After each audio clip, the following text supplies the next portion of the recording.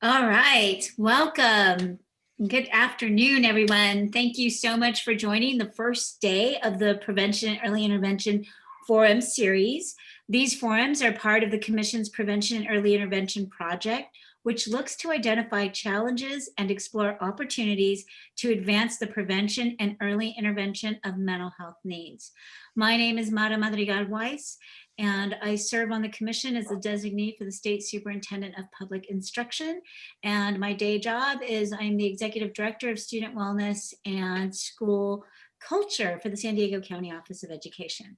And I would also like to introduce my fellow commissioner, Commissioner Mayra Alvarez. If you could please say hi.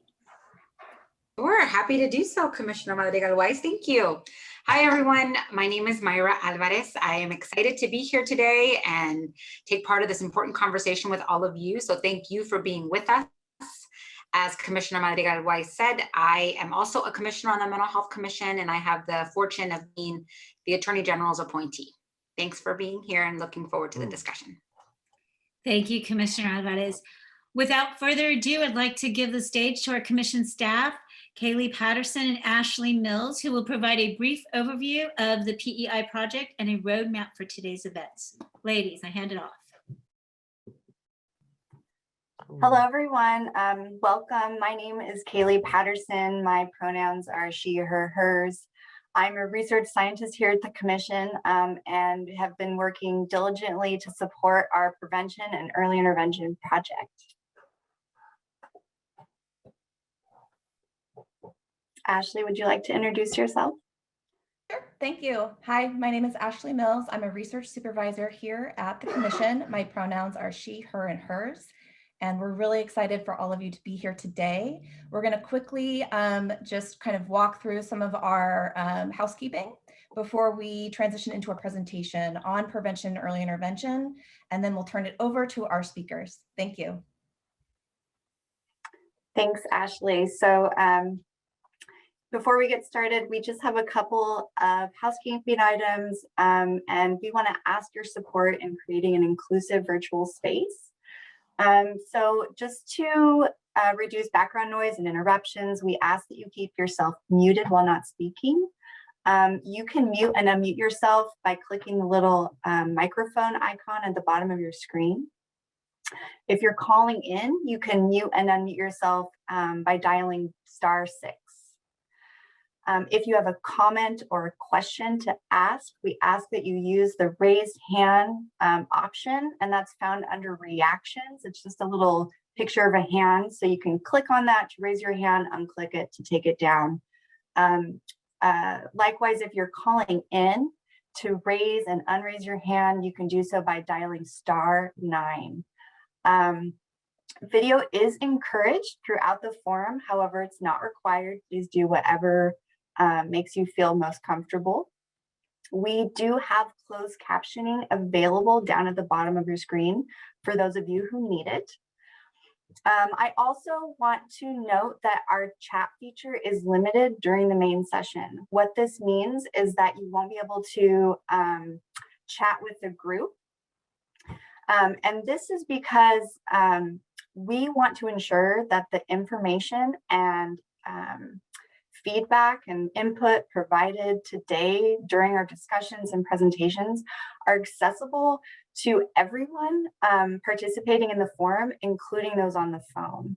So there will be an opportunity during the breakout groups, however, where we will have the chat feature fully functional. And if you're more comfortable sharing in that way, you're welcome to do so then. But we do encourage that questions and comments throughout the forum, really encourage it to be shared verbally, just to ensure that we're really having an open dialogue and discussion around today's topics. So thank you for your understanding. However, with that being said, should you need any technical assistance or you have questions of Commission staff, you are able to directly message our staff tech support, and their name will be MHS OAC Tech. So you can directly message them at any time during the forum using the chat feature. Okay, so with that being said, we will now begin our presentation on prevention and early intervention in mental health, and I'm going to let Ashley take it from here. Thank you so much, Kaylee. Hi, again, my name is Ashley Mills. I'm a research supervisor here at the Commission. I will quickly walk through just some general information about prevention and early intervention in mental health. Cody, could you please advance the next slide? I think most of us here on the call today are probably very familiar with prevention and early intervention, or as we call PEI, because it's a component of the Mental Health Services Act. But you will hear PEI referenced in other ways throughout our forum series. When we talk about prevention and early intervention in mental health, we are talking about the component of the Mental Health Services Act. We are also talking about the broad opportunity for prevention and early intervention, recognizing that a lot of prevention and early intervention actually happens outside of those programs and services that are funded by the Mental Health Services Act. You will hear from a team later on today from the Department of Social Services that will help to illustrate this. Just to walk us back a little bit further, when we talk about prevention, really in any discipline, we often talk about terms like risk factors and protective factors. And these are terms used instead of talking about causes. So you may hear throughout the presentation, we talk about factors that may be increasing risk for mental health needs. We also talk about factors that we refer to as protective factors, as those that would minimize risk, buffer against risk, or protect folks from mental health needs emerging or becoming serious or disabling. And so I'll give you a couple of quick examples. These factors can happen at the person level. So positive, proactive, protective factors could be things like self-esteem.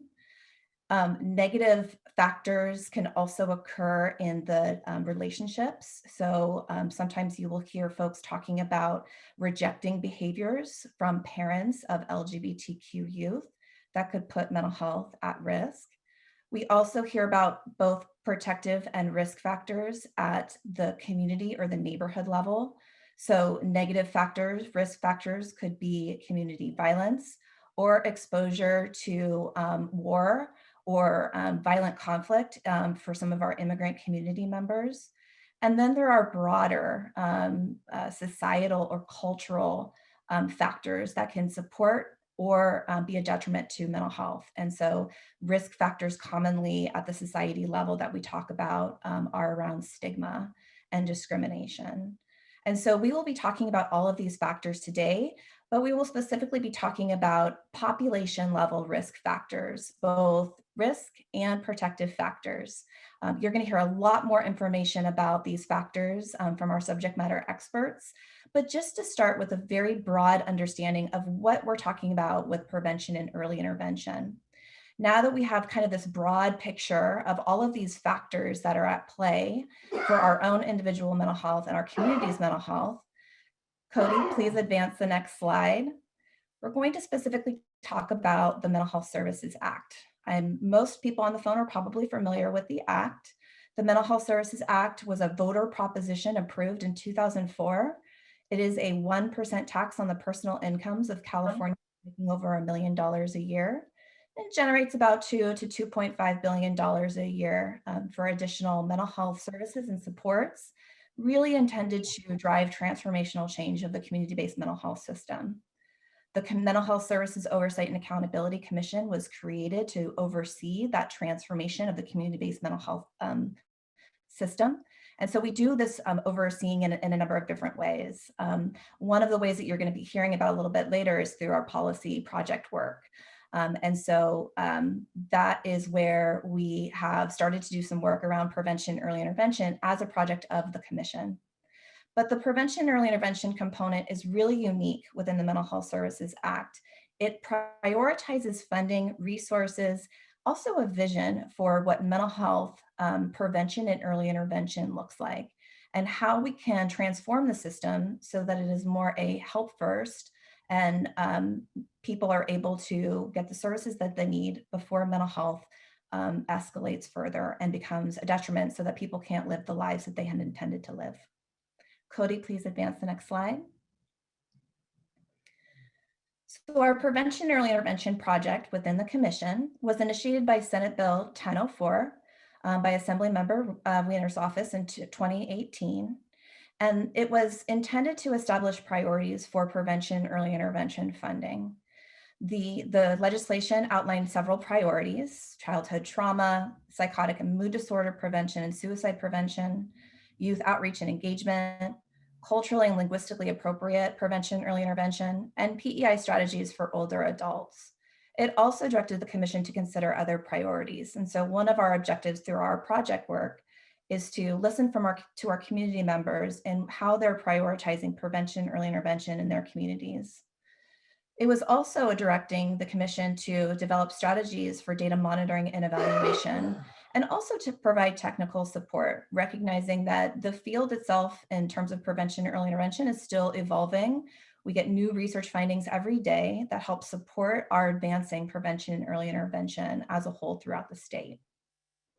Cody, please advance to the next slide. I wanted to highlight very quickly the need. We talk a lot about the need for prevention and early intervention, and so I wanted to gather together some fairly recent data points around that can help us just describe the need currently and what our communities are facing. And you will recognize just from these dates that even the first one predates the pandemic. So with that in mind, 60% of Californians had experienced negative and harmful childhood events.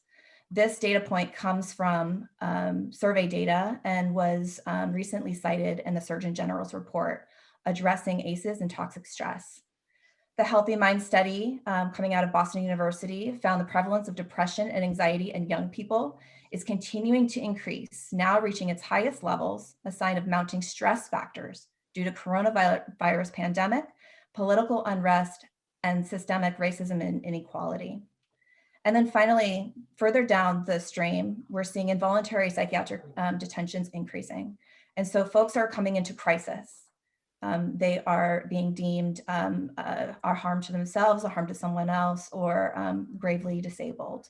And so this slide is certainly not exhaustive. It is just meant to highlight that there are still a lot of opportunities for prevention and early intervention to support our community members, especially those who are most vulnerable and whose vulnerability has been exacerbated by the pandemic and a number of other factors happening in our communities.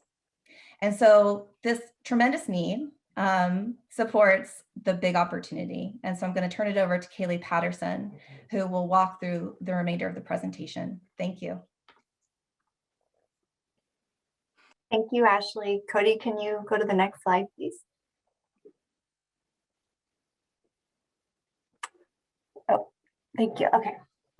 So as Ashley mentioned, you know, with this great need paired with this sort of directive from 1004, there's just tremendous opportunity to first, you know, look at these broader factors in the population and address factors that increase risk, try to reduce risk, as well as building resilience through really strengthening protective factors in our communities. There's also a tremendous opportunity to strengthen and expand the delivery of high quality prevention and early intervention services using MHSA PEI funding. So this includes, you know, efforts that target the unique needs and strengths of communities, and at the same time providing services and support as mental health needs emerge, all the while striving to reduce disparities and ensure equity for those we serve. And then finally, as we reduce risk and foster resilience in our communities, while closing disparity gaps and expanding PEI programs and services, there is an opportunity to reduce the negative outcomes such as school failure, incarceration, homelessness, unemployment, even suicide. All of these negative outcomes that too often occur because someone didn't get the mental health support they needed. So in other words, this big ripple effect through this upstream shift we can create in mental health really can be extended far beyond just MHSA PEI. Cody, next slide, please.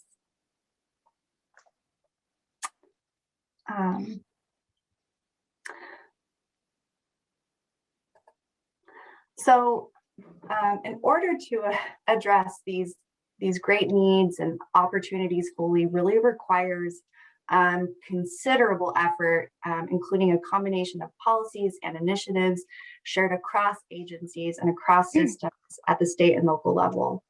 But here, in playing its own role among this larger effort, the Commission is specifically exploring ways of how we can leverage data and provide technical support to further advance the statewide capacity for prevention and early intervention in mental health.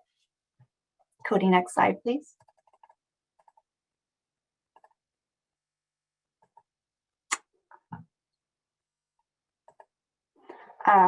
So through this forum series, we hope to explore these opportunities with you as our partners. First, by discussing how we can use population measures of these risk and protective factors and use this data to support how PEI programs and services are planned and delivered. Later on day 2, we will zoom in on opportunities to strengthen the evaluation of PEI programs and services delivered through MHSA PEI funding.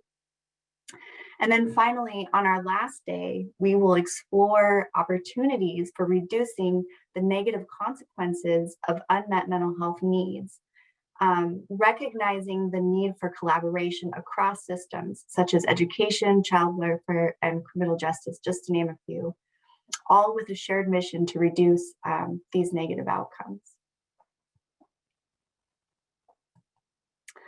Cody, next slide, please. So today, all of us will be taking a deep dive into, through presentations and facilitated discussions, to focus on how we can use risk and protective factors and data, identifying those factors to really strengthen the strategic planning and delivery of PEI programs and services. Cody, next slide.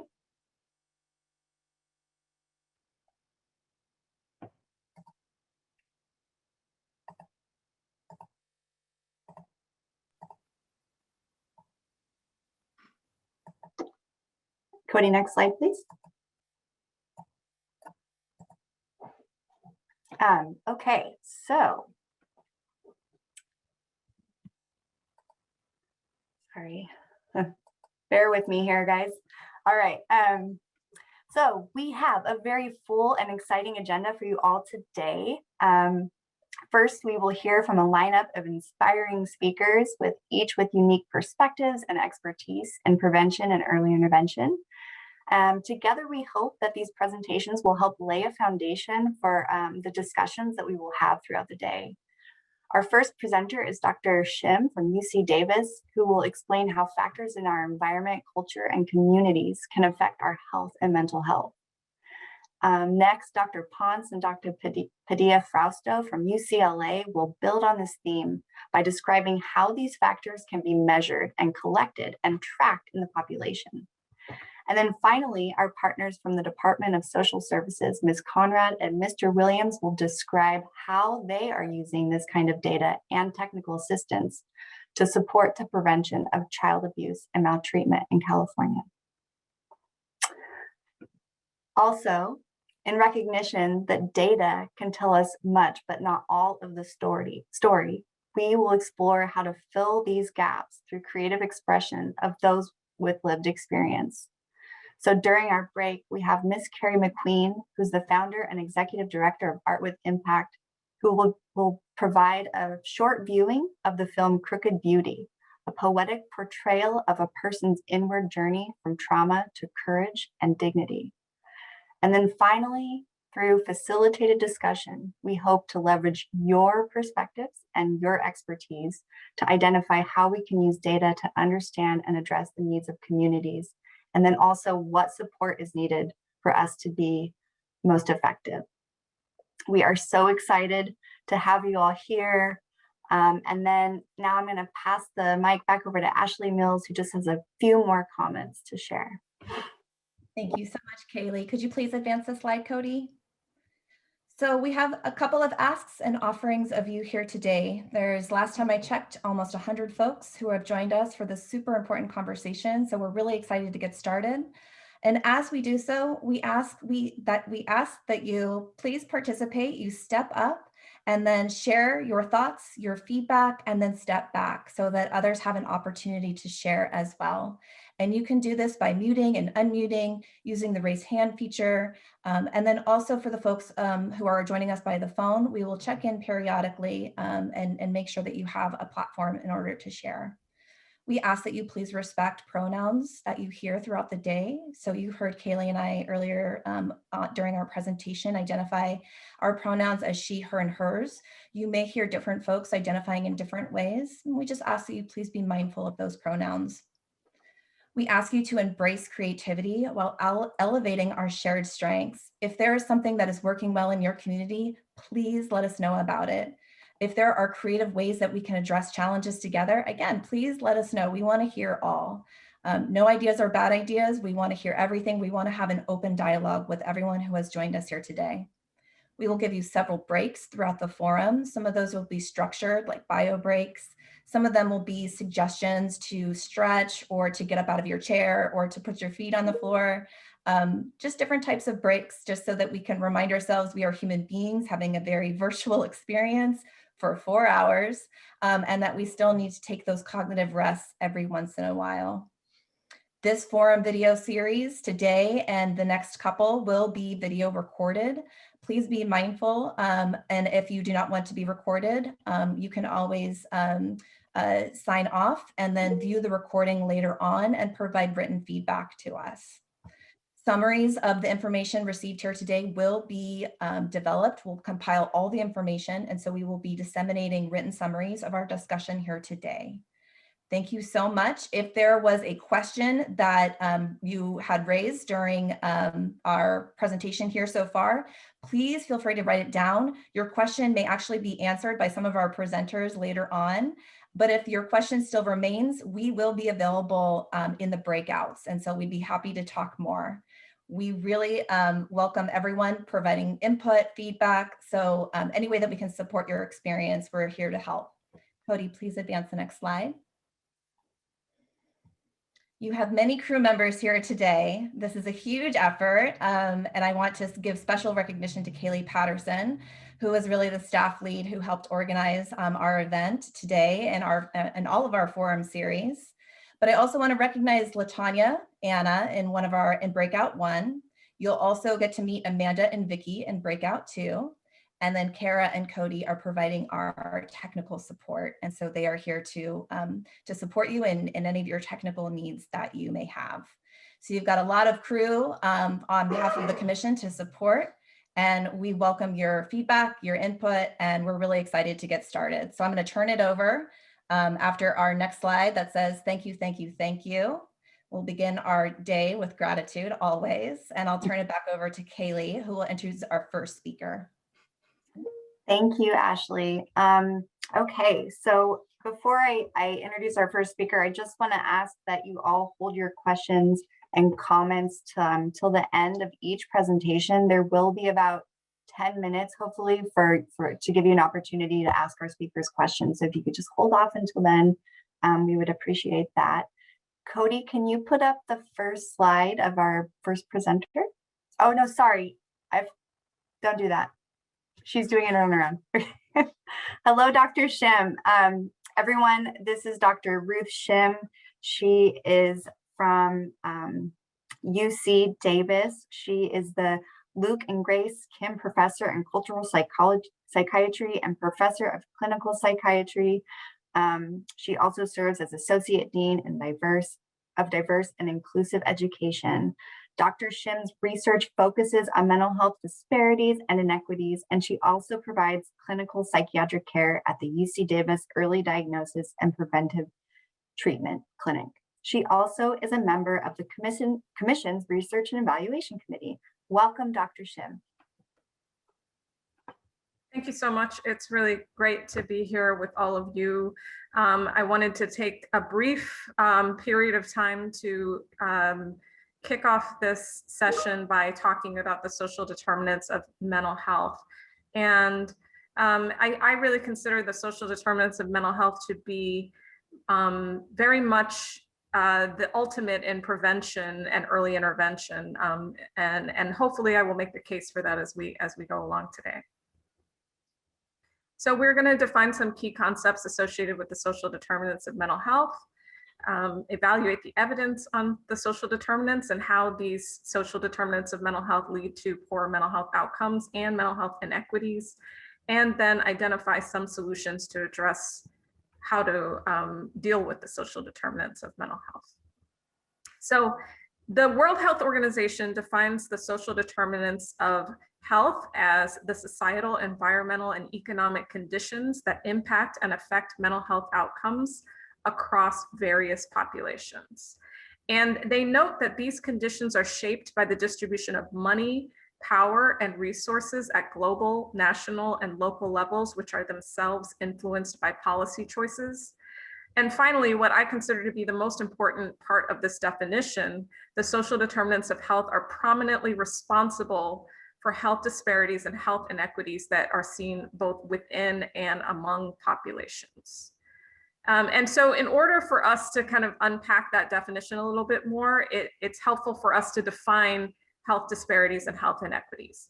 So health disparities are differences in health status among distinct segments of the population, including differences that occur by gender, race or ethnicity, education or income, disability, or where you live. And I would like everyone to contrast that with the definition of health inequities, because health inequities are defined as disparities in health that are the result of systemic, avoidable, and unjust social and economic policies and practices that create barriers to opportunity. It's really important to think about the idea that when we talk about health disparities, we're really referring to just kind of identifying that there's a difference, but there's not really any sort of clear explanation for the origin of those differences. And when we talk about health inequities, we're very specifically saying that those differences are the result of systemic, avoidable, and unjust social and economic policies and practices. Why that becomes really important is because when we are referring to health disparities, as we often do, and as we do most commonly in the United States, when we talk about health disparities, many times if you don't really state or name what the cause of the origin of those differences are, we often default to placing the origin of those differences with either the individual or the population and say that they are kind of the cause of those differences, rather than thinking about the systemic, avoidable, and unjust social and economic policies and practices as the cause. So we have the risk of defaulting to placing the pathology or placing the cause of the differences as some sort of biological fundamental difference between one group and another group, which can be very damaging. Here is some actually pretty old data at this point, but it's life expectancy data across the country. And you can see here in California, they've taken one county, Yuba County, and looked at the life expectancy to be about 73.8 years on average. Contrast that with various other counties in the country, 80 years in Custer County, Idaho, 81 years in Montgomery County, Maryland, and then all the way down to about 66 years if you live in Bennett County, South Dakota. And so really this is kind of explaining how where you live has a really massive impact on your life expectancy, on your health. It's really the manifestation of why exactly we see social determinants and why we see these differences in outcomes. Again, we don't necessarily look at these counties and say, oh, it must be that the people that live in these particular counties must have some sort of fundamental difference in their biology, in their choices that they make in their cultural belief systems. But we really do understand this idea that your zip code may be more important to your overall health than your genetic code. And if we want to break that down and look specifically at the San Joaquin Valley in California, you can see that as you just go down I-99, life expectancy varies dramatically based on which exit you may exit on I-99. So exit 188 is a life expectancy of 87 years. But if you're exiting at exit 132, your life expectancy is 75 years. So once again, the county or even the area that you're living in has a much greater impact on your overall health than perhaps your biology or your genetic makeup. How this relates particularly to mental health is because we see life expectancy gaps for people with serious mental illness and substance use disorders. And so we know that people with serious mental illnesses die on average up to 25 years earlier than the general population. And so again, when we look at these gaps, when we look at this huge difference in life expectancy, what is the cause of that? Are we thinking that cause has to do with some sort of biological difference between people with serious mental illness? Or are we able to recognize that it again has something to do with those social determinants and those environmental and factors, including those unjust and unfair social and economic policies and practices? And so just to kind of hammer this point home, this is data that looks at the determinants of health and premature death. This is all pre-COVID data. So of course that needs to be, this graph will look very different in current times, but you can see that about 30% of the reason why people die early in the United States has to do with genetic predisposition. So we're not saying that genes aren't important. We're not saying that biology isn't relevant.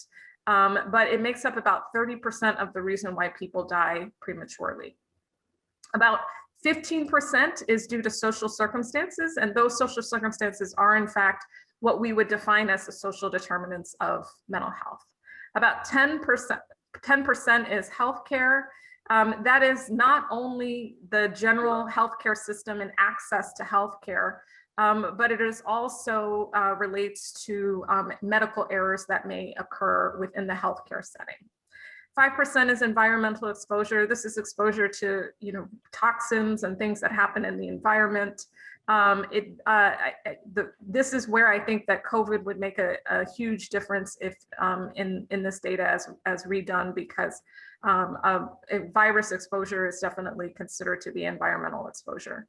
And then 40% of the reason why people die prematurely has to do with behavioral patterns. And when we think about behavioral patterns, we're really talking about choices that people make. Things like what your diet is, whether you smoke, whether you use drugs, whether you exercise. These are all behavioral patterns. I would note that a lot of times we have to understand that the choices we make are based on the choices that we have.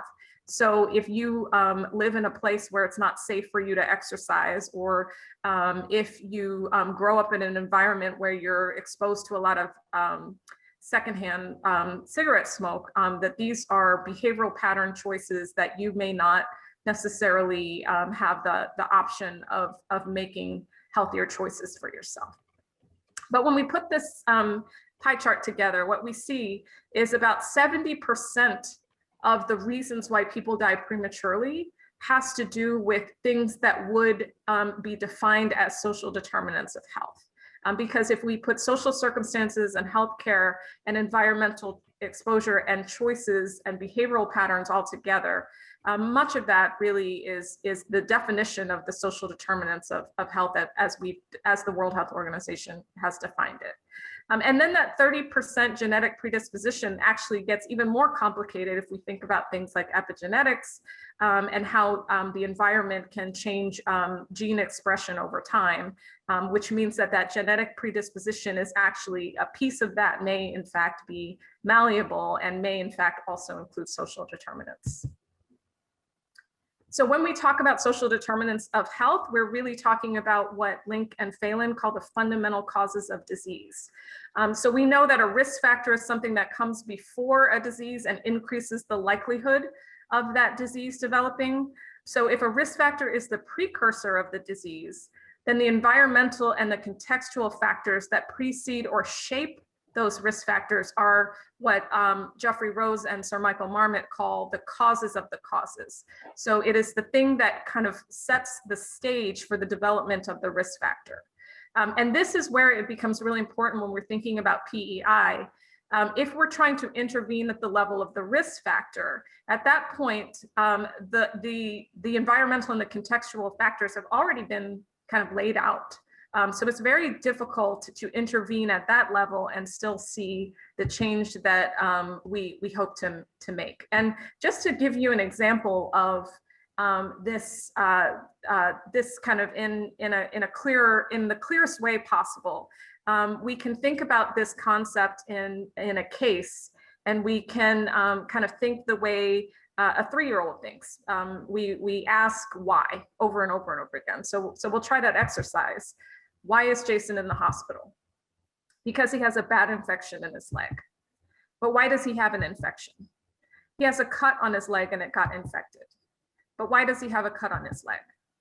He was playing in a junkyard next to his apartment building and fell on some sharp, jagged steel there. But why was he playing in a junkyard? His neighborhood is run down. Kids play there and there is no one to supervise them. But why does he live in that neighborhood? His parents can't afford a nicer place to live. But why can't his parents afford a nicer place to live? His dad is unemployed and his mom is sick. But why is his dad unemployed? Because he doesn't have much education and he can't find a job. But why? And you can keep asking why over and over again, but it becomes clear that the reason that Jason is in the hospital has very little to do with the injury that he had and much more to do with the environmental and the social factors that created the context by which he was playing in the area where he received the injury. So I have thought about these concepts for quite some time, thinking about the social determinants of mental health, and then also thinking about how social injustice leads to the development of the social determinants of mental health. And I'll kind of go through how I've been thinking about that for all of you today. So this is a very busy figure created by myself and Dr. Michael Compton. This figure, I'm actually gonna go through it. It's not as daunting as it looks, but we start at the top and we talk about adverse mental health outcomes and mental health inequities. So those health inequities and those poor outcomes that we see in mental health. Right below that, if you just go below that figure, you see a host of risk factors. And again, these are things that precede an illness and increase the likelihood of developing that illness. That includes things like reduced options, poor choices, behavioral risk factors, physiologic stress responses, and psychological stress. And so those risk factors are very important, but I think that we have already established that if you are intervening at the level of the risk factor, you're actually intervening too late because the context has been set prior to the risk factor. So many times we think about, oh, we can practice prevention by intervening and stopping a risk factor from developing. But the problem is we actually need to go deeper than that, or as other people describe it, we need to go further upstream. And so to go further upstream or to go down on this figure, that actually gets you to a number of social determinants of mental health. And this is not an exhaustive list, but this is just a starting place. And so this includes things like adverse early life experiences, discrimination, exposure to violence and conflict, interaction with the criminal justice system, as well as low education, unemployment or underemployment, poverty and income inequality, or area level poverty, or things like basic needs, including homelessness, housing instability, food insecurity, transportation insecurity, and access to healthcare, as well as environmental issues like adverse features of the built environment, neighborhood disorder, pollution, exposure, and climate change. So all of those things are examples of social determinants of mental health. All of these things are intervention points Because what we know about the social determinants of mental health is that if we in fact intervene and at any point at the level of these social determinants, we can prevent a number of poor mental health outcomes, including generalized anxiety disorder, major depressive disorder, substance use disorders, and a host of other poor outcomes in mental health. There is enough evidence to support that for each one of these social determinants of mental health, that they directly themselves lead to these poor outcomes. However, what I'm starting to understand is that if we are intervening at the level of the social determinant, we're still intervening too late because there are underlying factors that are actually setting the context for the development of the social determinant. And so those underlying factors are the unfair and unjust distribution of opportunity in our society. And really driving all of that are public policies, the laws that we pass in our society, and social norms, the beliefs that we have in our society about people. And so if our social norm or our beliefs are that people are problematic, if we have an idea that a particular population is less than or less deserving or somehow morally failing, we actually go ahead and pass laws and create policies that confirm those beliefs. And those policies then lead to unfair and unjust distribution of opportunity, which then creates the context by which the social determinants of mental health form, which then leads to risk factors, which then leads to poor mental health outcomes. So what I'm advocating for us to think about as a group is that when we talk about PEI, we really need to talk about designing interventions that address the level of the policies and the beliefs and the mindsets that people have about populations. And so to kind of highlight that point, I'd like to talk a little bit more about structural racism. There was data presented earlier about how structural racism is leading to higher rates of major depression and generalized anxiety disorder in populations. So let's kind of unpack that a little bit. So structural racism is a system in which public policies, institutional practices, cultural representations, and other norms work in various, often reinforcing ways to perpetuate racial group inequities. And it's a system that identifies dimensions of our history and culture that have allowed privileges associated with whiteness and disadvantages associated with color to endure and adapt over time. It is not something that a few people or institutions choose to practice. Instead, it's been a feature of the social, economic, and political systems in which we all exist. And it does not require the actions or the intentions of others. And this is really important. If we were to eliminate all interpersonal discrimination, the one-on-one kind of one-on-one racist or sexist or other discriminatory interactions that we have with individuals, often the things that get the most attention, the most press and attention, if we were to eliminate that and there was no more interpersonal discrimination in the world, we would still see racial and ethnic inequities due to the persistence of structural racism. And so a couple of examples of how structural racism impacts health. With the war on drugs, we saw basically the social determinants conceptualization that I presented, we saw that kind of play out. People had very negative beliefs about social norms, negative social norms about people who use drugs. Particularly if we think about the early 80s, we had very specific social norms about people who use crack cocaine. And particularly about women and men, men being violent who used crack cocaine, and women being bad mothers that were not interested in taking care of their families. As a result, we passed laws that reflected that belief system, including a 100-to-1 sentencing disparity for crack cocaine possession compared to powder cocaine possession, even though they're the same drug with the same chemical makeup. And related to those policies, we saw unfair and unjust distribution of opportunity that led to the mass incarceration of many African-American people. And we still see the effects of that war on drugs today. Residential segregation is also a very clear example of structural racism. The way that it impacts health, though, is how we have segregated neighborhoods using redlining. Once those neighborhoods were redlined, then what ended up happening, what you would see is that there would be a disinvestment in those neighborhoods that were redlined. And what came with that disinvestment included lack of medical clinics, lack of health clinics in those neighborhoods. And so populations that lived in those residentially segregated neighborhoods, which were populations of color, often had to drive extremely long periods of time or do a lot to access services because services weren't available. We see the results of residential segregation today because what we know is that even rates of where COVID vaccination sites are, that people of color, people that live in residentially segregated neighborhoods, especially Black and Latinx populations, have to drive significantly longer distances to access a COVID vaccination site than white populations. Immigration policy. I'm not going to get into this too much just because we don't have a lot of time, but I will just say that we've always made determinations of who is able to come into the country and who is not.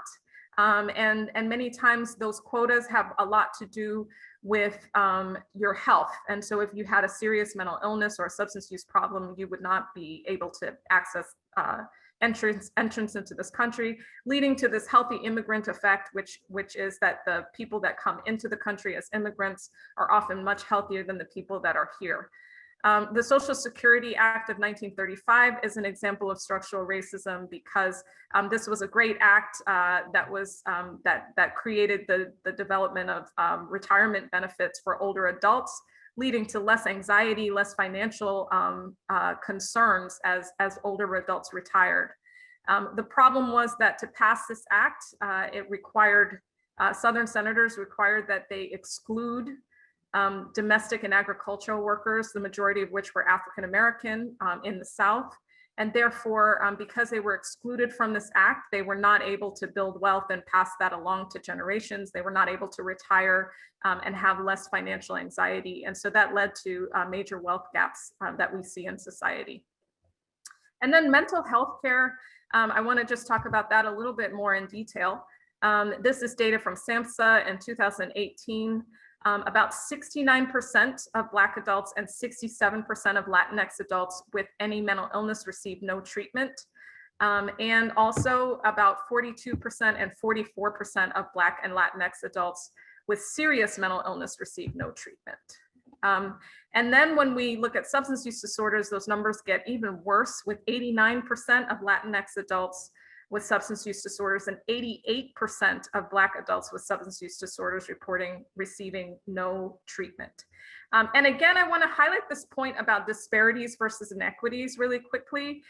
If we think about this from a disparities lens, what we might say to kind of explain why we see these dramatic numbers, we might say, well, it may have a lot to do with stigma. These populations have more negative feelings about seeking mental health and substance use disorders. This is a cultural phenomenon that's part of the reason why they're not receiving treatment. Or we might say it has something to do with the lack of insight that maybe these folks just don't really want to access care because they don't really think that they have a problem. But what we do understand is that cost is actually the most commonly cited reason for not seeking care. And that was twice as often as minimization of symptoms and nearly 5 times as often as stigma. So again, it's actually a structural issue. It's actually a systemic issue that relates to problems accessing care based on the way we have structured our mental health system and not so much about personal beliefs and values. So in the few minutes that I have left, I just want to highlight what we need to do to try to solve this problem.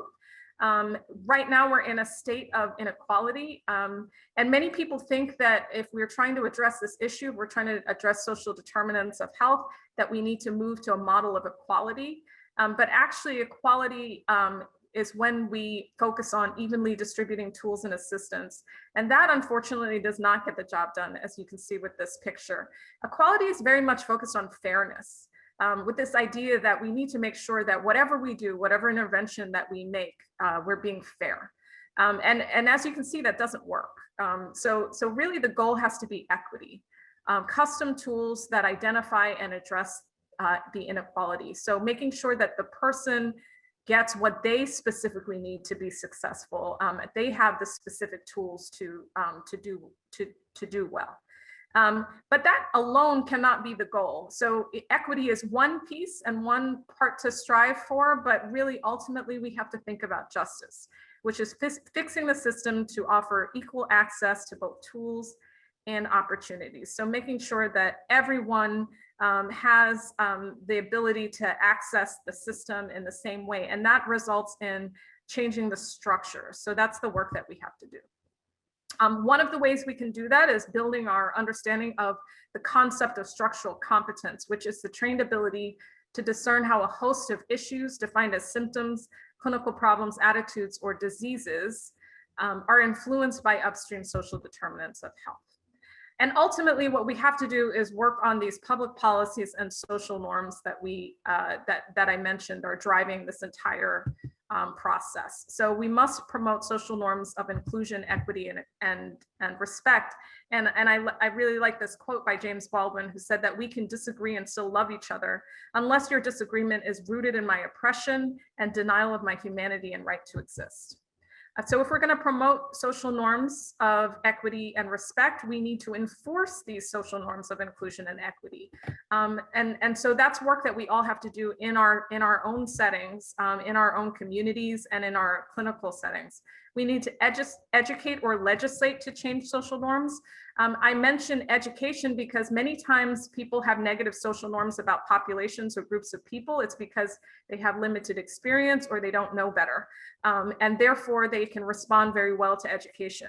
However, there is a subgroup of people where no amount of education is going to change their negative beliefs about a population. And in that case, we have laws to prevent those people from doing damage in our society. And so either education or legislation. One of the things we all have to do is observe and challenge our own implicit biases and the assumptions that we make about certain populations, and how those assumptions are baked into the way that we function in society, and that we have to recognize that in order to challenge that. And we need to evaluate and break down unnecessary hierarchies. The second piece is around advocating for equitable public policies. There is this quote that all policies are health policies. So anytime we think about a policy, we're actually thinking about addressing a health policy. And by extension, all health policies, all policies are health policies, and all health policies are mental health policies. So the thing that we have to do is take action and move beyond the walls of our traditional office settings. We have to advocate for policies that address social determinants of mental health prevention and early intervention. We must communicate with elected officials and promote equitable representation and form cross-sector collaborations and community coalitions. In wrapping up, I want to say that it's really important that we understand that political stances and policy interventions are required, because if we remain apolitical or neutral, that in fact, in and of itself is a political stance. It is a tacit acceptance of the status quo. I want to say that we have a lot of work to do, and we've done a lot of work. So we should be proud of the progress that we've made. Progress is made through the passage of legislation, court rulings, and other formal mechanisms that aim to promote racial equality. But we must always be prepared for the inevitable retrenchment that comes with progress. And retrenchment refers to the ways in which progress is very often challenged, neutralized, or undermined in key policy arenas. And so to end, I just want to leave you all with these two quotes from two people that I think are particularly salient in thinking about speaking up and taking a stand around these issues. Congressman John Lewis said that if you see something that is not right, not fair, not just, you have a moral obligation to do something about it. And Audre Lorde said, when we speak, we are afraid our words will not be heard nor welcomed, but when we are silent, we are still afraid, so it is better to speak. And I think we have a little bit of time for questions. Thank you, Dr. Shim. Yes, I'm going to move quickly into questions because I think we have about we'll say 5 or 6 minutes. Wonderful presentation. Thank you. Does anybody have a question? Remember, use the raise hand function, or you can push *9 to raise your hand. And I will do my best to get to as many as I can. We have a lot of people on here, so. Just wanted to share while you're looking for hands being raised that we're seeing a lot of hand clapping, a lot of heart, and a lot of thumbs up reactions. And if you're interested in participating in the reaction feature of Zoom, you can do so by clicking on the reactions button in your toolbar at the bottom of your Zoom screen. Yeah, there are the hands.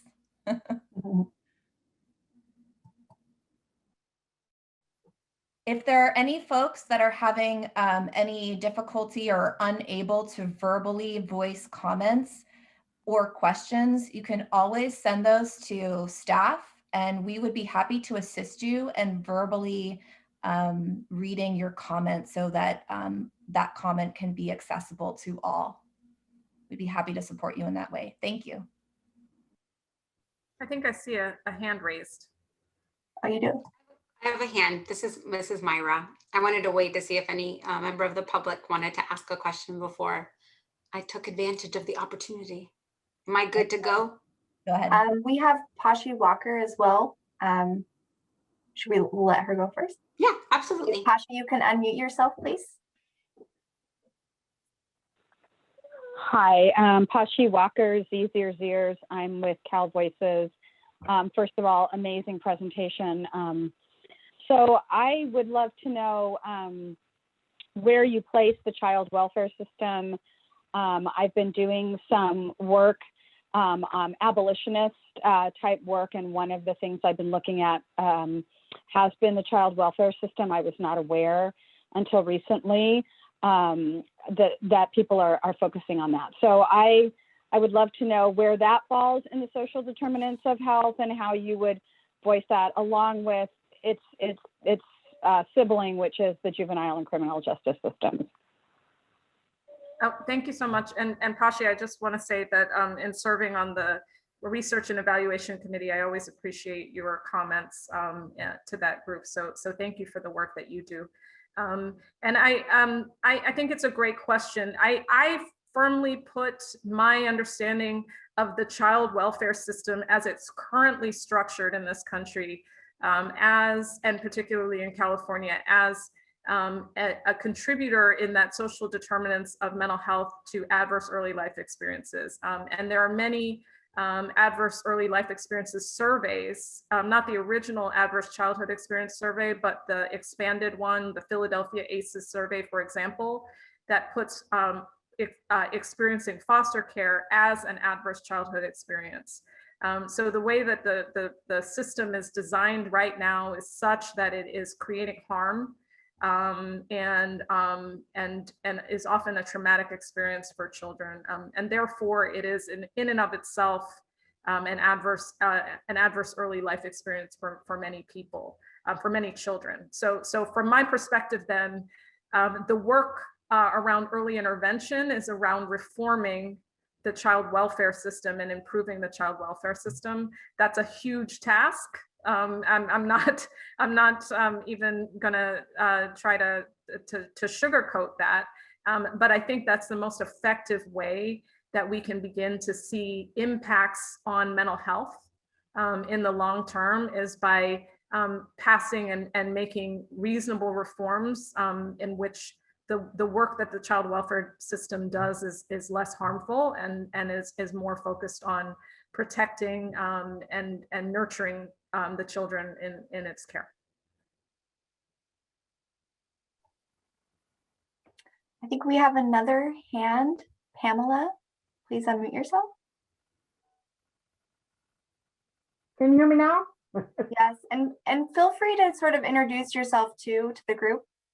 Oh, great. Hi, I'm Pammy Naba. I'm the past chair of the LA County Client Coalition. It's a advocacy group, and also I'm an Access Ambassador with Cal Voices. And I've also been in this business a long time, over 35 years. So I've been doing this a lot of things, running groups and being in committees and boards as well. I was wondering, I want to make sure that it's okay to use, especially right now with all of this stuff going on with the Black Lives Matter, the different protests going on, and as well as like with Asian hate groups, hate crimes, I'm sorry, and those things that are coming up now where we have larger groups of people that seem to start to understand more about some of these racial injustices and what's going on in America right now, that we can use some of those, maybe the data, and use some of even those as just as an impact of a picture of this is what's going on now, that people are really starting to understand more about social problems that we're having in this country especially, but also around the world. And then things like the genocides, to recognize things like genocides and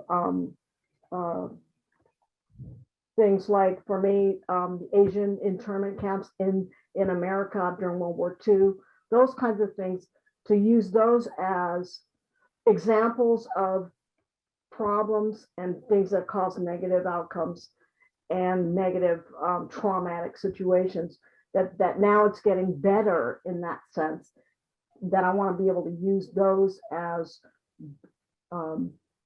evidence that things are getting better, evidence that people are starting to listen and they're understanding that having a voice is very important. Thank you. And I just want to add to that, what I think is very encouraging is that the World Health Organization is now talking a lot more about power, and specifically who has power and who does not, and how to restore power to communities, and how in that restoration of power that we can see improvements in health. So they're really starting to examine the role of power differentials and power dynamics and health outcomes. So do you see more data or more studies coming out, trying to find out more about what's going on in society right now with the acceptance and understanding, or the efforts to learn more?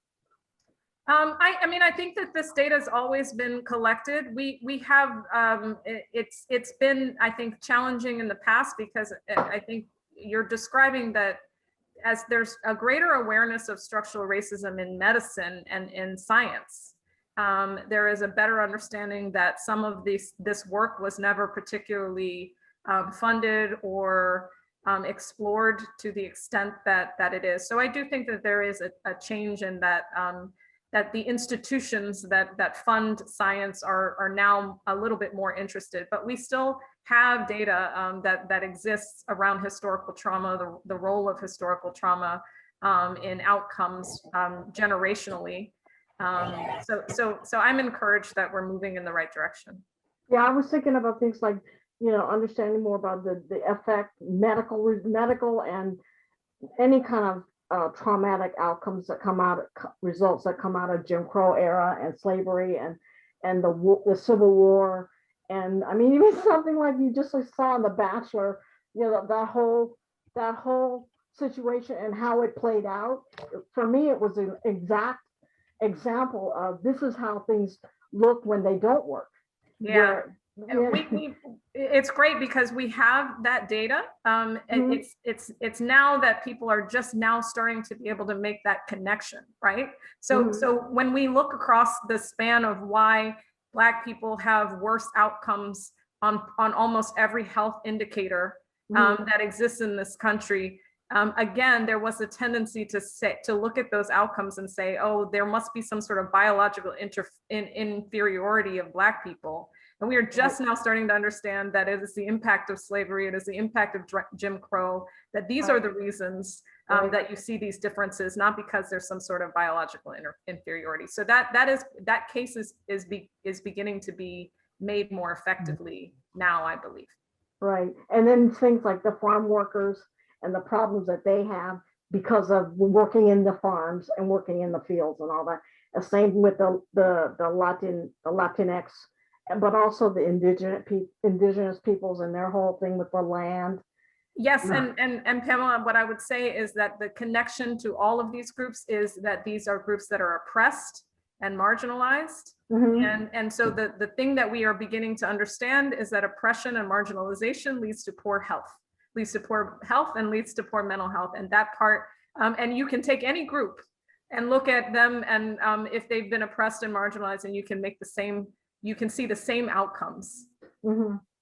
Okay. I'm so sorry to interrupt. We could do this all day, but unfortunately we are running out of time for questions. I encourage you to hold on to your questions, everybody, and hopefully we can have an opportunity later to address them. I'm gonna have, do we have time for one more question, or? Wait. Okay, let's see. Okay, so one more question, and I believe it is Dr. Rotnovsky. You are next. You were unable to raise your hand, but we are aware you were trying to, so could you? Thank you, appreciate it. First of all, thank you so much for really an amazing presentation.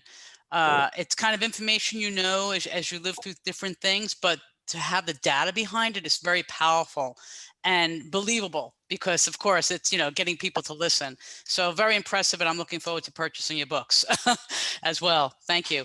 And of course, you know, we're here today, I'm sure we're going to break into groups, but of course, you know, we're talking about the work that we do, and trying to use money appropriately, and sometimes kind of perpetuating the negative system inadvertently, accidentally.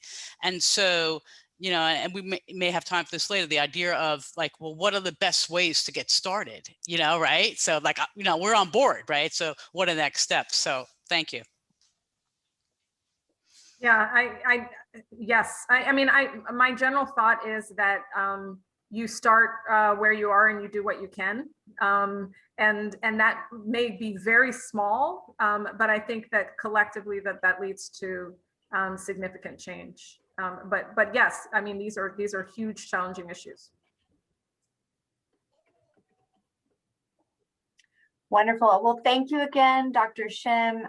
It's been wonderful to have you, and we look forward to continuing these conversations in the future. So, round of applause. I'm going to now introduce our next presenters. Cody, if you could please put up the first slide for their presentation. So next we have Dr. Ponce. Come here. Come here. Could everyone remember to mute yourselves? Thank you. Sorry. Welcome, Dr. Nina Ponce and Dr. Imelda Padilla-Frausto. Dr. Ponce is a scholar and professor of the UCLA Fielding School of Public Health, director of the UCLA Center for Health Policy Research, and principal investigator for the California Health Interview Survey, which is the nation's largest state health survey. In her research, she focuses on reducing health services costs that produce racial and ethnic disparities, developing multicultural survey measurements, and implementing population-based health surveys in diverse populations, also examining the intersection of social factors and health policy. Dr. Ponce brings her unique experience on the nexus of health system understanding, rigorous scientific investigations anchored by community engaged scholarship that is centered on health equity. Yeah. Could everyone please remember to keep yourself muted? Thank you. Dr. Padilla-Frausto is a research scientist at the UCLA Center for Health Policy Research. Her research agenda focuses on the structural and social determinants related to inequities in mental health, access to mental health care, and economic security. Currently, she leads research on mental health outcomes using data from the California Health Interview Survey. Dr. Padilla-Frausto also has many affiliations, including she is an appointed commissioner for the Los Angeles County Mental Health Commission. Thank you so much for joining us, and you may begin.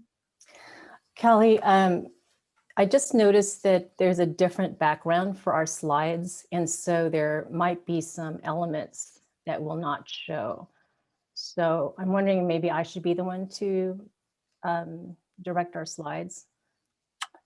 Let's see.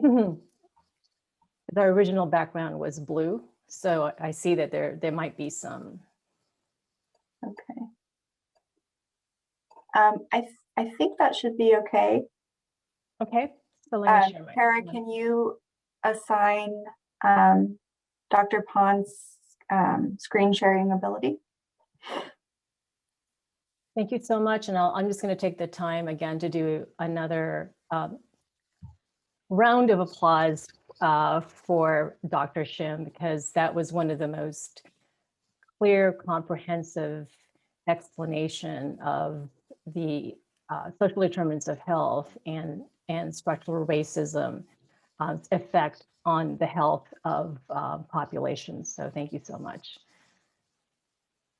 So I think I'm ready to, I'm now co-host. Okay. And I just want to make sure that my colleague, Dr. Padilla Fausto is on. Imelda, you on? And I will be great. And I'll be great. And I'll be here advancing the slides for you too. So I think is what you see. The slides, is that visible? I would select play from start. Yeah, it's at the start right now. That's not what we're seeing though. That's not what you're seeing. Okay. So let me.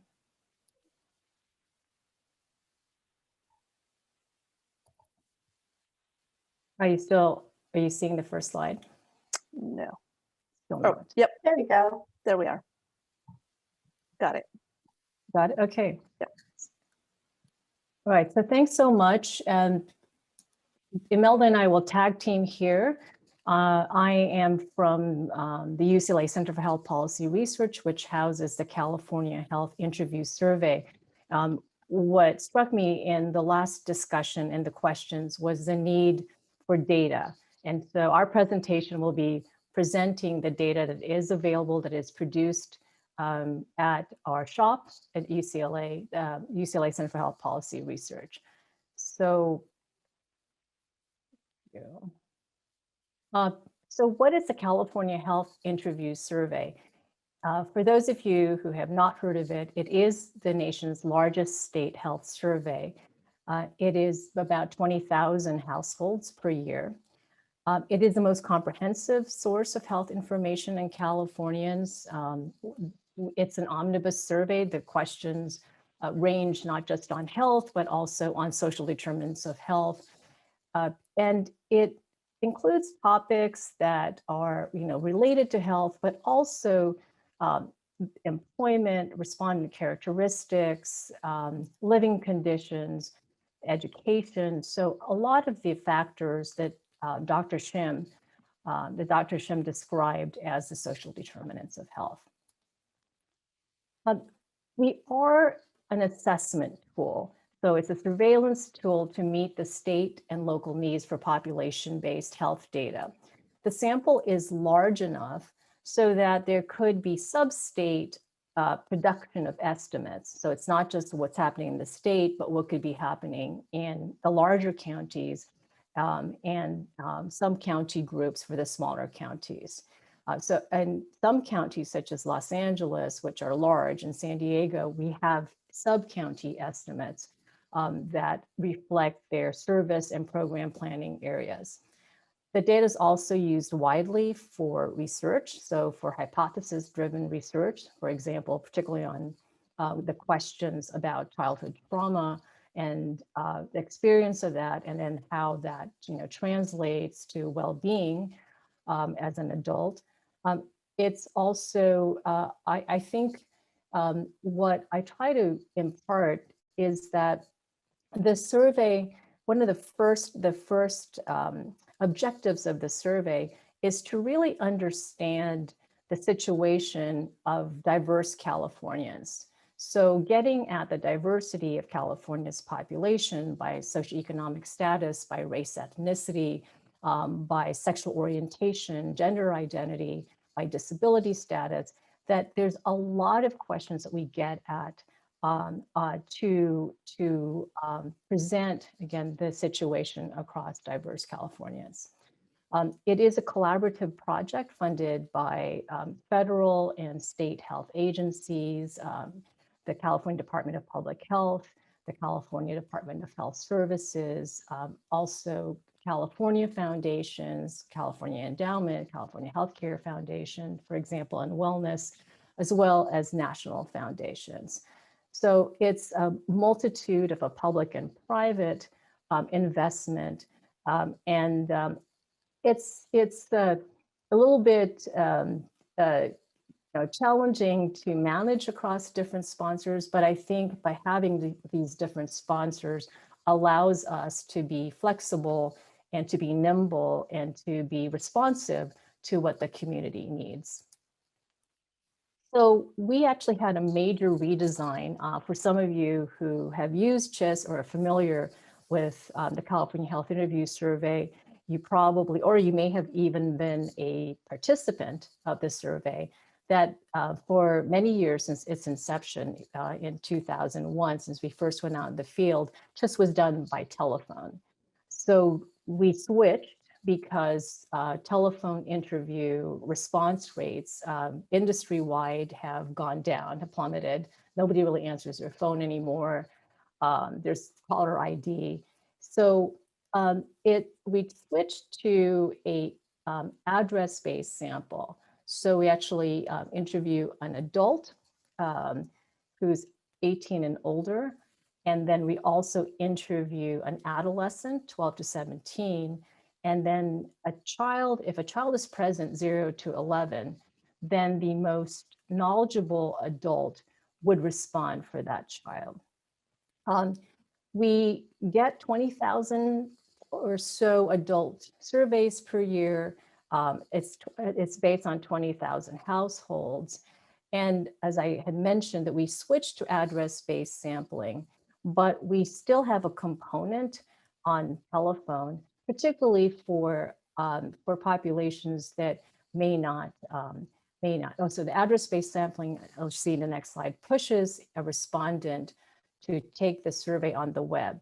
But if you're in a household that doesn't have broadband access, that does not have a computer, then we actually then follow up with a telephone interview.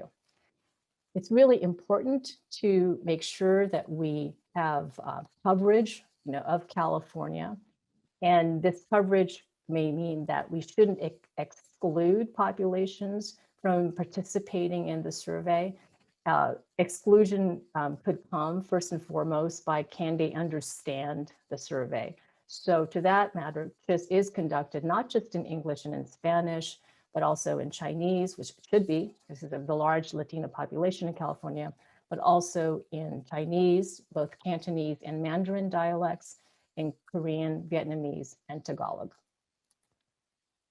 So this is the quick infographic of explaining our redesign. There's 3 mailings that would go to a household, and then that household would get instructions on finding who the sampled adult is. So we don't interview everyone in the household, but there's a sampled adult. And that sampled adult then is provided information to go online to answer the survey via web. But if they can also call in, so there is what's called an inbound call for these respondents, should they prefer to talk to an interviewer to complete the survey. If we hear nothing or we don't see that they respond, then we have our interviewers call the household where a phone is available for us to follow up, and we follow up to 6 times. So there's 2 sources of getting CHIS data. There's Ask CHIS, and I'll show this in the next few slides, and Ask CHIS Neighborhood Edition. So this is Ask CHIS. Ask CHIS, which started about 2005. So we started interviewing in 2001, and about 2005 we started this free web query system. Again, part of, I think, what creates inequities is, I'm an economist by training, is the notion of asymmetric information. So the inequities that occur with who has access to information and for data. So one of our tenets in the California Health Interview Survey is democratizing the data. And one way of democratizing the data is to make the data freely available for individuals, for health departments, for advocates, for decision makers, but to have it available so you don't need to have, say, a local health department, particularly the smaller ones, have a full-time statistician or epidemiologist to crunch the numbers. But there's then this web query system. So this is AskCHIS. And AskCHIS, is, I just wanted to put a display because I know that some of the participants in this room are addressing or developing programs that are county specific, jurisdictional, local area specific. So here we have the different counties that you could check if you wanted to have if you wanted estimates, say, for Alameda or for Placer County. And my look here is I looked at, but this is all for the state for now. I looked at the need for help for emotional and mental health problems or use of alcohol and drugs. So that's the topic I searched. And then I compared topics by race ethnicity. In CHIS, we have several tabulations of race ethnicity. We have the OMB, Department of Finance. We also have other tabulations of most identify. So that could be a choice. And then this would, within seconds, then you would have estimates on the need help for emotional and mental health problems, by race ethnicity. I did this for the state, but it's possible to do it at the sub-state levels. There's about 200 variables 200 plus variables or so that you could look, and you can compare also the topics by sexual orientation, gender identity, by income, by education level, by employment. So there's a host of other of these social determinants of health that you could explore that's associated with mental health outcomes.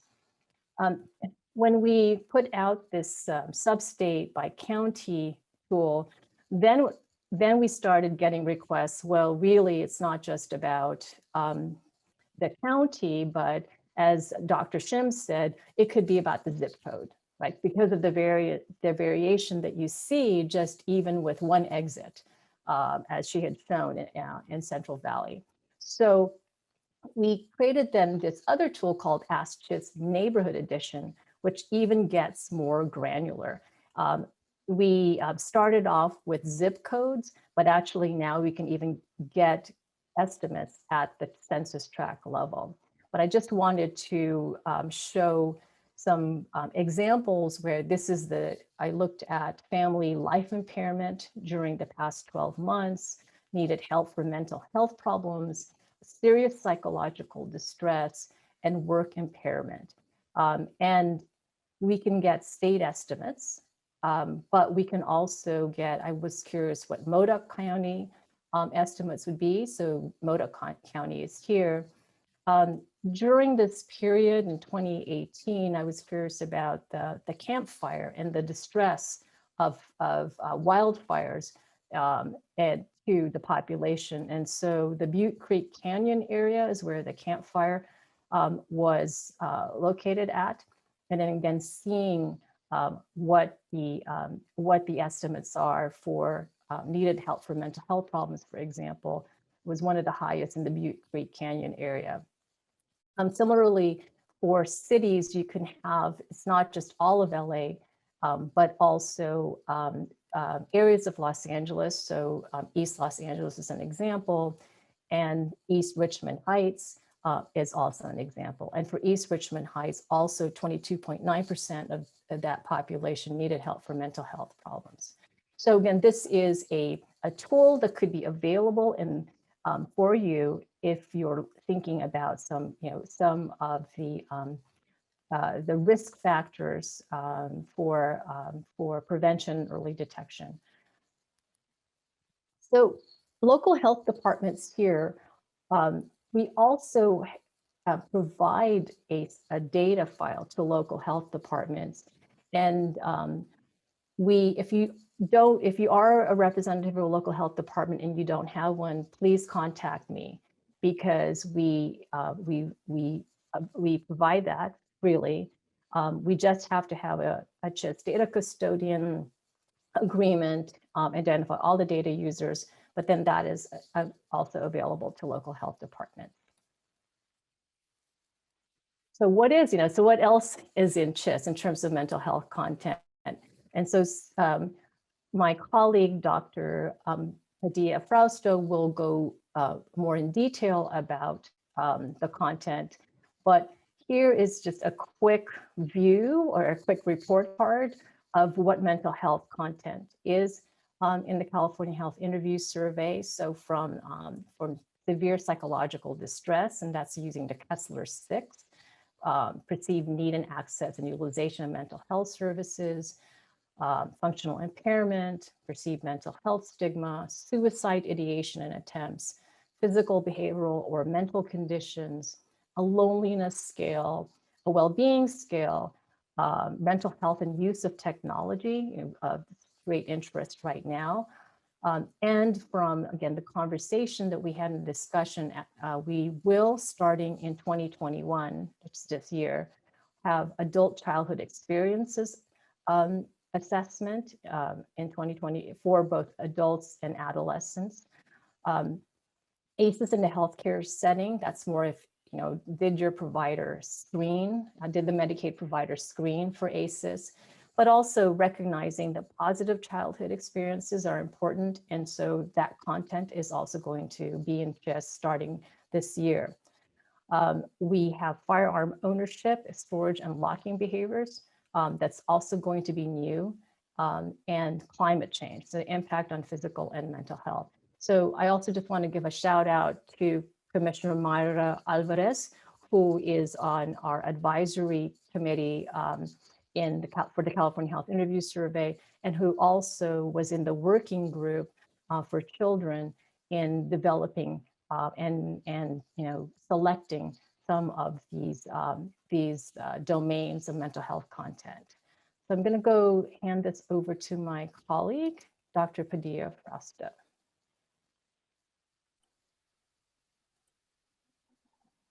Thank you, Dr. Ponce.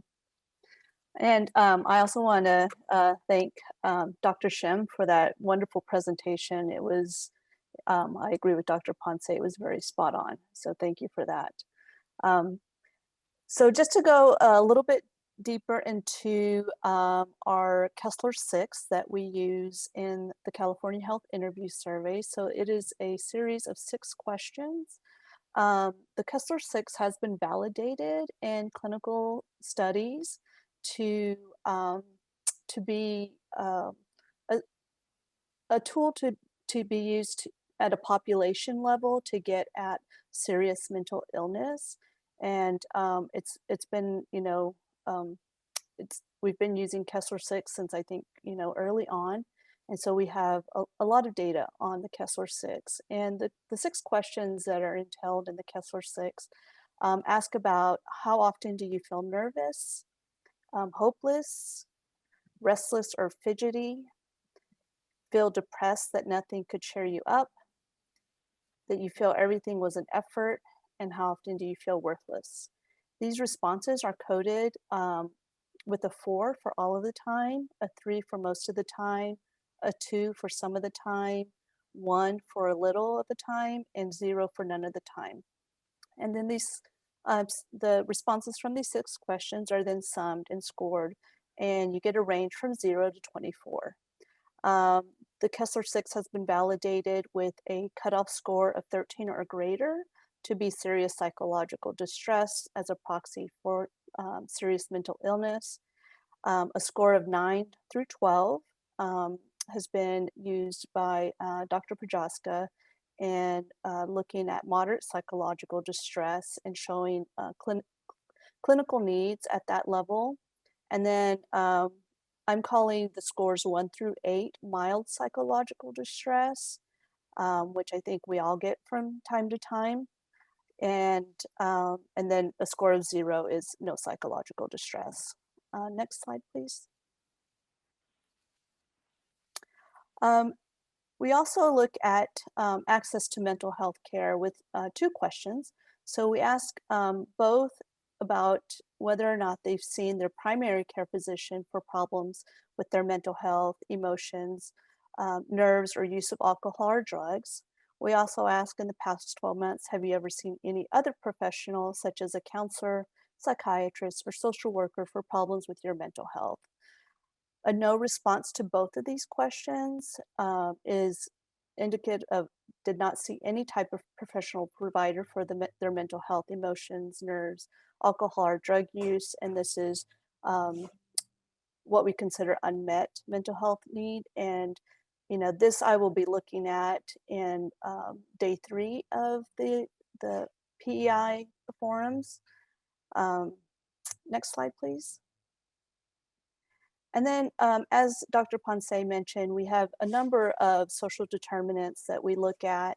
I like to think about these in terms of social status indicators, such as age, gender, race and ethnicity, nativity and citizenship status, language, sexual orientation, transgender and gender identity, family and marital status, and then economic status indicators such as education, employment, health insurance coverage, income and poverty, food insecurity, homeowner versus renter, type of housing structure, neighborhood safety. So these are just a few of the indicators that we look at.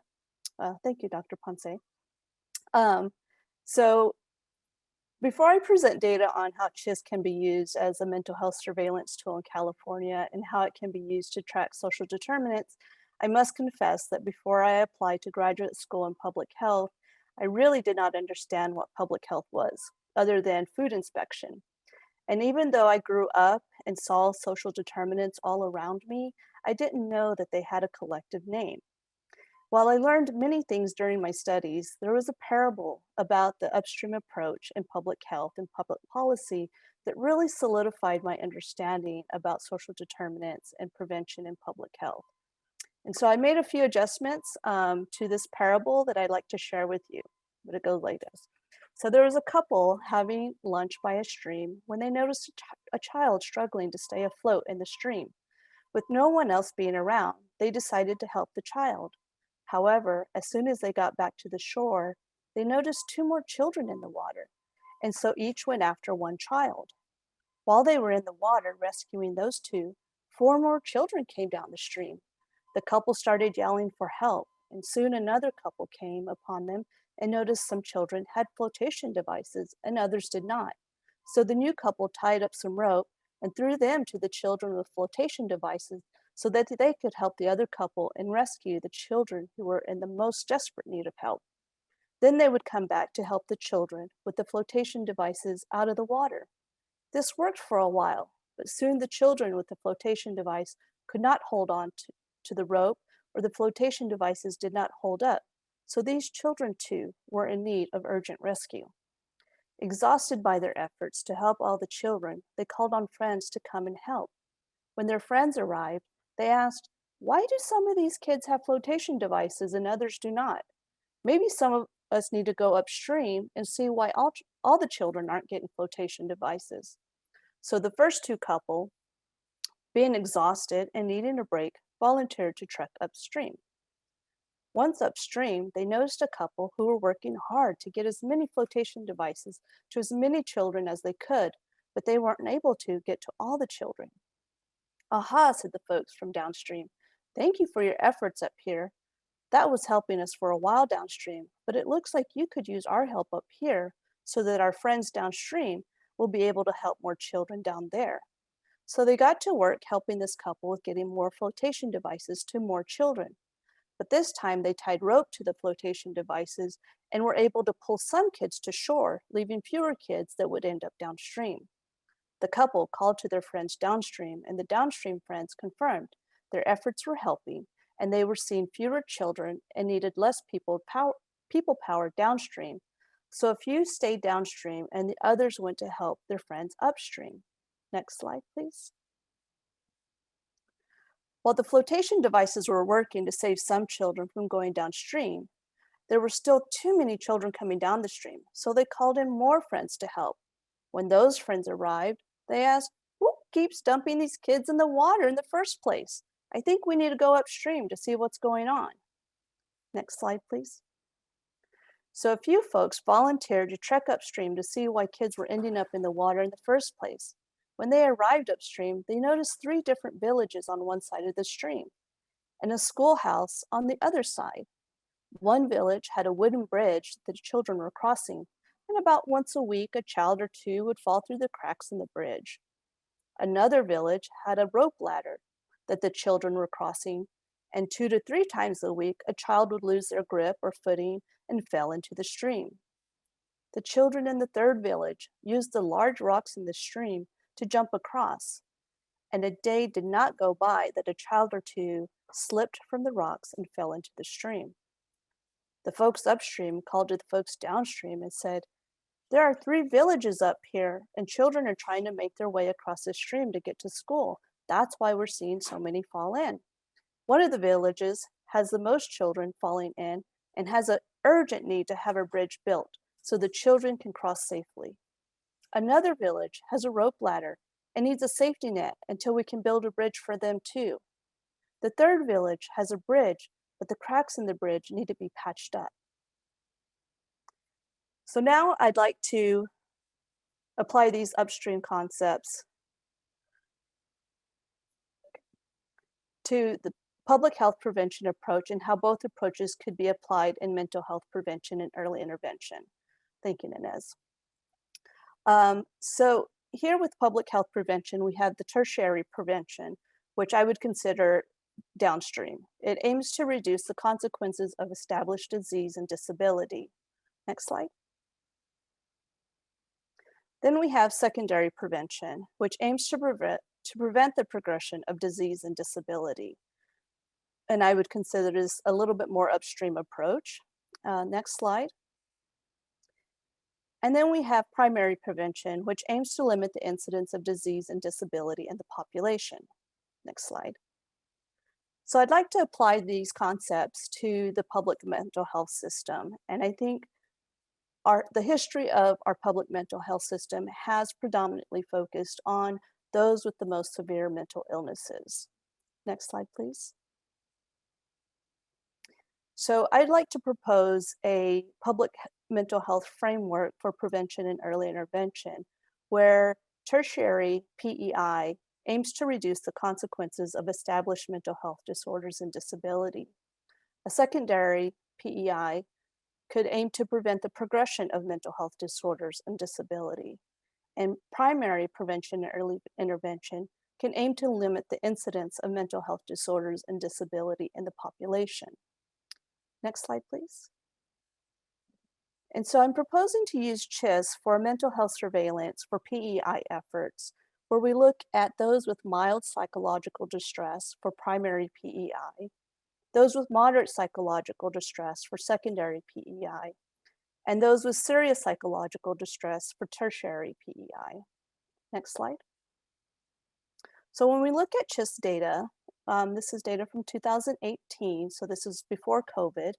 What we're seeing in the different psychological distresses among the adult population for those who are covered by Medi-Cal or who are uninsured, there was about 11 million in 2018. What we see is that 15.3% of that population has reported serious psychological distress. And another 12% has reported moderate psychological distress. And then we see this big chunk of the pie with 56% with mild psychological distress. And then a smaller chunk over here with 16% with no psychological distress. So we can see here that folks who are covered by Medi-Cal or who are uninsured have pretty high levels of psychological distress. Next slide, please. As Dr. Ponce mentioned, we can look at this by different regions in California. So we can look at sub-state estimates. And what we're seeing here across, all these regions is that about, 50%, 50 to 55% have mild psychological distress. This seems to be consistent across all regions. And then we start getting into moderate psychological distress here in the orange.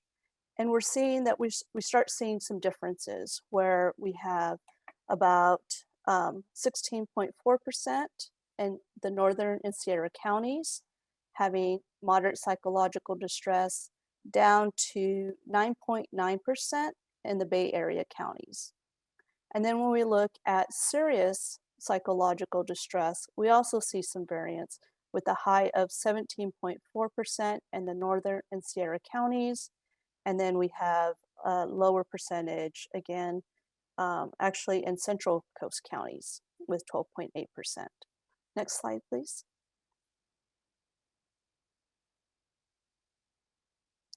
Nanez, next slide, please. Thank you. So one of the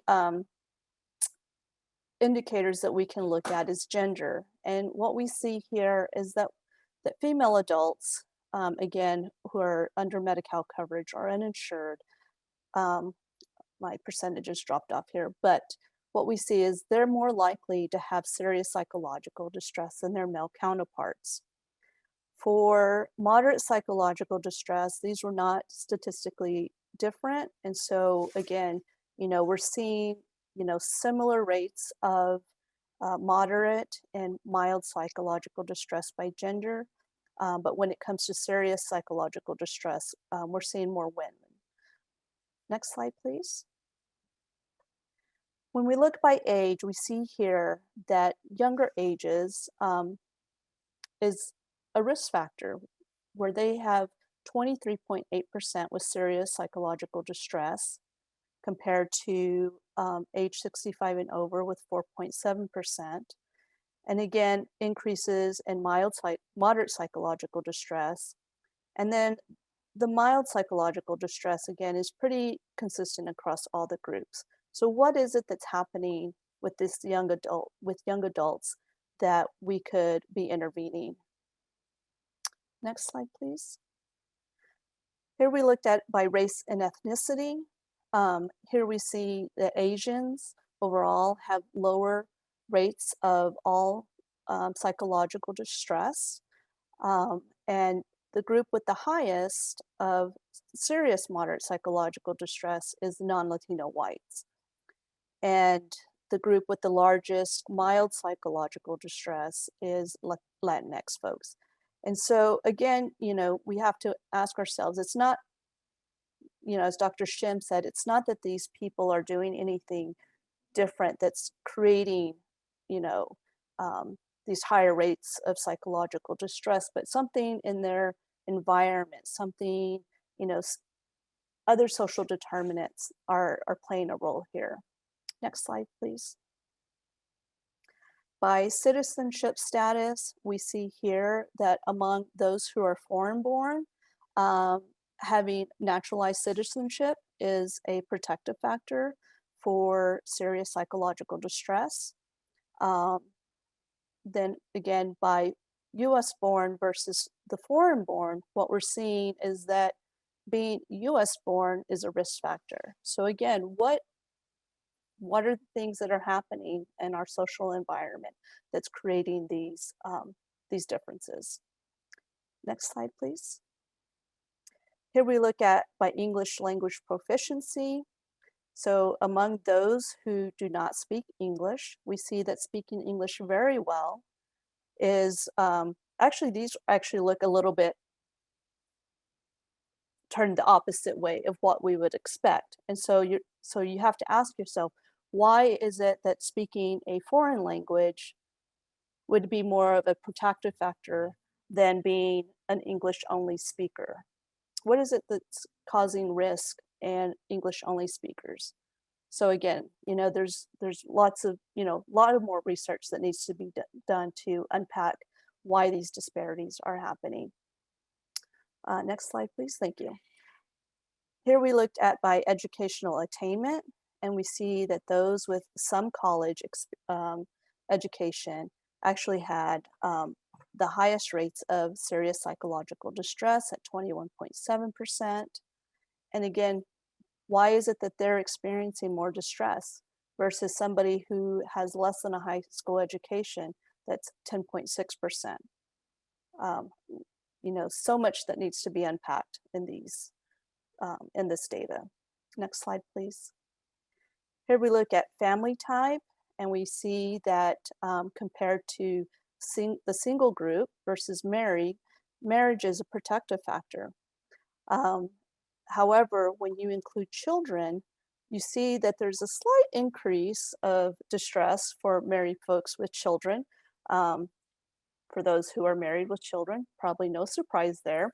However, when we look at singles, we see that actually having children is somewhat of a protective factor. And so again, why is that happening? Why are these differences here?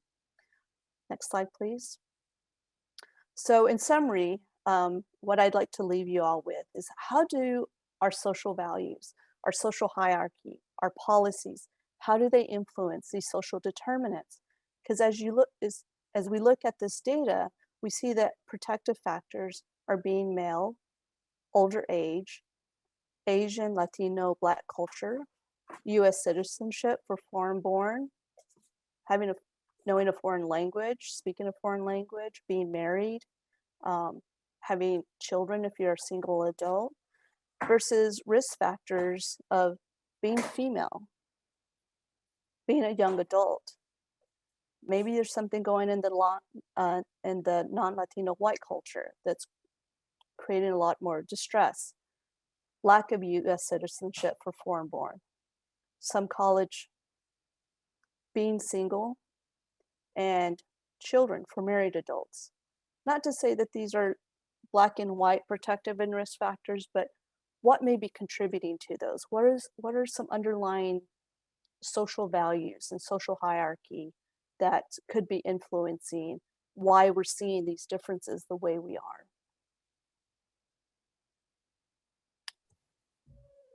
So that concludes our presentation, and I think, Callie, if you'll let us know how many minutes we have for Q&A. Yeah, first I just want to say thank you so much for just a fabulous presentation. There's so much information to pack in such a short amount of time, and we just appreciate it so much. And we are a bit behind. I'm going to limit it to 2 questions. So let me see right now who is raising their hand. I don't see any hands raised. Let's see in the chat. Okay, last call for questions. Kelly, oh, just somebody has a question. I was going to say just something very quickly that it's self-reported.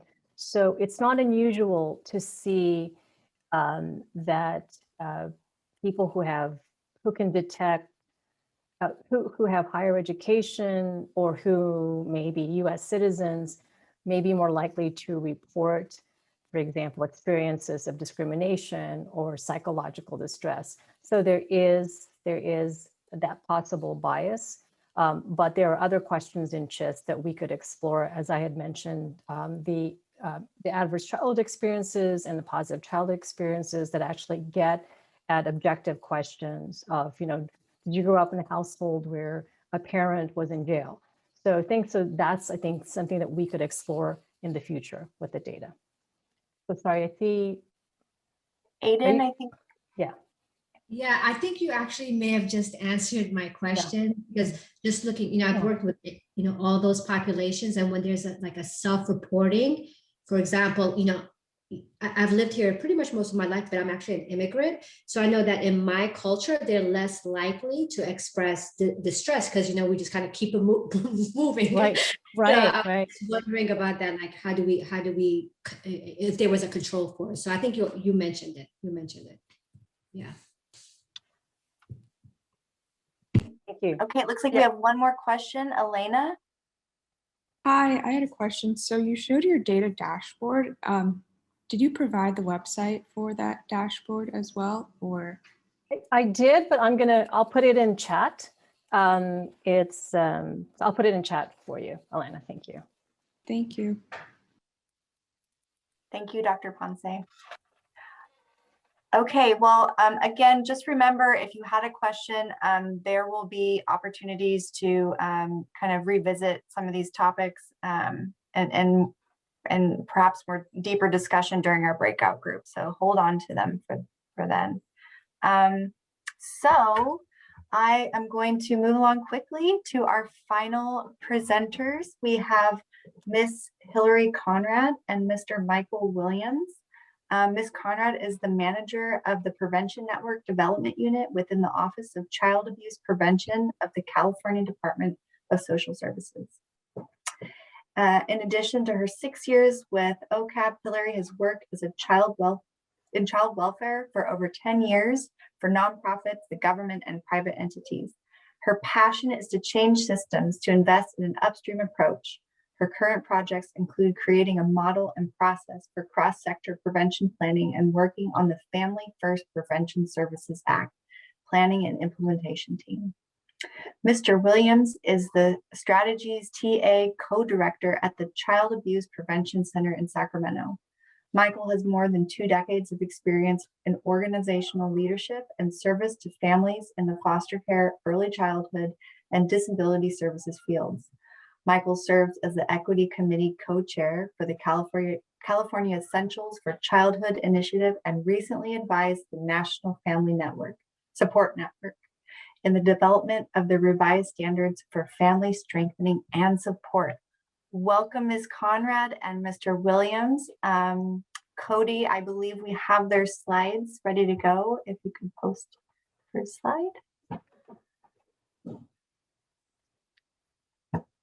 Good afternoon. Thank you so much for having us today. I just want to once again applaud the presenters prior to us. I've learned so much that I'm actually going to bring back to my team for prevention planning. So I really appreciate being here. And we are excited to share with you today who we are, the importance of collaboration, strengthening communities, and a current project that we are working on, which has already been referenced today, prevention planning. Our main objective today is to demonstrate how counties are utilizing data within prevention planning and really provide the connection between data and program. Next slide, please.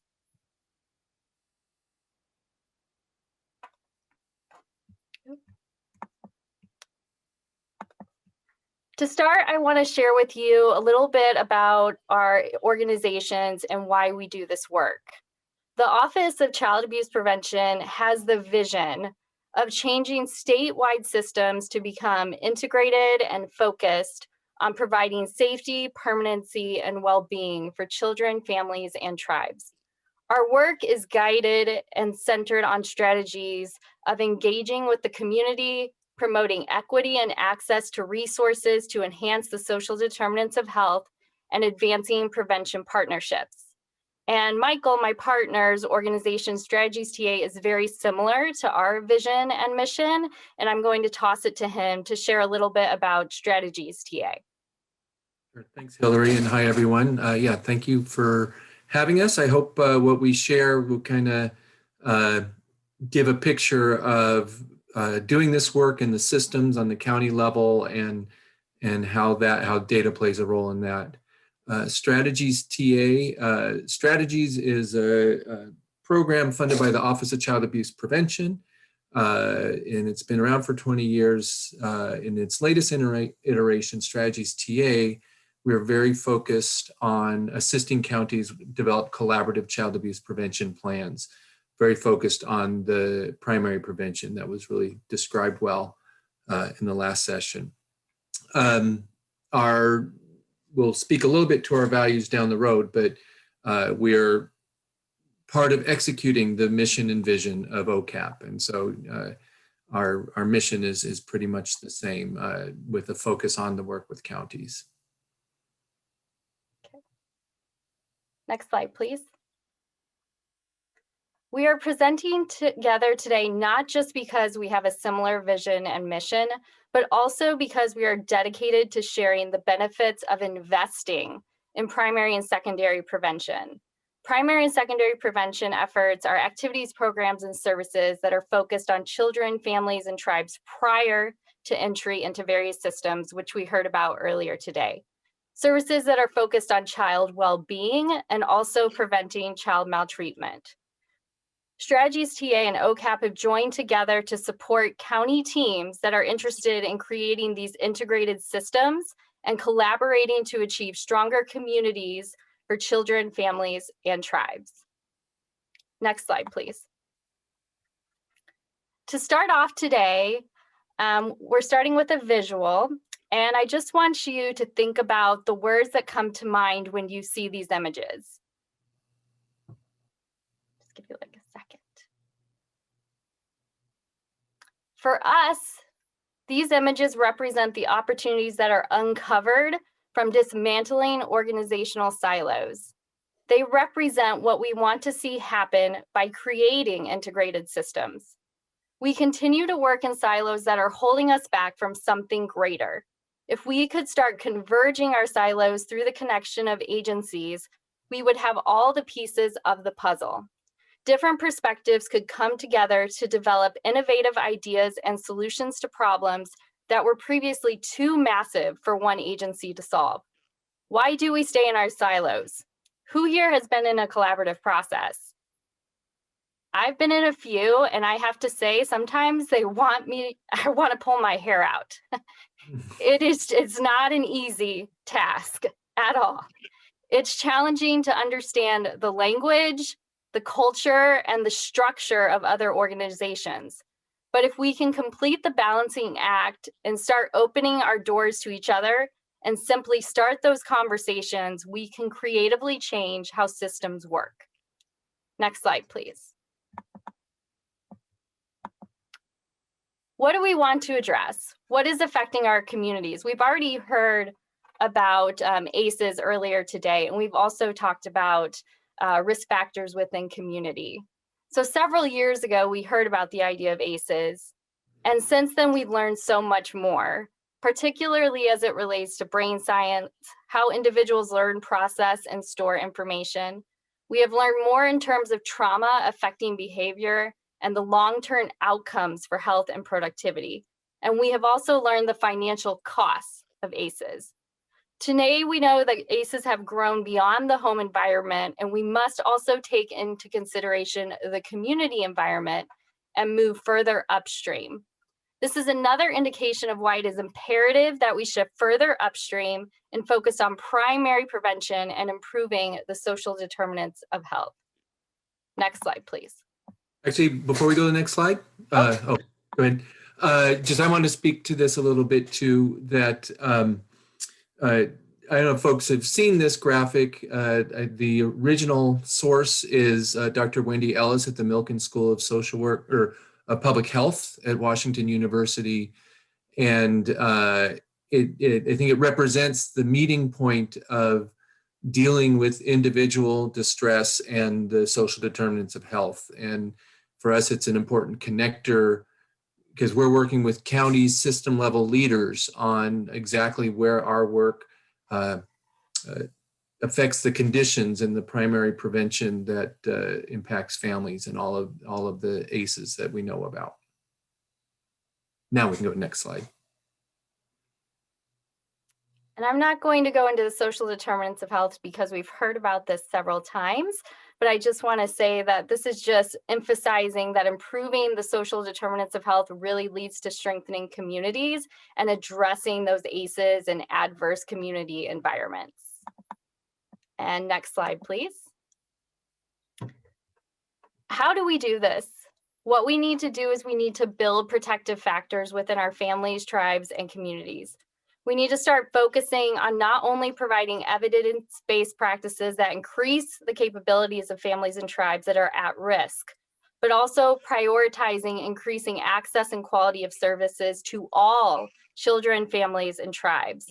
It's not only necessary to serve those that are at risk that are entering our child and family serving systems, but it's also reaching them before families even have risk factors or are in crisis. Next slide, please. A recent study by Safe and Sound estimates the cost for California's non-fatal and fatal causes of child abuse in 2019 to be $26.3 billion over the course of a lifetime. In California, $26.3 billion equates to 13% of the state's annual operating budget. If California invested that $26.3 billion in education, over 237,000 students could attend a 4-year college, or over 2 million children could attend preschool. As demonstrated in the Safe and Sound study, child abuse and neglect is exceptionally costly. Effective prevention planning that addresses risk factors is critical for the health and well-being of not only children, families, and tribes, but also for communities as a whole. When we invest in understanding the unmet needs of children, families, and tribes through this identification of indicators of risk, asset mapping, and prevention planning, we have the potential to strengthen protective factors of individuals, further develop services and supports within the various domains of the social determinants of health, which will lead to prosperous and healthy societies. So really imagining what are the possibilities if we move further and further upstream. Next slide, please. So I've talked about the importance of moving away from silos, strengthening the social determinants of health, ACEs, and strengthening communities. Now we are going to share with you a little bit about the project of prevention planning and the formation of prevention planning teams, the project that Michael's agency and my agency are working on together. Prevention planning teams are formed by county child welfare leadership and child abuse prevention councils that agree on developing a partnership and acknowledging that child abuse prevention and child, family, and community well-being is not only the responsibility of child welfare. These two organizations commit to forming a team of diverse agencies, both public and private, that want to start the conversation of how to improve and support primary and secondary prevention within their county. Child welfare and the CAPC engage over partnerships who are also engaged with other partners who are also interested in investing in an upstream approach. The cross-sector team is focused on creating a plan that includes prevention strategies. This project is one step toward breaking down, converging, or dismantling the silos you saw earlier. I'm going to go ahead and hand this off to Michael, who is going to share the theoretical aspect of prevention planning, the stages of development that the teams walk through, and examples of a few current teams that are in process. Thanks, Hillary. Yeah, as we think about what we want to share, especially with this convening, we want to make sure we're making the connection to protective factors and to the role that data plays. What we're describing is a process that's happening on a system level. And you have here all of the collaborators that everybody holds a piece of the answer. I want to connect it to that great spin on the upstream parable that everybody kind of has different tools to fix the bridge and build a bridge, and no one can do it by themselves.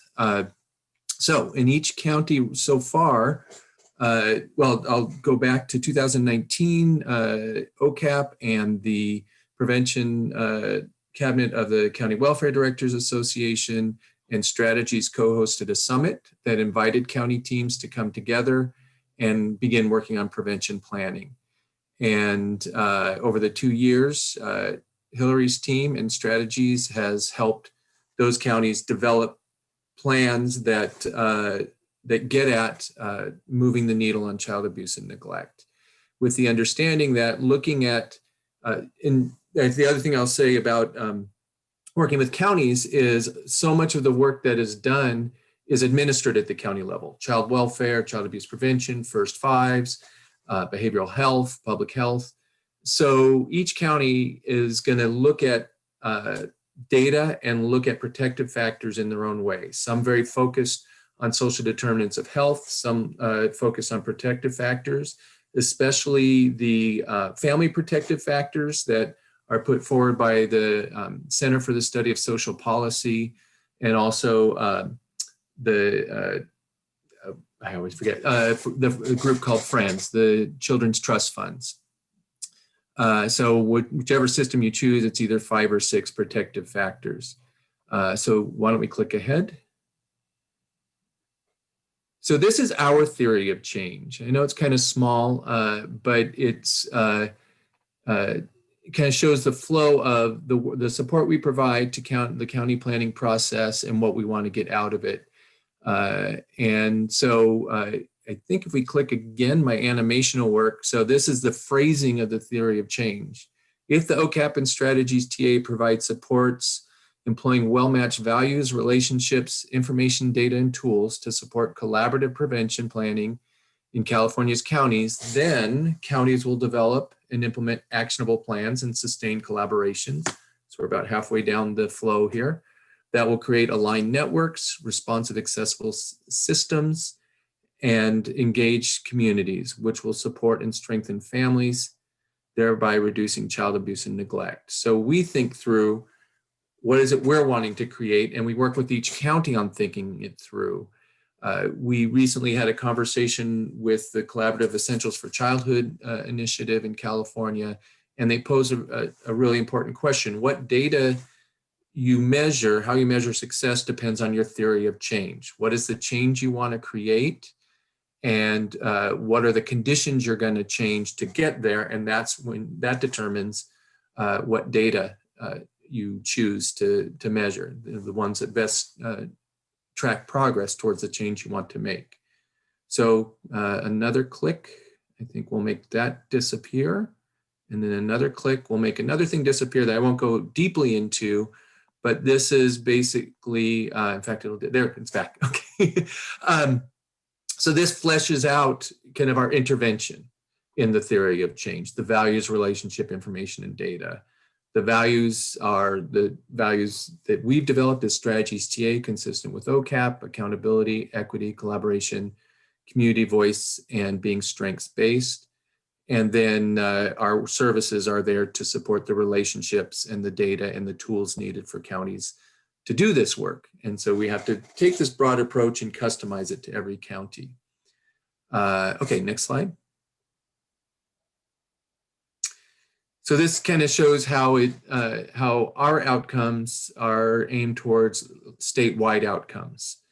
That in developing that program, those values, relationships, tools, and data, that we will bolster county network progress and community outcomes, which will roll up to statewide outcomes. And we're starting to work with external evaluators to really come up with indicators that might be valid statewide to track those outcomes.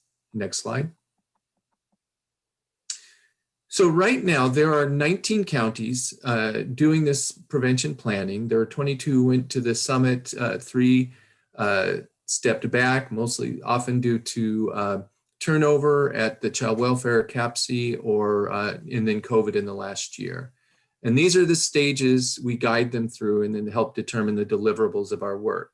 So convening is getting together and assembling who your initial team is. We have 2 counties in that stage. Building a shared understanding is developing the mission and purpose, being clear on what we want to achieve as a group, being clear on who else we need at the table. We have 6 counties in that category, and 11 are in active planning, really developing the theory of change, the models, working on ways to engage the community and address disproportionality. If you don't know whether your county is involved in prevention planning process, then you're welcome to contact me or Hillary. And because we have the list, we work with them every day. And we'd be glad to share that and who you might reach out to learn more in your county. So next slide, please. So I'm going to give 2 examples that I've worked most directly with that show a little bit of the diversity of how counties get to this work and why we have to take, in some ways, this broad approach. So Sacramento and Santa Clara County, in some ways, the flow of what they needed to pull together, it kind of gone in 2 different directions, although it kind of interferes with the upstream. But for Sacramento, they started with a structure and are moving towards more community engagement. Santa Clara started with really strong community engagement and now needs to add structure to their planning process. So Sacramento, coming into the state summit, they had collaborative relationships and structure. They had projects, child death review team, other projects that they've been collaborating on for a long time. Santa Clara had the collaborative relationships, and also there was a piece of structure in that it's one of the counties that where child welfare actually has a prevention office. And so they did have that dedicated support. Both developed prevention cabinets, both started looking at data, and the data was organized according to those Center for Study of Social Policy protective factors. And that's how they looked at county data. And so that was one similarity. But briefly, Santa Clara said, we want more community engagement. So they set up 4 community summits to get more input from the community on needs and strategies.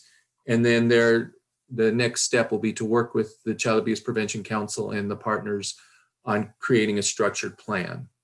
Sacramento was one of 5 locations in the country to receive a Department of Justice Child Safety Forward grant.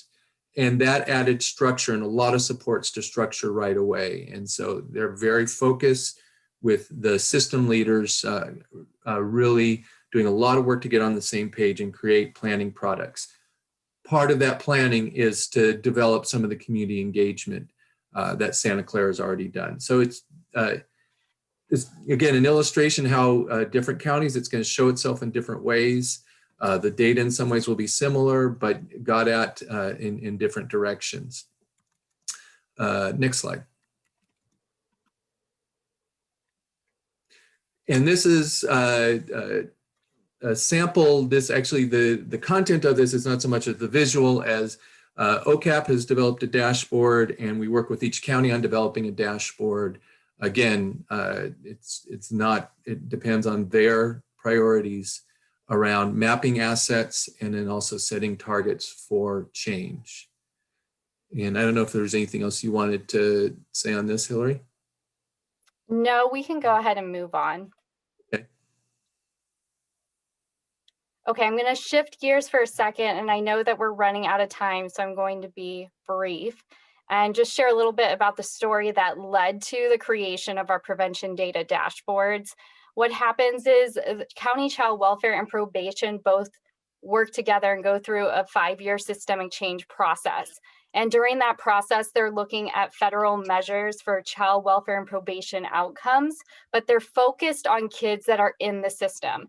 They're not focused on prior to them entering the system. We try to have that process included, but we've noticed that prevention kind of gets left behind. So due to that, we decided we wanted to come up with some sort of data that counties could look at and start thinking about assessing prevention that way, instead of just looking at their prevention services. So from that, the data dashboards were born. Next slide, please. And this is a slide to demonstrate what the data dashboards look like. They are based on the social determinants of health, which I'm glad to hear that some of what our 2 previous presenters brought up we have, but I also realize that there's a lot of data that we don't have in these dashboards. The dashboards go through the socioeconomic status, health, violence, substance abuse, service access, and then we have a slide that is devoted to child welfare outcomes, which also includes information about disproportionality related to allegations and substantiations.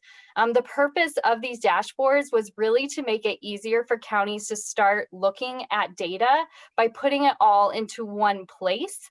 And the data that is within these dashboards is pulled from multiple public sources.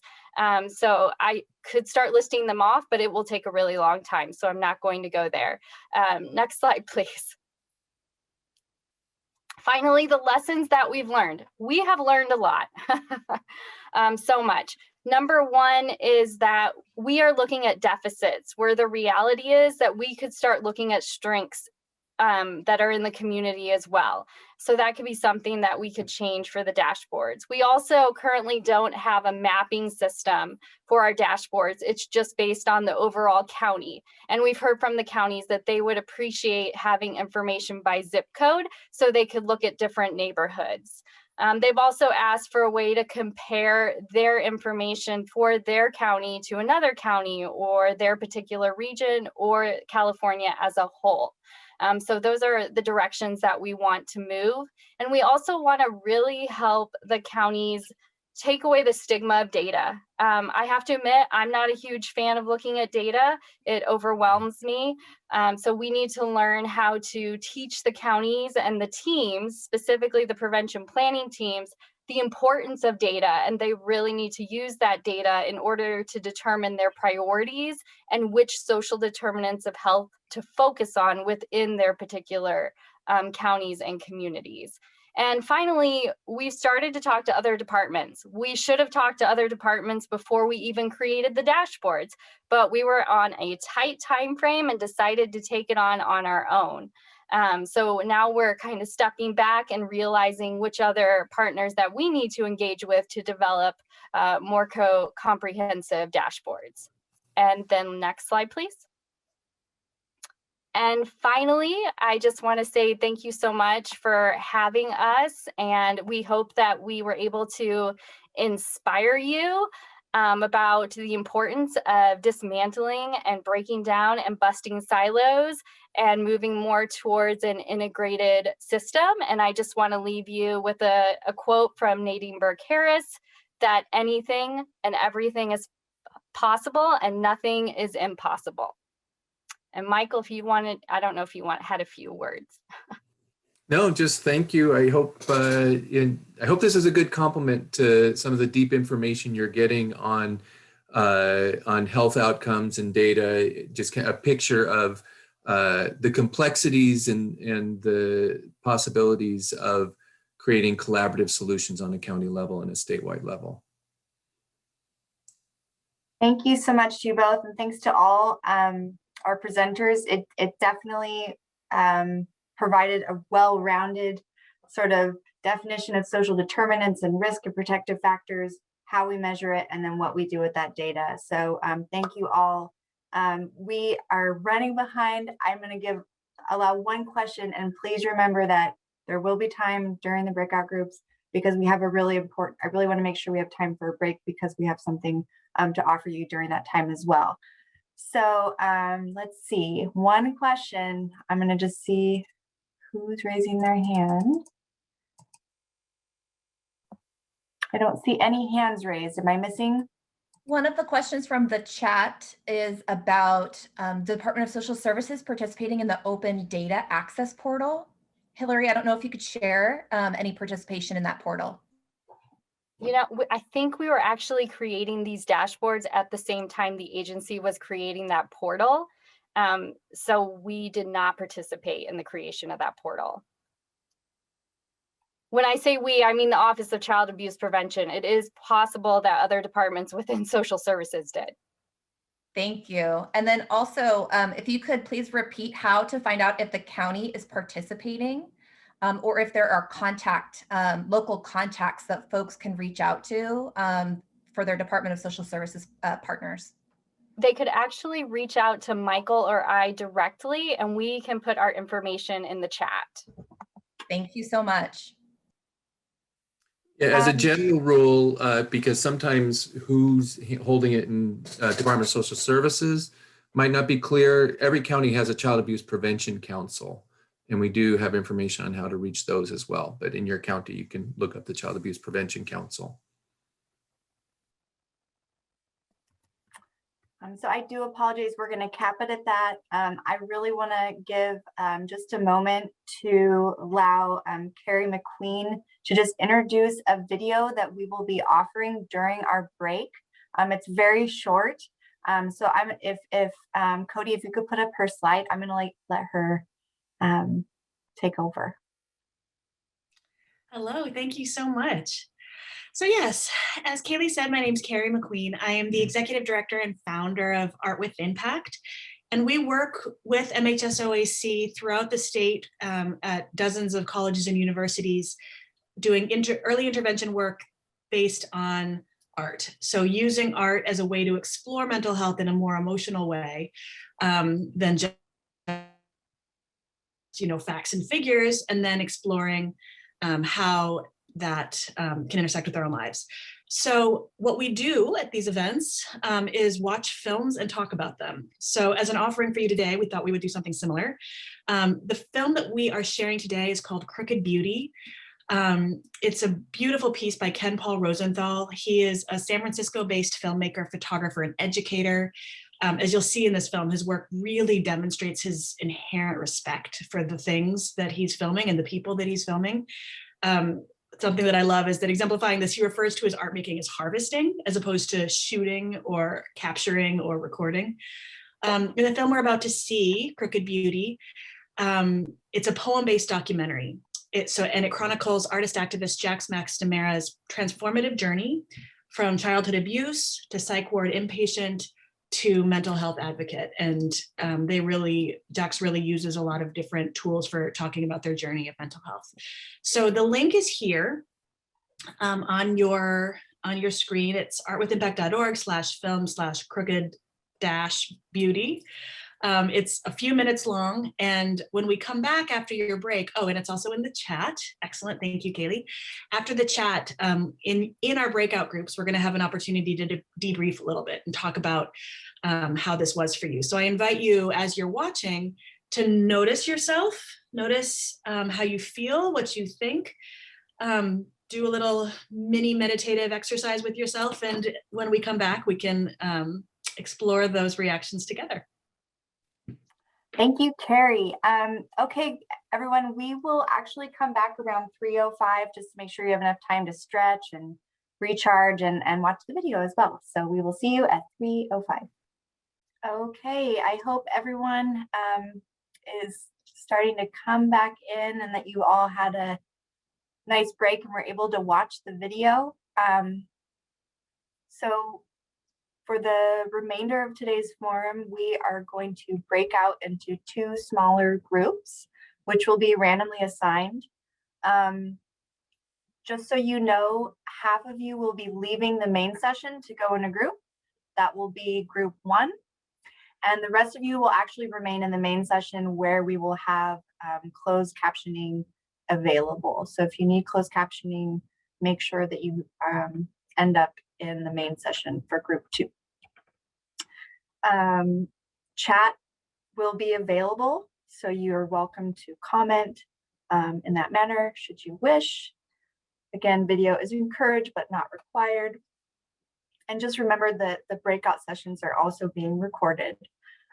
We hope to return around 4 o'clock. So, and just as a reminder, we're going to spend the first sort of 10 minutes during the breakouts debriefing and digesting sort of your responses to the video that you all watched during the break.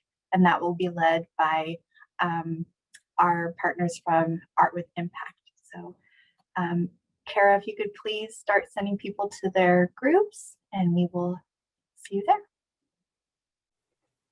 Hello, everyone. I'm Amy. I'm the program manager from Art with Impact. And I hope everyone got a chance to watch the video over their break. if you'd like, we could all take a collective breath together because I know some of this content can be heavy that we experienced in the video. So I'm just gonna ask everyone to inhale and exhale. It's a great way just to relieve some tension. I'm wondering if anyone would like to share in the chat any thoughts and feelings that you had that might have come up while you were watching the video. Or you can also unmute your microphone. I think that's possible in this breakout room, and share with your voice.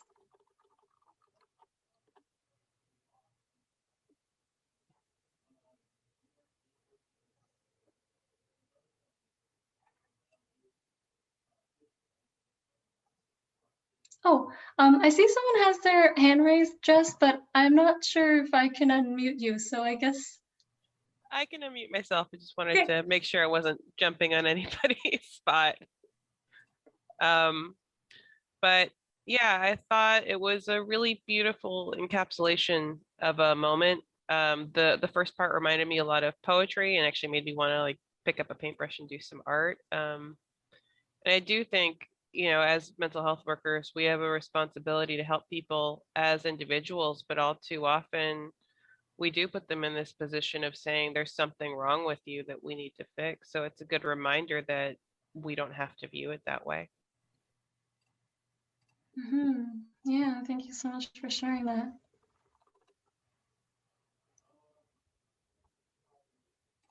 Does anybody else have any thoughts or feelings about what they just watched?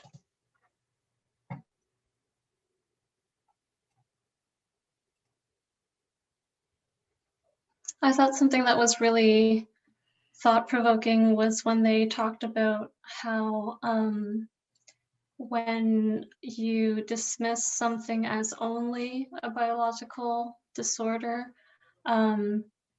you sort of neglect to acknowledge some of the societal factors, like oppression, that can have a huge effect on people's mental health.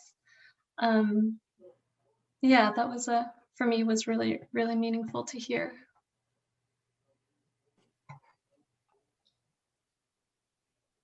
Yes, please go ahead. I've been reading the book Healing Collective Trauma by Hubble, H-U-B-L. I really highly recommend it. This morning I had someone call me for some support, and it's really interesting. My whole day in meetings and in talking with others has been about this topic of self-esteem and as the previous speaker said, there's something wrong with me that I need to fix. And the words that were coming were, I'm trying, I should, it was almost every statement was cushioned in, I'm not enough. And she happens to be Asian. And of course, what's been happening with the massage parlor killings in the news today strongly has affected her. She's also had a background of discrimination against her. We talked about that collective trauma and how it impacts us. So we've been talking about the environment and social acceptance and stigma, how that affects us as much, if not more, than the genetics. And I think the film just continues holding that awareness. I'm not sure it's that easy for someone who feels a lack of self-esteem to make this shift without collective support. Thanks. Yeah, for sure. Thank you so much for sharing.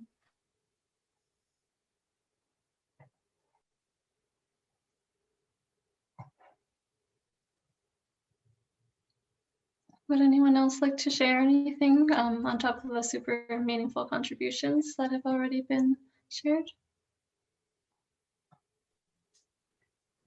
I think that, hi, my name is Geraldine. I think that one of the things that really stood out for me as I was watching the video was something that the first or the person stated, which said a lot of people who get labeled as mentally ill are just suffering from a broken heart, right? And it like that really touched me, because it's all a matter of perspective and how we're so quick as a society to try to one label, and even as we're providing services in order to get reimbursed, but also to try to fix.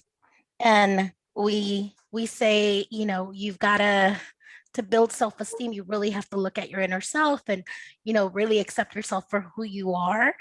And that's one of the key messages in the film. You know, why can't you see me as me and accept me as I am? And there's yes, I'm getting all this information from the wires, but it's really me just connecting to source or to the universe, right? And so it was just the paradigm of how we see things and how the perspectives are really at both ends of the spectrum. So I just thought it was really lovely. But that one particular statement did get at me. Yeah, thank you so much for sharing that. Yeah, that was really meaningful when they talked about how we can use these strong feelings that we have as information to tell us about ourselves. Before we move to the next question, I just wanted to make room for anyone else who might want to add anything.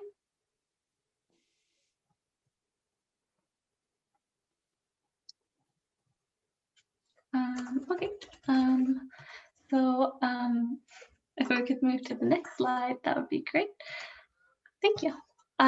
So as people who are working in mental health, I'm wondering what are some of the practices that you practice that help to support your wellness on a daily basis? You know, as people who are constantly taking care of others, I'm wondering, how do you take care of yourselves?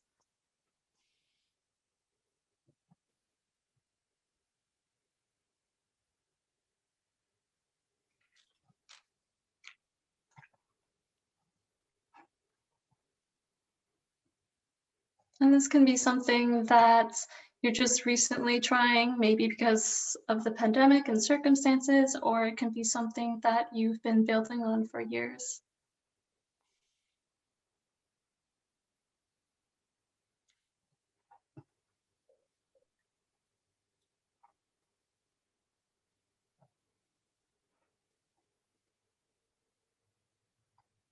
Someone shared in the chat that they got therapy for themselves, which is huge to recognize that you need to be cared for too, as you care for others. Someone else shared painting and more art-related work.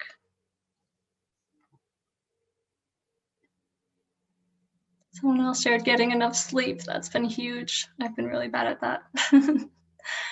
Someone else said meditation, writing down what went well in the day. Yeah, that's really big too. I've been trying to use this gratitude app. It's called Presently, and it's free. You just like type in like 3 things that you're grateful for every day, and I feel like that's really helped change my perspective on things. I'm seeing music, guided meditations, finding gratitude every day, being outdoors and enjoying where I live.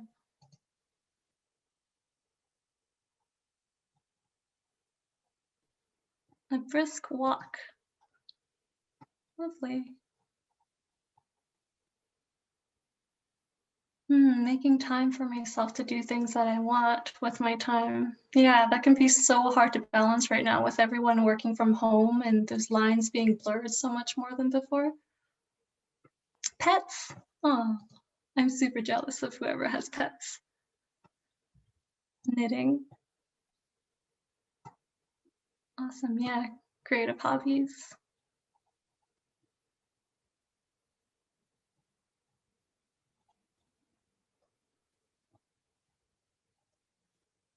Yoga. Yeah.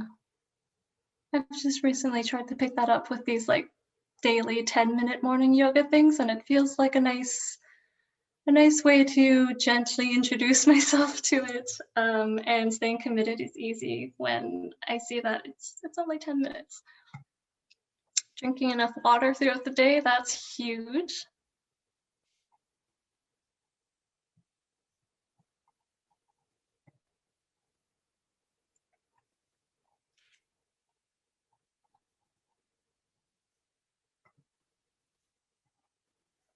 Does anyone else have any final thoughts about some practices that they like to use to support their wellness, or what they might want to explore?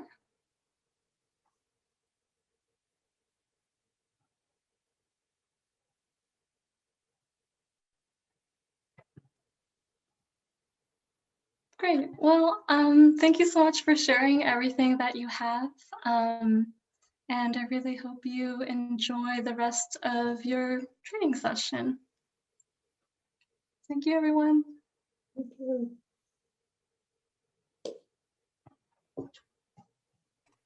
Thank you so much. Sorry, I started talking after I clicked the button and it didn't unmute for some strange reason.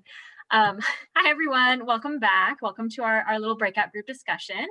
My name is Amanda Lawrence. I work for the commission. I am a former school counselor and a developmental scientist by training, and now I'm here with the commission. I'm very excited to be here with you today. Our other small group facilitator here is Dr. Kimmel. Would you like to introduce yourself? Hi, I'm Vicki Kimmel, and I have a doctorate in psychology, specializing in neuropsychology and diagnosing brain injury. I'm happy to be here with the commission as a health program specialist. Fantastic. So we're going to get started on our small group discussion in a couple minutes.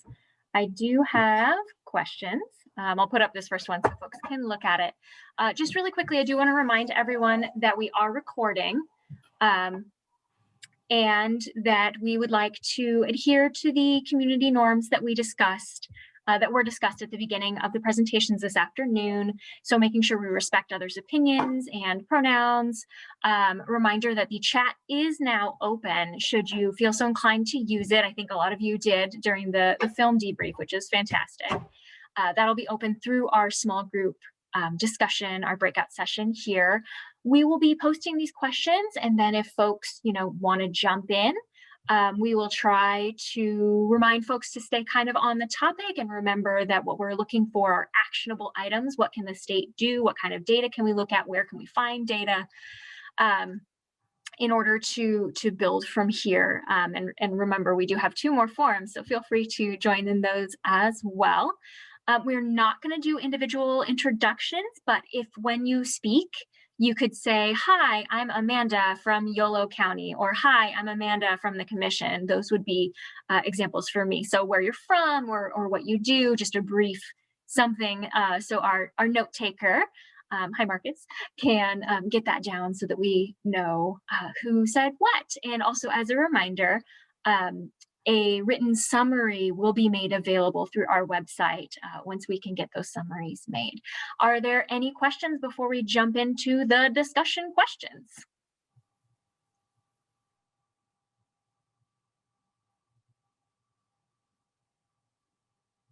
And I should say, feel free to raise hand, or when we're in a smaller group like this, feel free to just jump in and unmute yourself as long as that doesn't become a problem.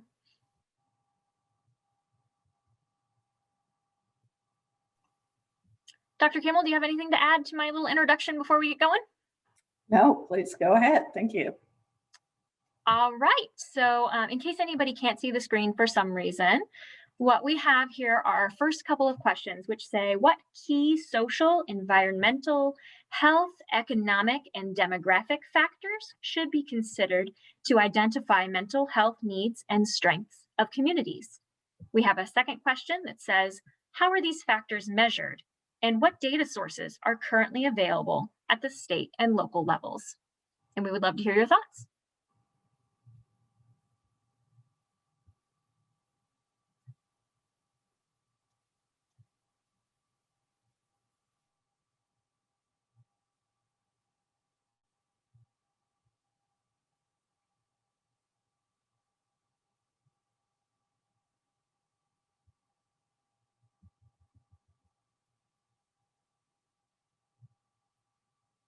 pretty quiet group. They're contemplating.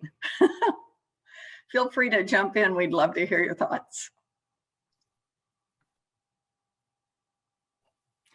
If I could just maybe help sort of probe. So I think, based from the presentations we had, we were given quite a list of all these factors. So I think we're all sort of aware. Maybe try thinking of in your line of work or in your community, what factors are important, what factors define wellness, or what factors are protective in there, and or what would you consider some of the things that are threatening your communities the most? Looks like Shara is raising her hand. Yeah, I am on a lot of county committees and boards and so forth, and I'm also working one-on-one with people with severe mental illness.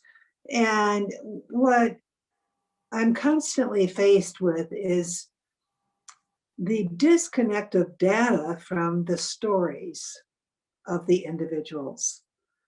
And I don't know how we bridge that gap, but when I listen to individual stories, they are so unique and the needs vary so much that the feeling that I get from the people that I work with doesn't translate to the meetings I go to.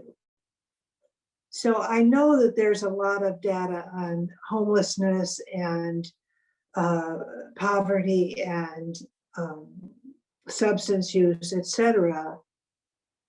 I don't know how we capture the humanity with what we're doing. And I think it's important that we address it at some point. Thanks. So it sounds like you feel like when we're just looking at numbers, that people become numbers and there's no people there, there's no humanity there. And that essentializes. Yes, we constantly categorize rather than getting the holistic picture of the person's experience. I think that's why peers are so important. That lived experience is something that other people having a similar experience can feel supported by. But how do we bring that to the public, to the awareness of everyone in the world? We talk about reducing stigma. Well, there wouldn't be any stigma if we understood the day-to-day difficulty of living with these things. So I don't know, it's the feeling rather than, as you say, the numbers, the statistics. Thanks. So it's hard to empathize with data. And I want to come back to that, humanizing data, empathizing with data, but I do see another hand. So it looks like Alex, you have your hand raised. Hi, my name's Alex Elliott. I'm with LA County Department of Mental Health. Something that's emerged from is the digital divide. So access to high-speed internet, everything's moved to telehealth, access to a smartphone with sufficient data, the right assistive technology equipment if you have a disability. Just one thing that I'm kind of struggling with this question is the regulations outline 10 demographic questions we have to collect for prevention. So it's like, there's what I'd like to do and what I'm constrained to do. So even we talked about like the Kessler-6. So say I wanted to measure that right now now I already have a 16 measure instrument, which, and I'm administering it virtually using a survey. So even I talked to someone yesterday from Harvard, and when people spend more than 2 minutes on a virtual survey, the data gets worse. So at question 13, if they're in the middle of the Kessler and they've already spent 2 minutes on this thing, like what, I'm having all these thoughts about like, there's what I want to do and what I'm constrained to do. Access to good food deserts, access to care, we have some of those data metrics. And then just indicators, being born with a disability is a risk factor. I didn't see that in the CHIS, which concerned me a little bit. And then just having things accessible to make sure that folks with different abilities can fill it out, that it works with the screen reader and has all the accessibility functions so everyone can reply. Thank you. Thank you, Alex. Do we have any other comments on either those comments or what's already on your screen? Oh, I see a physical hand, a visual of a hand from, can you say your name for me? I don't want to do it wrong. It's Conchi. Conchi, nice to meet you. I'm also with LA County, and we started a lot of this prevention work about 3 years ago. And I have to say, like, finding a measure based on different interventions that you're doing to look at how prevention is impacting different communities, like one standardized measure. It has been difficult. We've been using the protective factors survey for some of our programming, but some of the prevention program is very unique to certain populations. And so finding the right measure has been hard. And just like Alex was saying, there's all these like regulations around we have to collect certain demographic information, but so then when we're looking at schools, we can't ask all those, so you're not getting a good data set. And so if we can figure this piece out, I think that we'll be in such a great place. But it has been challenging, I would say. So if you had a magic wand, what would the solution be? Well, I think the protective factor survey is a great measure because it doesn't just look at mental health, right? It looks at all these other domains of your life that could impact your well-being, from food insecurity, clothing insecurity, to just basic resources. And if we had a measure similar to that, that could cut across all age groups, I would say, because that is very focused on the child welfare or at-risk child welfare population. I think that would be my wish. Thank you. Hi, Yeah. I don't know how to raise my hand. I'm sorry.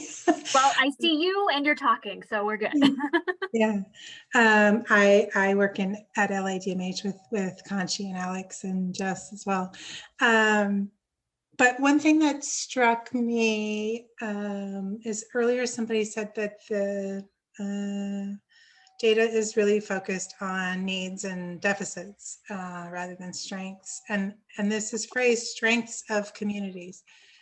And I'm wondering if it might make sense to gather some more qualitative data on the strengths of the communities. So things like social cohesion, social capital, community leaders, and what they bring to the table, community healing practices, and how can they be disseminated to other communities that need them. Really looking more less at the numbers, like Shara was saying, and more at what does the community have to tell us? What kind of stories do they have? What kind of resources do they have? Do you know of any either ways that can be measured or anywhere that is being measured? Well, qualitative data is measurement too. It just needs a little more reading. Yes, for sure. So, there could be narratives, there could be focus groups, there could be, like almost like ethnographic studies of communities,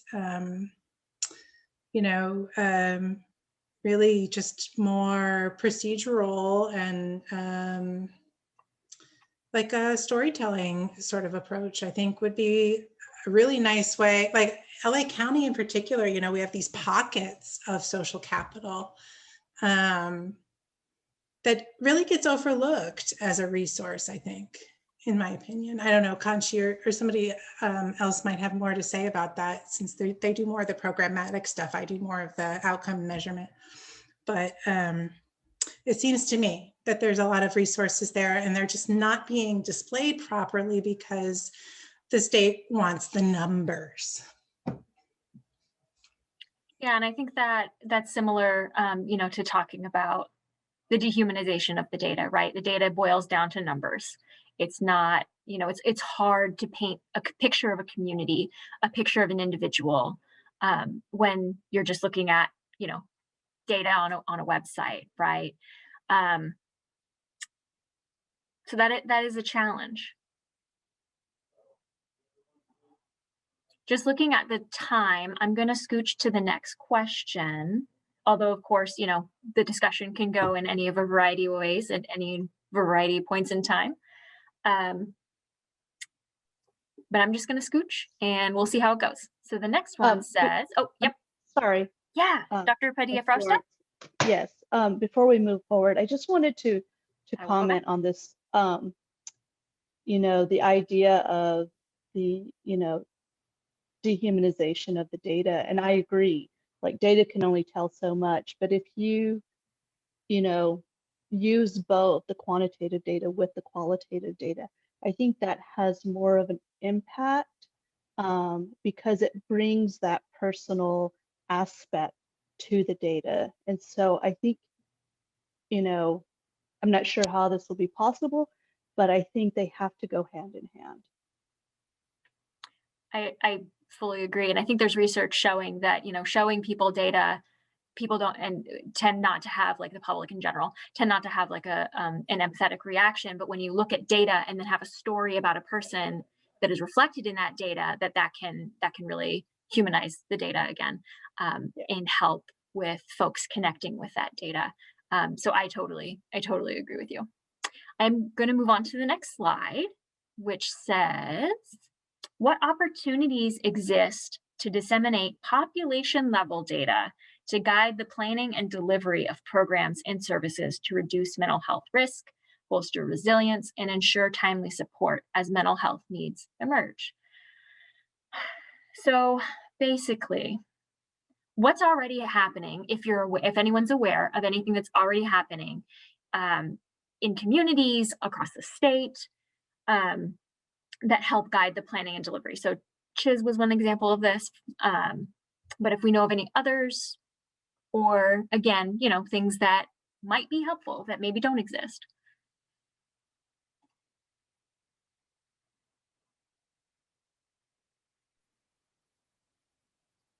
Kaylee, I see you unmuted. Did you want to say something? I was just going to offer to sort of unpack it a little bit more if needed. I think part of what this question is getting at is, you know, if you could have the data that you wanted to improve maybe planning or, you know, your programs, or making sure that you're aware of the needs in your community, like how would you want that to be displayed? And how would it be most useful? You know, do you want it mapped? Do you want it, you know, how closely do we need to zoom in regions and in communities? You know, just like thinking about, okay, we know these factors are important. We're talking about how we could measure them, but then where do we put it?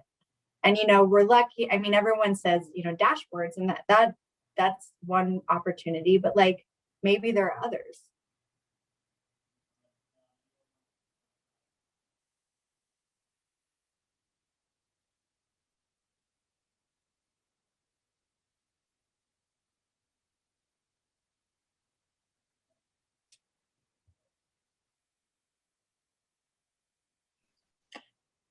Let's see. I mean, Go I'll ahead. just chime in for a little bit. I mean, that's also, it's dependent on what system you're using to capture data. So in LA County, we're a Microsoft, we use Azure. So our stuff goes into the Azure cloud. So naturally, our stuff is gonna get processed through a Microsoft data service and go through Power BI.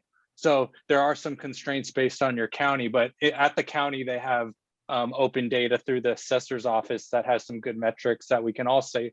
But from a Department of Mental Health perspective, we have to use kind of the systems that are in place to inform our data capture strategy and how we disseminate it.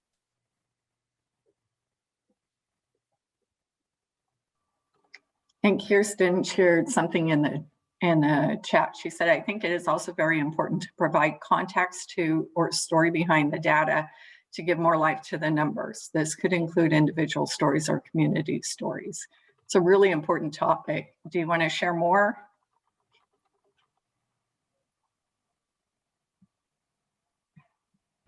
Hi, can you hear me okay? We can. Thank you so much for coming on. Sure.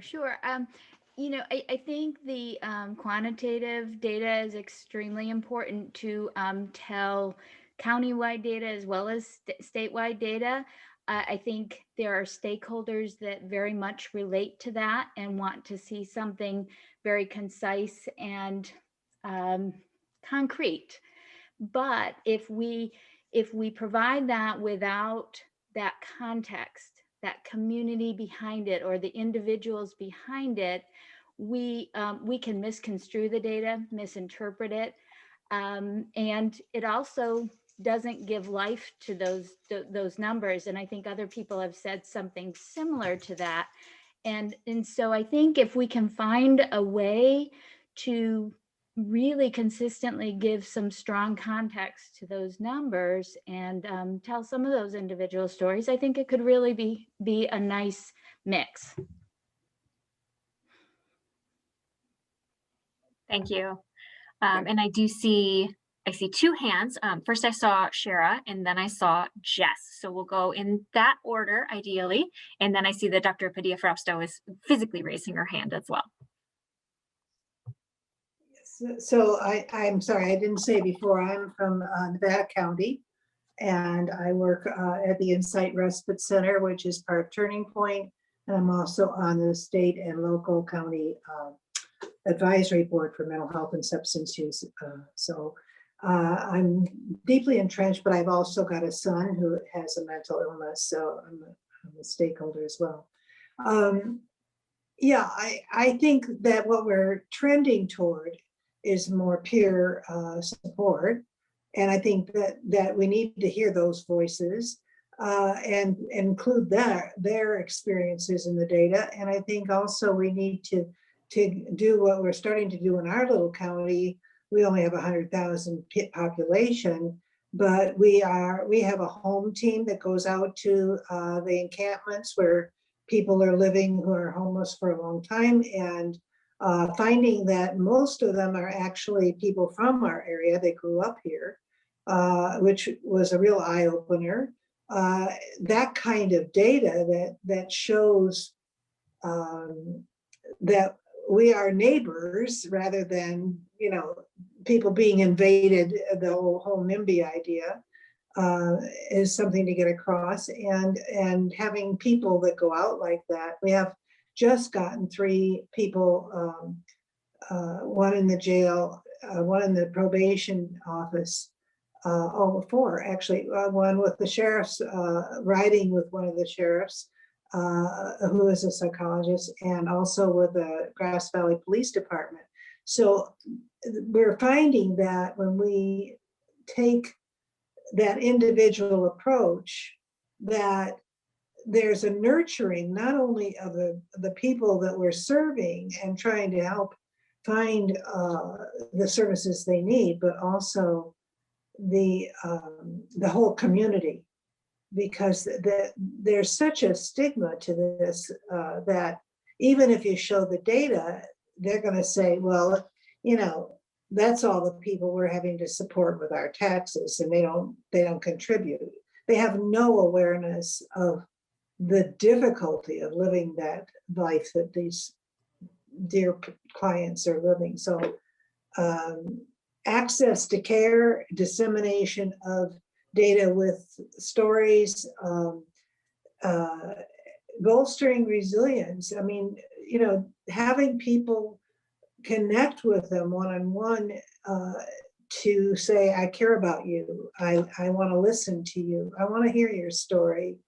And I want you to know you're not just a number, is all part of it. Our trend towards sharing data is important too, because it allows us to see in various different services as different providers that we're all serving the same clients.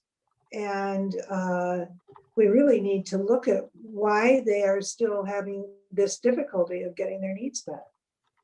Thanks.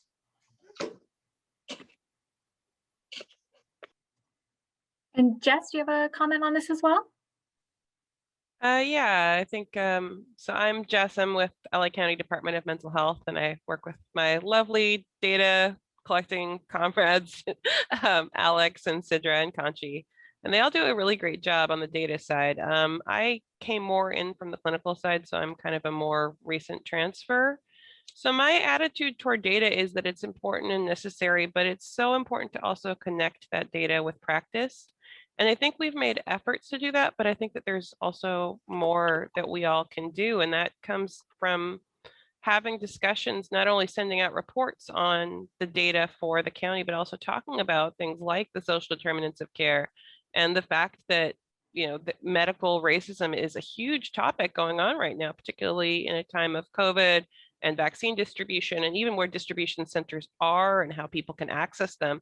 Like, this is having real and dramatic impacts on our client populations and our health as a county, as a community, as a state, you know, and it just kind of ripples out. So it's really important to take the time not only to send a report, but to have discussions with other providers about, this is what the data is, this is what it might mean. Let's talk to more people, and even going down to like a micro client level about, like, this is where you are. Can you tell me your story? Here's what the stories are of other people who might be experiencing some similar things, and how can we work all of these together to actually make change? Yeah, and that's something I think about a lot in my job is, you know, data is numbers, right? And so we see these numbers, but they could mean a lot of different things. So with you suggesting, you know, potential implications of the data, you know, from knowing that context and knowing those contextual factors in your community, I think is a really important point.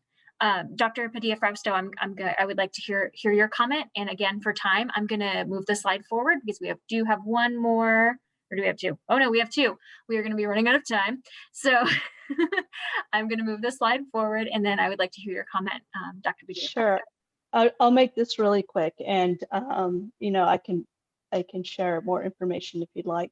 But one way, I worked on another project called the Elder Economic Security Standard Index, and what that does is really takes a real look at the cost of living for older adults. And we had an advocacy group that took those numbers and took it to the Capitol and said, we need our area agencies of aging to use this data as a real, you know, cost of living measure for our older adults.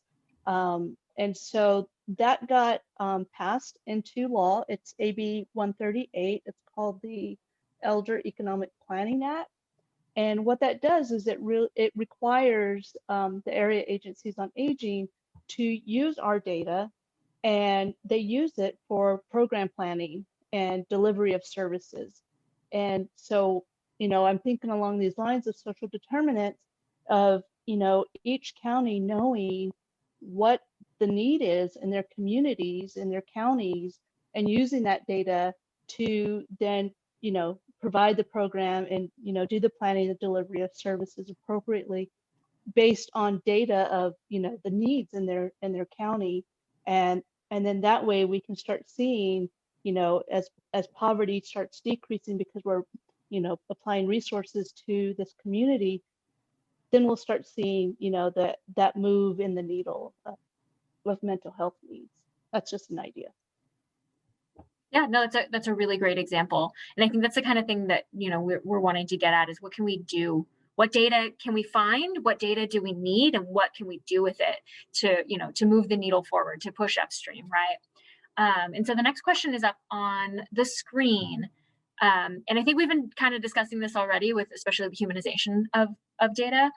What are the benefits, limitations, and ethical considerations of using population level data to inform policies, targeted program delivery, and resource allocation? So the ways in which hopefully communities are using data to inform what they're doing to support communities and folks with needs. We've talked about, the negative side of that a little bit, of making sure that we're hearing the stories behind the data and not decontextualizing that data. And I would like to know if there's any other comments, and I do see a question in the chat.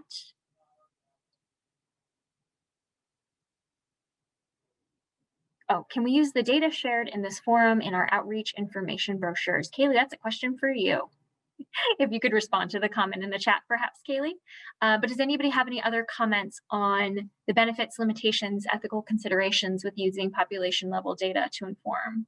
Especially if you're working in this space already, if this is something, you're a community-based organization providing services, you're in county mental health or behavioral health. Have you been able to use population level data? Would you like to? Do you not want to?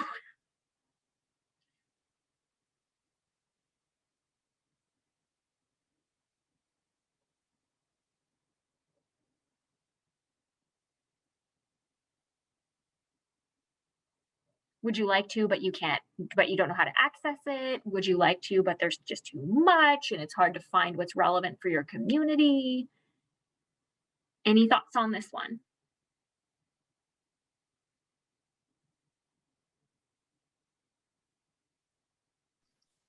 Shara, go ahead.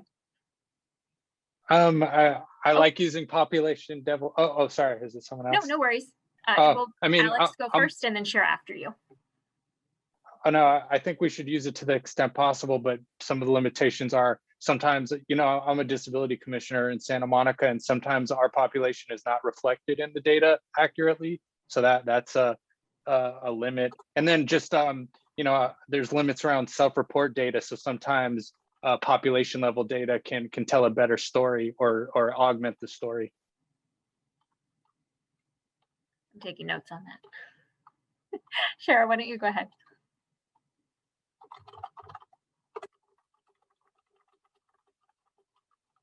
Oh, you're muted. Sorry. All right. So access to services is a big deal, right, for every county. And looking at that, our county instituted the 211 number. And it started out with about 30 providers, and now it's up to 3,000 within a couple of years. And so we have been expanding the people answering the phone, trying to make people aware that they can't call, in the middle of the night, but that these people are on the phones regular hours. And so I went on this morning to find out if there was anybody who could do taxes for someone that needed their taxes done free. And I waited and I heard multiple languages, and I heard COVID things, and I heard, you can press 1 to leave a message and so on. And I was on the phone for 8.5 minutes and actually just got fed up. And I realized this has been a complaint for the past year that I've been hearing. And it's come up at COC meetings and other meetings.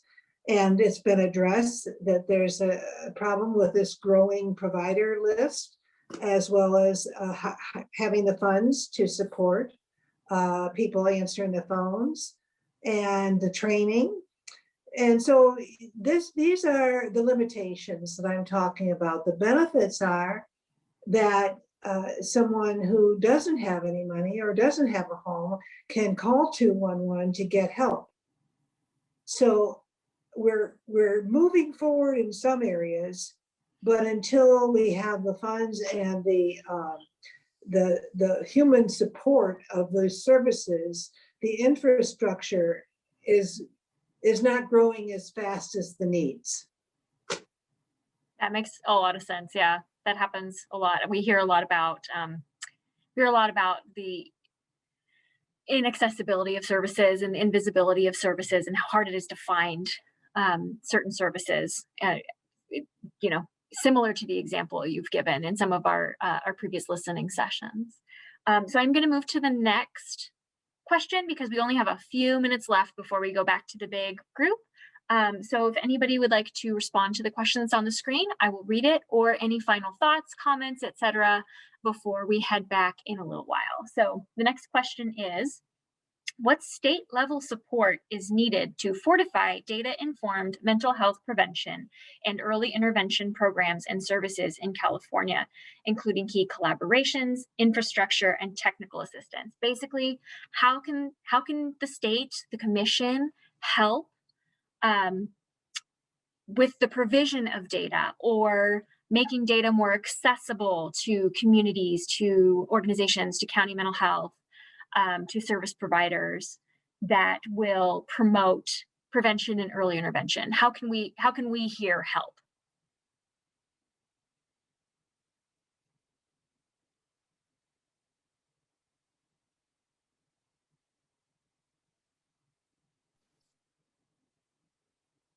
Quickly, just technical assistance on mapping and preventing double data entry. So some prevention programs like schools already have systems that capture demographic data, and it doesn't make sense to ask them they're not going to collect it again. So how you map the way they're collecting it to your requirements and the regulations, and not just for schools, I'm sure other databases capture demographics this way. You have to tell us how to map it to the way you're collecting it, because it's so ambiguous. Great, thanks. And I see we've got some comments in the chat. We have share success stories, what's working elsewhere based on the numbers. I think that's a great idea. So making that information accessible to other counties or service providers of what's going well and how organizations, communities are using that data. Are using their data so that hopefully other counties and organizations can say, oh, you know, there's this data, these folks are using it this way, let's, you know, maybe that'll work for us too, or not. Then we have point on service delivery. When we rely on population level data, we end up spending a lot of resources on evidence-based programs, which maybe work well for the majority of people, but we lose some cultural sensitivity perhaps because we disregard Indigenous healing practices and so forth. Yes. Definitely knowing that the data behind evidence-based practices or data-driven practices, data-supported practices, often that data is very white and Western and cis and hetero and all that stuff, and being very aware of those. And thus we definitely want to make sure that we're supporting community-based practices, local resources, cultural resources, etc. So yes, thank you for that. Another comment, ensure the ones doing the measurements are involved in the design. Yeah. That's very helpful. Making sure we're collaborating so that we know, like I believe it was Alex who was saying, you know, that we have these 10 questions, and then if you're adding on to that, it's making things longer and more complicated. That's a very good point. Does anyone else have any comments on how the state can support? It says we have 5 minutes remaining. So any final thoughts or comments, any good take-home points you'd like to reiterate? And I see Dr. Kimmel, you have unmuted yourself, so feel free to speak. Yeah, you just hit it. I'd like to know what people think are like the most salient or top 5 or so points that they would like us to take back and share with the team.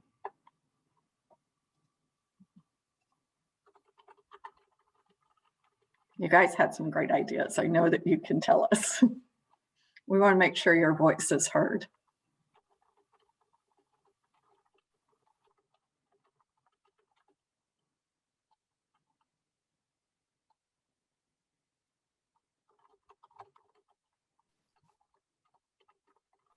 Well, one thing I hope we explore new ways to analyze data as well, like natural language processing to look at the qualitative data and just be agile when new things are coming with new sensors and things, just be open to that. Thank you.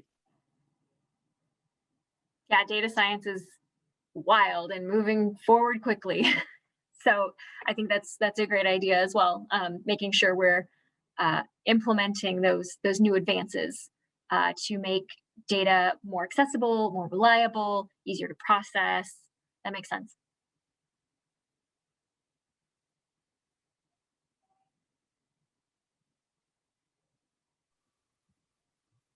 We've got some comments in the chat about making sure unique circumstances and needs of a county and communities and cultural groups are taken into account while using population level information. Yeah, because we may have a small group of, a certain cultural group, and their data may get sort of washed out when we're looking at a population level data for that county or something along those lines. And then it says being creative and flexible with the use of analytics. I think that's also a great idea. Any other take home points or final comments?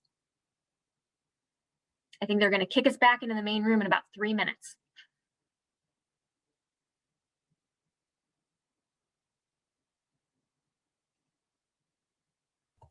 I'm just going to say it now in case you just want to go quickly. We're going to take a short break after this for about 5 minutes just to stretch and move. So feel free to do so at any time.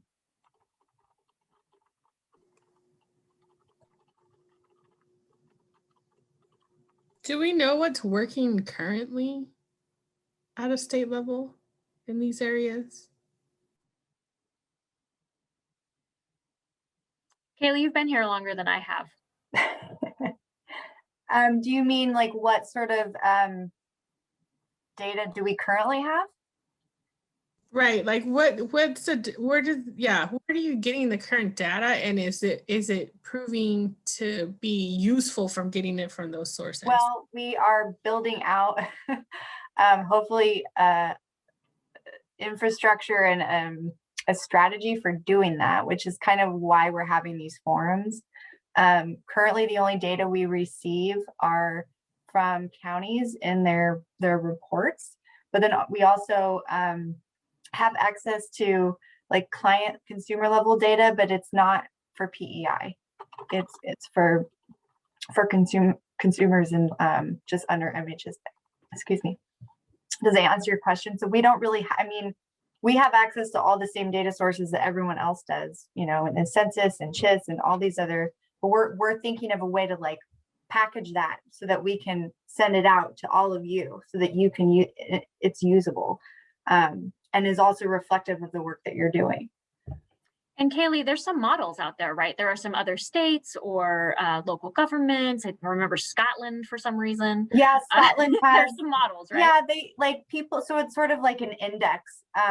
So for example, the state, California actually has, it's called like a Healthy Communities Index, and it uses census level data to map out sort of some of the similar measures that we're talking about today, like demographic and social and economic.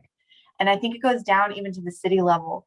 And you could map out these measures, these indicators, and see how they change over time. And then they use it. I think they're in fact using it for targeted vaccine distribution for COVID, for example. So like that's one way you could use it. But that's not mental health specific, but we're hoping to have something similar that's just a little bit more focused on like factors that influence mental health and those outcomes. All right, and on that, we're going to be kicked out in 4 seconds. So we'll see you all back in the main room. Thank you. I just wanted to make a quick comment while we're getting situated. I just wanted to thank Carrie and Art with Impact so much for being here today. We have held listening sessions prior to this forum series, and we heard across the board folks really advocating for opportunities for creative expression, both as a form of reducing stigma around mental health, but also for personal recovery and personal relapse prevention, how therapeutic creative expression can be and working with art can be. And so we really wanted to give Carrie and her team a platform to elevate the work that they're doing, both in message, but then also in the actual art and creative expression itself. So just wanted to give a quick shout out to her and her team. I'm really excited to start our conversation today. Thanks, Ashley. Yeah, so this is a little bit unique. Should I go ahead and get started? Please. Okay, great. Yeah, so this is a little unique because we're all around. Is there the slide that we have with thoughts and feelings? Showing? I'm seeing just breakout group 2. Yes. Shifting the current. Here you go. There we go. And then is there yes, there we go. So how I love to start us out with these kinds of debriefs, and hopefully many of you have had a chance to watch Crooked Beauty over the break, is just at a very basic level. So what thoughts came up for us and what feelings did we have? And feelings, as just a reminder, can show up as emotions. They can show up as feelings in our bodies, as sensations. And I'd love for you to either raise your hand or just comment in the chat, whatever feels most comfortable to you. I'd love to hear some voices from the 30 humans we have right here today.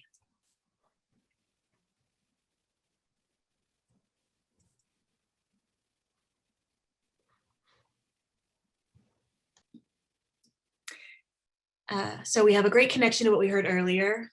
That's great to hear. Yeah. Benjamin.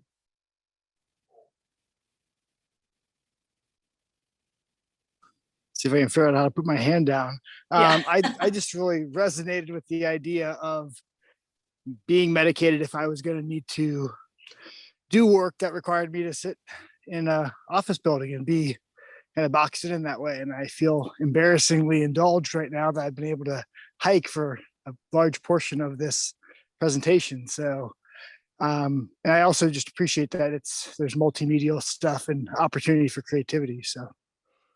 Yeah, beautiful. Thank you for sharing that. Yeah, I love that line as well. I think that there's something very telling, like I would have to be medicated if that was the thing that I had to do. And I think that self-awareness is really, it really speaks to the importance of knowing your own boundaries and knowing what works best for you in what circumstances, right? What else? What other thoughts or feelings came up for folks?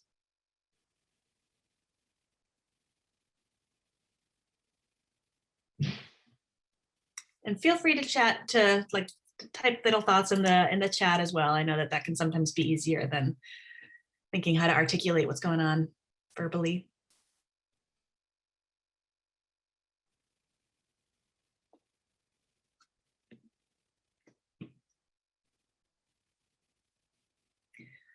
Oh, wow. Okay, so Mara shared that it felt like the air was taken out of me. Thank you. That's a beautiful response and a really, really good modeling of naming feelings, right? Because I think that having reactions is something that is information for us. When we have emotional reactions or we have physical reactions to things, it's information that we can use in processing our own wellness and strategies and what we use moving forward. So that's a beautiful insight. Thank you. Pashi, please. Since you're desperate for people to talk, no. I am. I'm looking for you, everybody. I'm sorry. So a couple of things, actually. First of all, it did really hit me that the idea of needing to be medicated, but I'd like to think about that for kids. How many kids get put on medication and get a diagnosis because we're making them sit in rows all day and learn a particular way. And so when they can't fit into that model, we diagnose them instead of diagnosing the situation. But also, she said something, I'm not exactly sure how she said it, but it really hit me because I spent most of my life depressed. I didn't even know I was depressed because when you haven't been anything but depressed, how do you know what depression is? And even though I'd been told I was depressed, I didn't really believe it. I mean, I just kind of, until I felt joy, until the time came when just temporarily the depression lifted and I got to see what it must feel like to feel like everybody else. And once I got that, I couldn't go back. Like I did go back. I did end up being depressed, but then instead of just kind of saying, no, I want to be, this is me. I want to be this way because this is who I am. Don't change me. It was more like, no, now that I know what it feels like, I don't want to have to go back. And so I felt really horrible that maybe this person that was talking or representing, hadn't ever gotten to And I think she said it. I don't know if I've ever felt joy. Yeah, no, they do say that. Yeah, and I think, thank you so much for sharing your own experience and that insight, because as on a personal level, I know what you're talking about. Like, I think that, especially because most mental illnesses present as a teenager, where there's so many changes, and you're like, well, I guess this is just how you feel now. Like, this is just what it looks like. And I think that for children and teens and young adults and all of the people that we're trying to serve, really trying to help them determine, is this really what you think is going to be normal, or can we explore a little bit more, as a big opportunity. I also love what you said about, instead of diagnosing the system, we're diagnosing the kids so that they can fit into the system. That's what we do. That's how we roll. You ready for next slide? Oh yeah, thank you, Anna. So this is just sort of a follow-up. So what we see in this film are explorations of supporting our own wellness. I'd love to hear from you all here. What are some practices that help support your wellness? Because we know we've got a wealth of knowledge and experience in this room that can help us to explore what wellness practices work nicely for you. And feel free to answer in the chat or in the raise your hand, and I'll call on you, whatever you feel most comfortable with right now.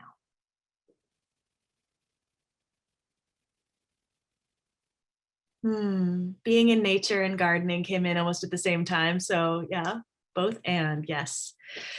Being with people in real life and not on Zoom. Yeah, right. We're getting used to just this section of humans.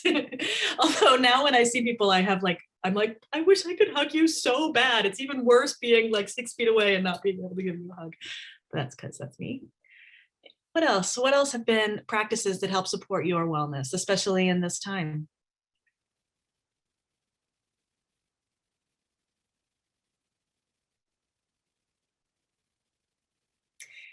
As a parent, doing kids yoga or meditation with my children. Yeah, it really helps when things are getting stressful. That's beautiful. Thank you. Free writing. Wow. I set a time to write whatever comes into my mind. And whatever comes into mind travels to my fingers and travels to the paper. Beautiful. Painting my nails. Love that. Walking my dog on the beach, hiking trails with my friends, making time for it when I don't feel like it after working from home all day.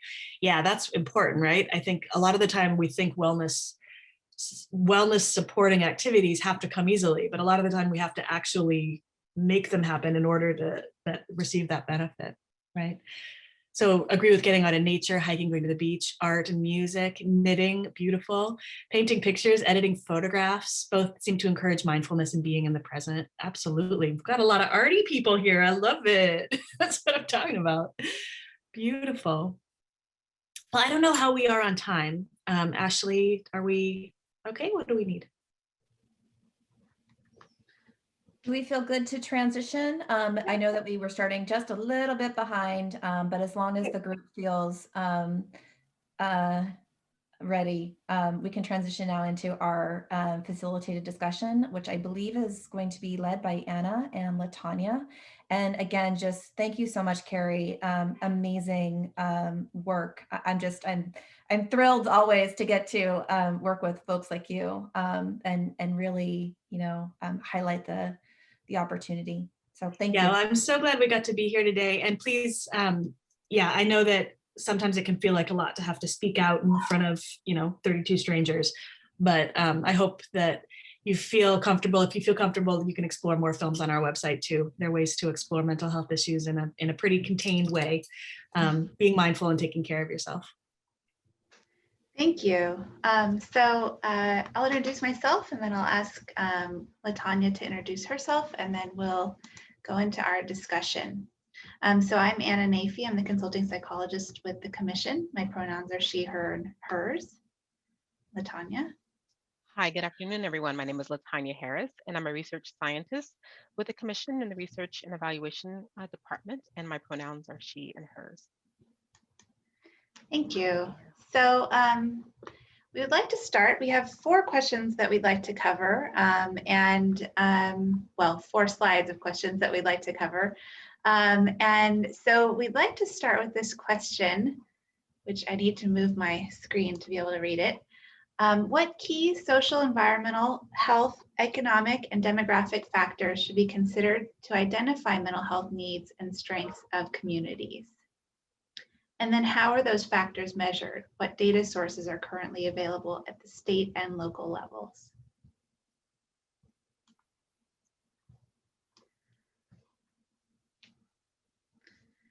So we'll open it up for discussion. We'll be monitoring the chat, but we'd really love to hear people's comments on any of these two, and thinking through some of the speakers that we heard from today.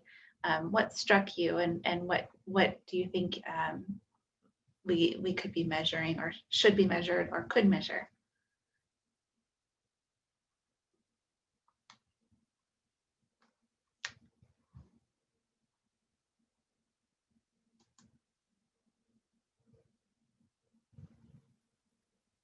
So one question we have in the chat is from Pashi Walker, who says, didn't we hear the answer to number 1 in the first presentation?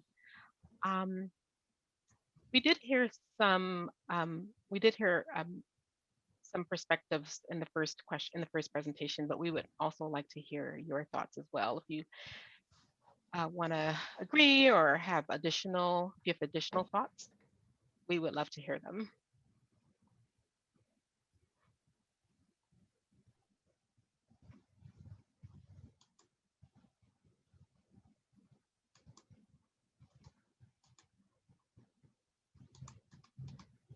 I guess I should phrase it this way. Are there any additional determinants that you think were not addressed in any of the prior presentations that you think should be considered?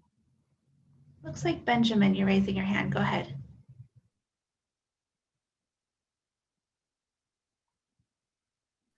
Yeah, I think the piece around community connections and kind of going back to the earliest prevention studies I'm aware of in terms of the Kauai studies, and really looking at the number of natural supports or community, non-parental community connections that folks have. And from my clinician hat, kind of symptoms of isolation, that would be indications when those things aren't happening. Yeah, it's a great comment, especially right now when people are talking so much about isolation and the disconnectedness that we've experienced in the past year. Thank you. I think a couple of thoughts from the earlier presentation that I was thinking through is one, kind of looking at the data that from the California Health Information Survey of data that we may not necessarily equate with mental health. So for example, they presented some information around firearm ownership. And I think that, you know, for a lot of folks, they may not necessarily know how that is so connected to our suicide data, and our suicide data is so connected to our mental health data. And so I think that one of our challenges here is not only to identify what the factors are, you know, within kind of our mental health realm, but then also identify those factors that may be outside. And so whether we have existing measures of those right now, or if this is kind of what's our wish list, you know, kind of what if, let's vision a little bit, like what in terms of us being able to use data to describe what's increasing risk in our communities and what is protecting folks is really kind of the question here. And I'll give you my own kind of wish list, and I think this is doable, I'm not sure.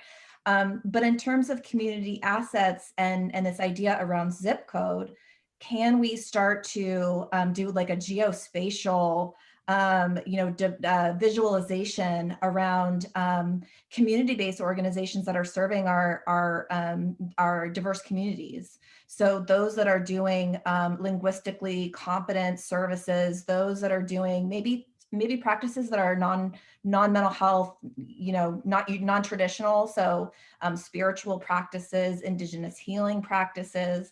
But if there's a way for us to start to see where these clusters are of community partners in our communities, and how that might help to inform us just thinking about what are those, you know, broadening our thinking around protective factors that could be delivered through different types of partnership. Thank you, Ashley. Pasha, I see your hand raised. Please go ahead.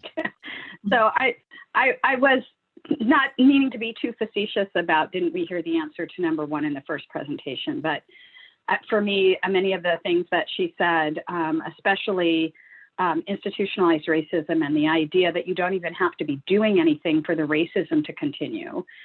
And as one who advocates for LGBTQ, and LGBTQ comes in all races, ethnicities, ages, socioeconomic levels, the idea that there's minority stressors on oppressed groups that just weigh you down all the time. And I've said this, I don't know if I've said it to this group, but we all kind of feel it from COVID. We all kind of are having a moment of feeling an extra stressor that's laying on top of all the normal stressors. So imagine that if you can, if you're a person of privilege, imagine that 10 times worse on a daily basis. And so I really do believe that in the upstream prevention, we have to look at our systems and dismantle some of them, not just reform them, not just kind of tweak them, but actually dismantle them and start again, because there is no fixing a bad system. Sometimes you just need a new car.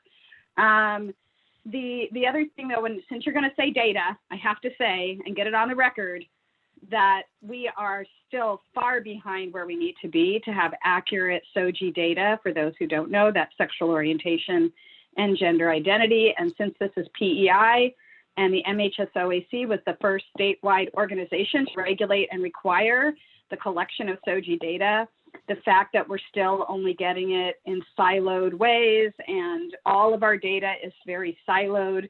So you know how many African Americans you're serving, but you don't know their ages, or you know how many youth you're serving, but you don't know their race or you don't know their diagnoses, or you don't know their sexual orientation or gender identity. So my wish, and if we're going to use data for prevention, I love the zip code thing. We also probably are getting zip codes, but not attached to any people, would be to send all of that data into a collection house where the state actually has the ability to analyze that data properly. And I do know you have to worry about security and privacy and yada, yada, yada, but I'm sure there's a way to figure that out instead of leaving each county to report their data, because that isn't a very good way. And the data's a mess when we get it that way. No offense to counties and no offense to your research department, but they'll tell you, Brian will tell you, it's a mess. All right, thank you. Pashi, I just had a quick follow-up question. Is there an example you could point us to of somebody who does this really well in terms of having a data system where local data can be sent to the state? Ooh, I wish I did. Now I'm going to have to go Google it. But what I don't know if we're such a weird state anyway. So I don't, even trying to find states where their public mental health system is county by county, and then they're reporting data to the state. But there's definitely examples of people collecting data and putting it into a general database. I know that there's health systems that do that. I know that, for example, when I was a Sutter patient, right, all the Sutter, everybody could see all the Sutter stuff, and Kaiser does the same thing. Kaiser has access to all the data. They're not asking each Kaiser to analyze its own little data in its own little hospital, right? So that's the example. The data goes to one major place and it's their duty to analyze it. Thank you. I hope that made sense. Let's move on to question number 2. Okay, great. I just want to acknowledge a couple of comments in the chat in response to the first question before we move on. Sure. So a comment from Claudia, she indicated that communities should be queried about what data should be used. And pardon me if I paraphrase that wrong, Claudia. And Zakia, I hope I'm pronouncing your name correctly, says, maybe we can look at the cash flow into all communities and where government money is spent per number of residents and not just the income of residents. Those are great comments. Thank you. Great. Thank you. So the next question is, so what opportunities exist to disseminate or share population level data to guide the planning and delivery of programs and services to reduce mental health risk, bolster resilience, and ensure timely support as mental health needs emerge? So what opportunities do we have, or should we have?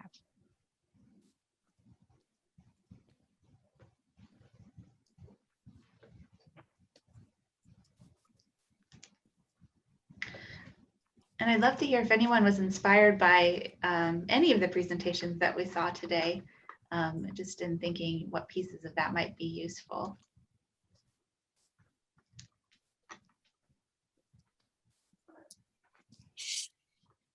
Zakia, do you want to mention your comment that you put in the chat?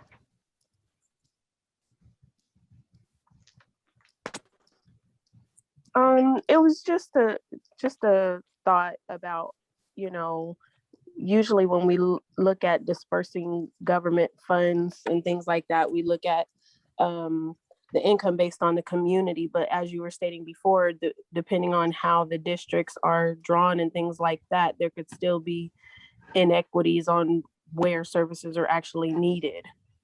And so I was just thinking like, well, you know, and looking at currently what services are being offered where and the government funding that's backing those, and then what we could do to kind of make it a little bit more equitable for the communities that maybe have difficult times reaching those services. And it may not just be the income of the residents, it could just be logistically, you know.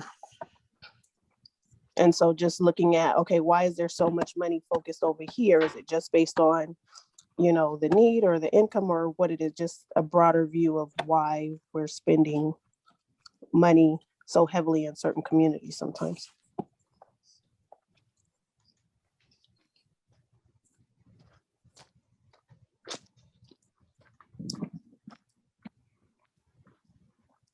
Benjamin, it looks like I see a highlight around your name. I don't know if you were getting ready to also provide a comment.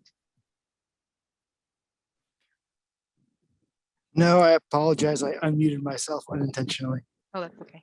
The joys of Zoom. So one of the things that the commission is doing, specifically the research and evaluation department, is disseminating dashboards to help share population level data. Is that a useful tool for helping guide planning for communities, or is there something else that you would like to see? What might be useful, a useful way to share population level data to help strengthen programs?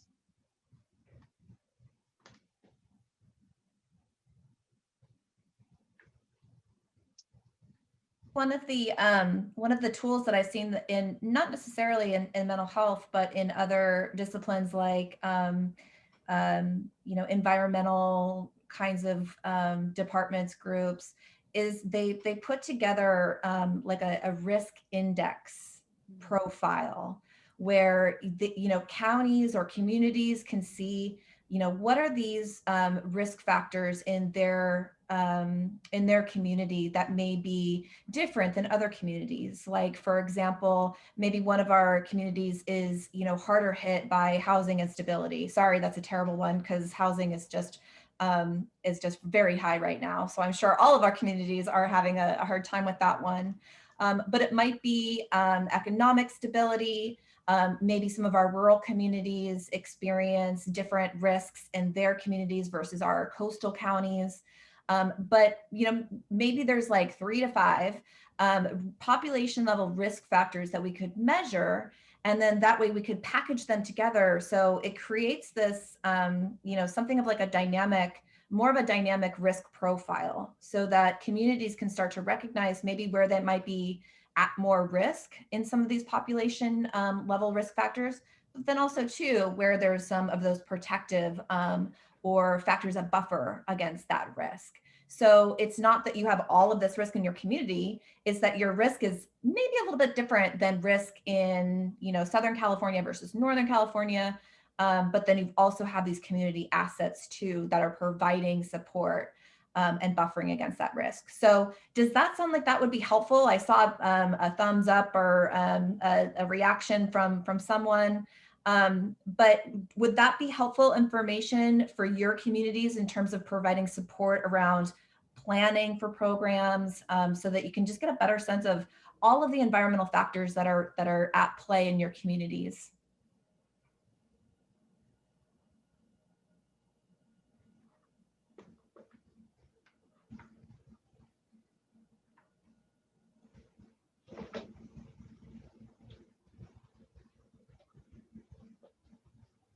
Ashley, if I could, that does make sense. And, you know, I keep thinking about the slides that I believe it was Dr. Shim, if I got that right, in the very beginning, when we looked at the child who had gone to the hospital, then they had an infection. And there's so many more questions. And then what? And why? And why? And I think until we get into those deeper levels of the data to really explain, I think we're quick to, you know, overgeneralize what is actually happening. And we shoot funding towards that because we start with an overgeneralization. So I think we could do better in tying it together. Right now, there's different data sources, but they're all over the place. And so our systems aren't, well, let's look at them and put them all together. So I think being more thoughtful and intentional about that, especially as it relates to mental health outcomes, I think would be really helpful. So Almost, go ahead, Anna. almost like doing a root cause analysis. Yes. And I'm seeing a comment from Pamela here, which I think is really interesting in combination with your comment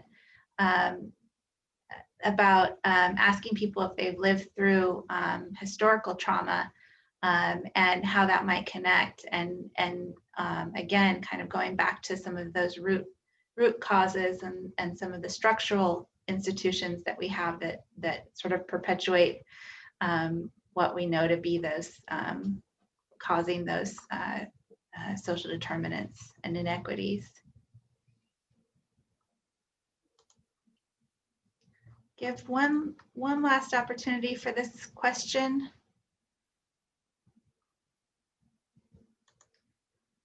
Okay, so we'll keep moving along. So what are some of the benefits, limitations, and ethical considerations? Sorry, the people's faces are covering my screen. Okay, of using population level data to inform policies, targeted program delivery, and resource allocation. We can give some examples here. Sometimes when we talk about things like predictive medicine or using data to drive decision making, sometimes it does filter into some of the structural racism that's set up within our systems. So we'd love to hear from you. Any comments about this question? What are some of the ethical considerations, benefits, or limitations?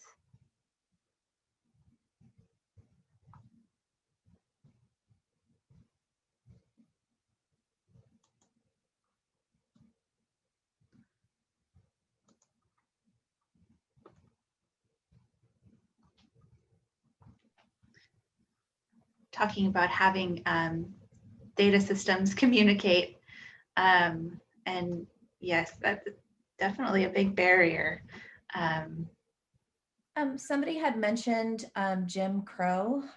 There is a new phenomena right now. It's referred to as Jane Crow, where data may be used to make certain decisions about particular groups.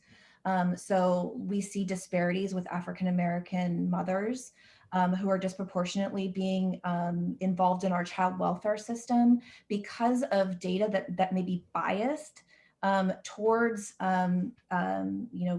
putting Black and brown families more in our child welfare system.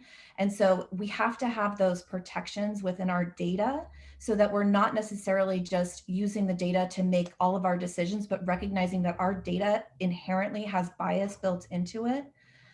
So, just kind of thinking through what can we do as we move towards this, using our population level data, how can we just make sure that we are recognizing the bias that's inherent in our data collection, in the way that we ask population survey questions is a huge one.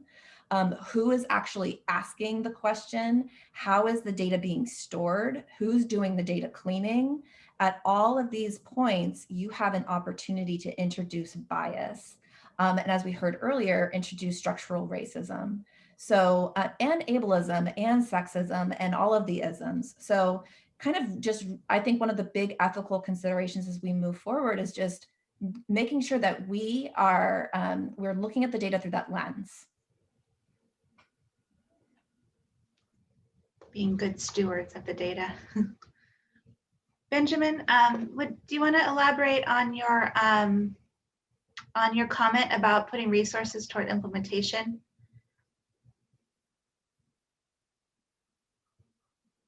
Yeah, I think part of it is, I don't know if it's the same, I know it's not the same level of ethical dilemma, but I worry that sometimes we evaluate outcomes, especially when you look at that macro level population data. Sorry. And I think of we fund programs and we kind of kick off a lot of initiatives, but because of the disparate systems and the lack of collaboration, you often don't necessarily know if the program as designed was implemented to fidelity. So I think that it's, like I said, not the same level of ethical concern, but I always, when I worked with families, I would always ask myself, did we implement this strategy? Was it potentially the right strategy that wasn't implemented well? And so I think that if our data systems and if our population level data could really look at fidelity to the design and to the implementation of the services we're funding, that would be an opportunity at least. Absolutely. And along with that, not knowing cause and effect with data too, right? So what other factors are influencing those outcomes, those changes in outcomes that we're seeing? And one of the presenters touched on that in terms of what is our change model.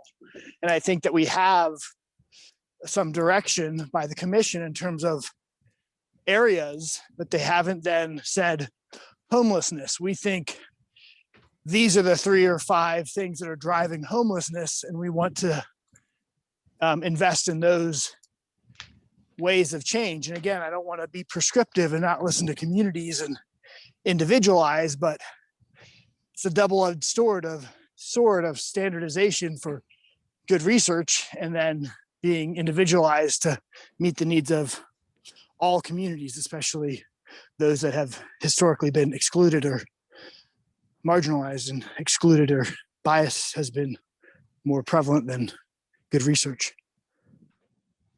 That's great, thank you. Okay, we're gonna keep moving on to the last question. Anna, we had some comments just to bring your attention to in the chat.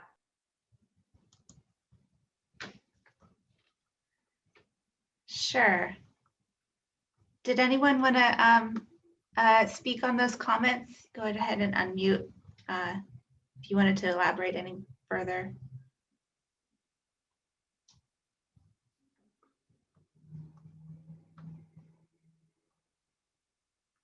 Wait.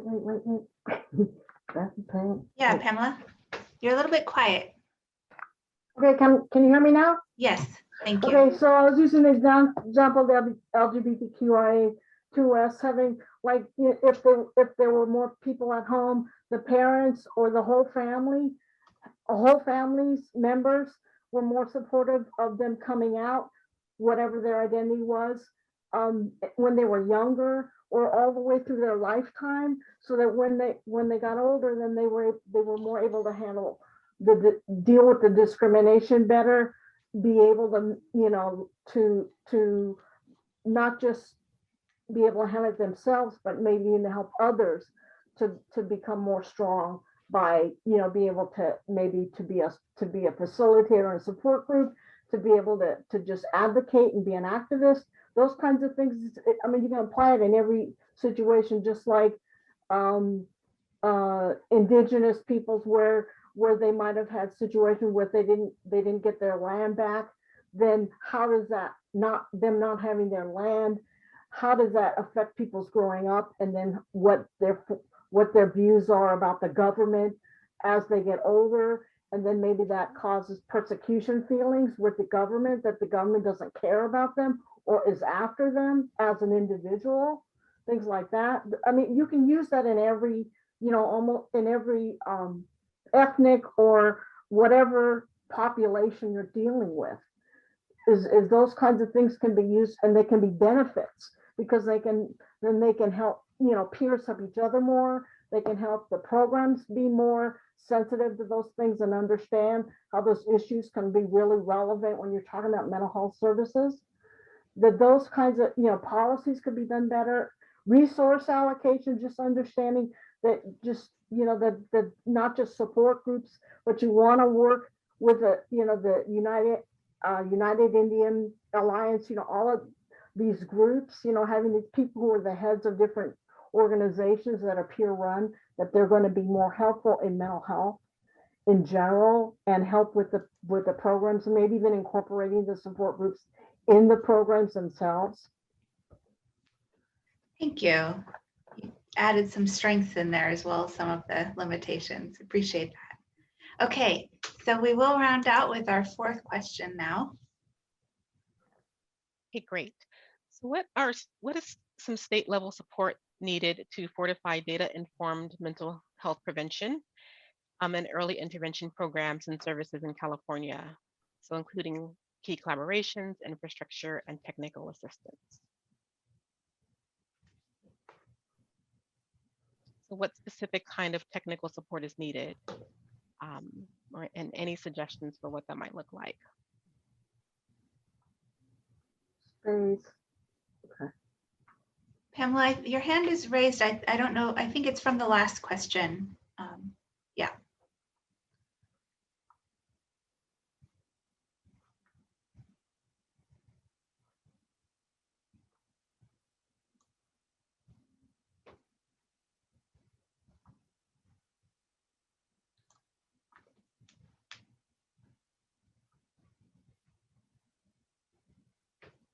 So we heard CDSS talk about the need for collaboration and helping to build up some of the infrastructure for their data for prevention.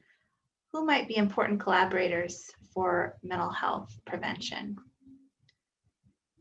Hashi, I see your hand raised.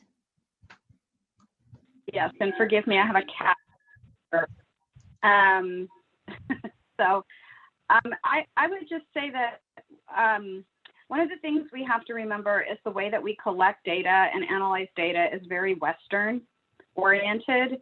And so one of the things that I really do think the state needs to focus on more is the type of data and evaluation tools that are being used, for example, with the California Reducing Disparities Project Phase 2, where they're using community-based evidence rather than Western-based evidence. There's ways to look at outcomes that are more culturally appropriate. And there are things that oftentimes we use what they call evidence-based practices because they're easy to find evidence for. So we perpetuate, we use Western practices so we can collect our Western data so that we can then say, look, we had these good Western outcomes. And then if that evidence-based practice didn't work on this person, it's their problem, not the practice's problem. But as the LGBTQ person for Phase 1, one of the things I had to really advocate for is just having an LGBTQ center as an example. Wouldn't it be lovely to have research, but as far as we know and as far as we can tell, having an LGBTQ center in a city is preventative. for mental health? Can we get data to look at non-traditional ways of supporting mental health instead of everybody freaking out when we find out that money has gone towards people riding horses or people gardening, as if that somehow is not as legitimate as handing people a vial of pills. So that would be what I'd like to see the state doing, is supporting cultural and community-based mental health, and not just the medical Western way of addressing mental health.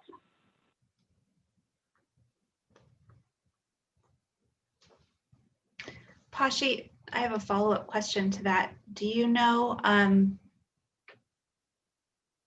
are we able to see some statewide, like have we already collected some statewide data that we can speak to based on the CRDP?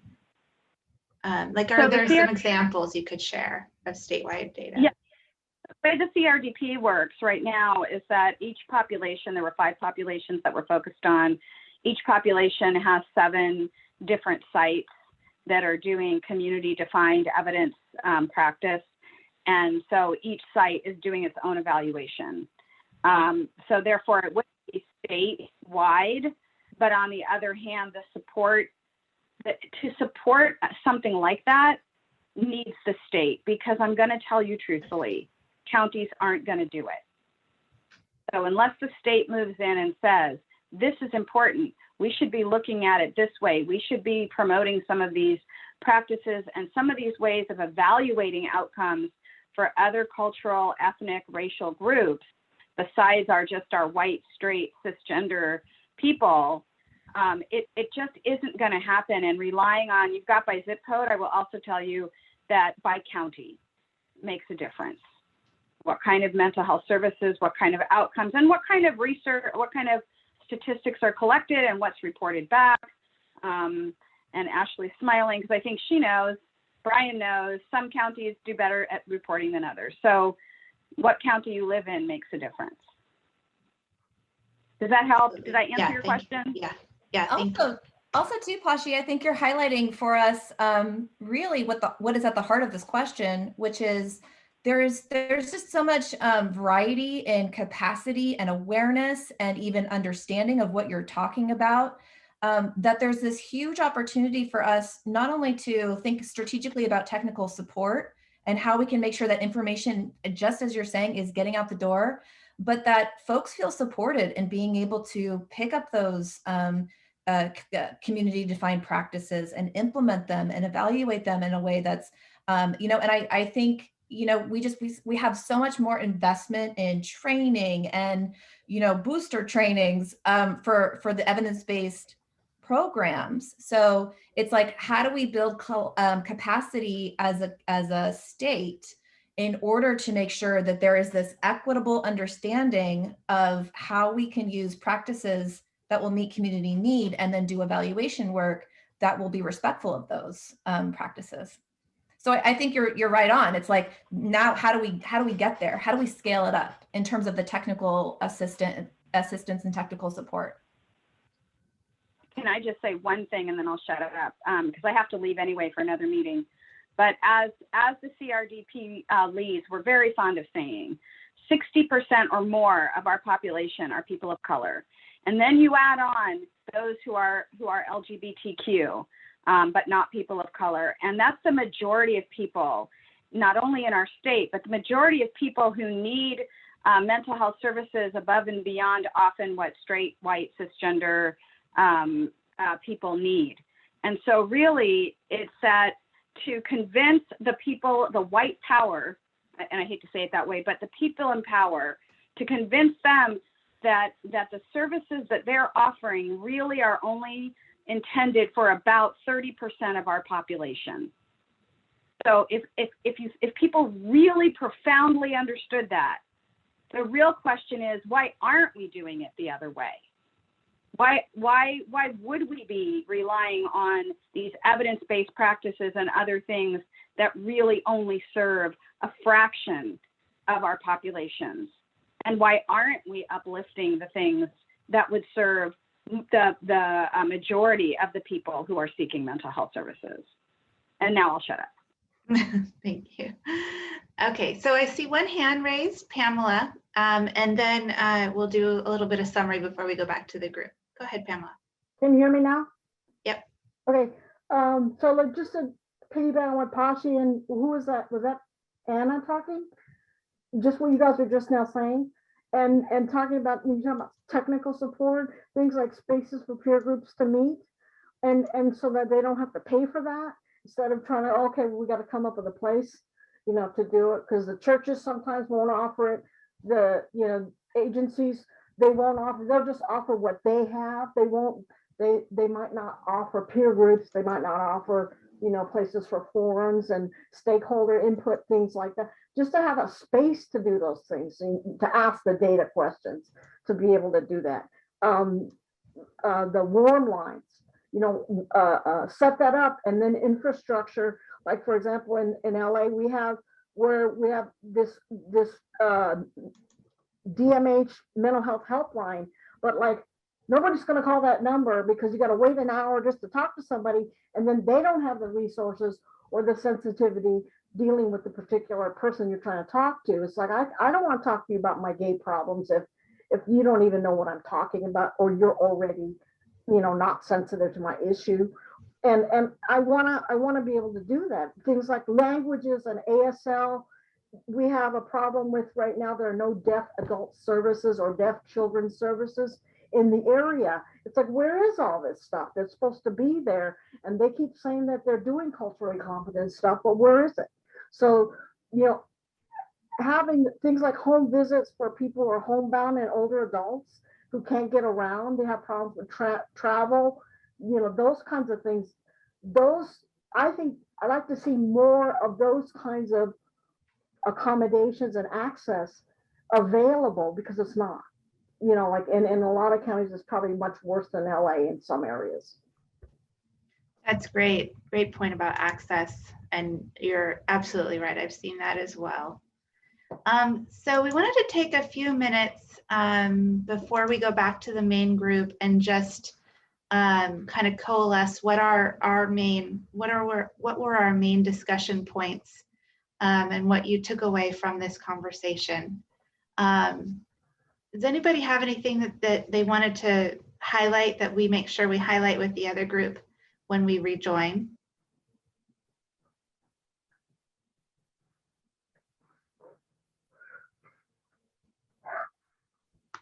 I'm going to jam through the questions again, just to remind you.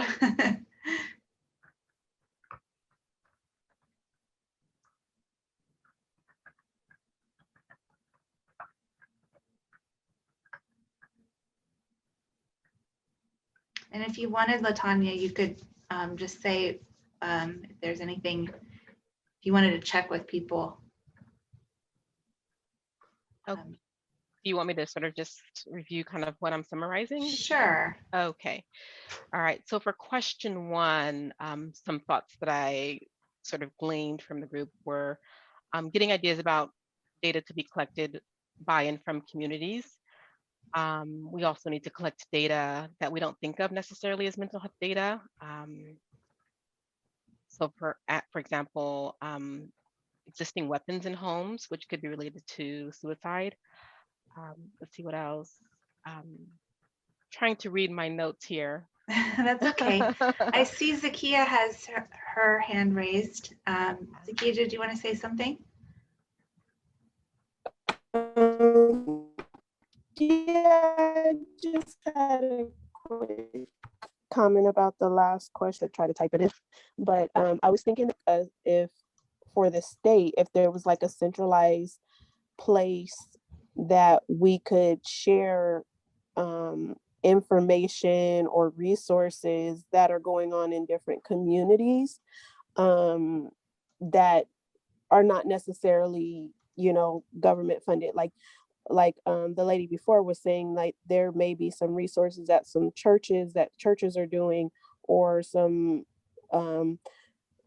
just community programs that are kind of organically created, that just need help disseminating the information that they're there and things are available.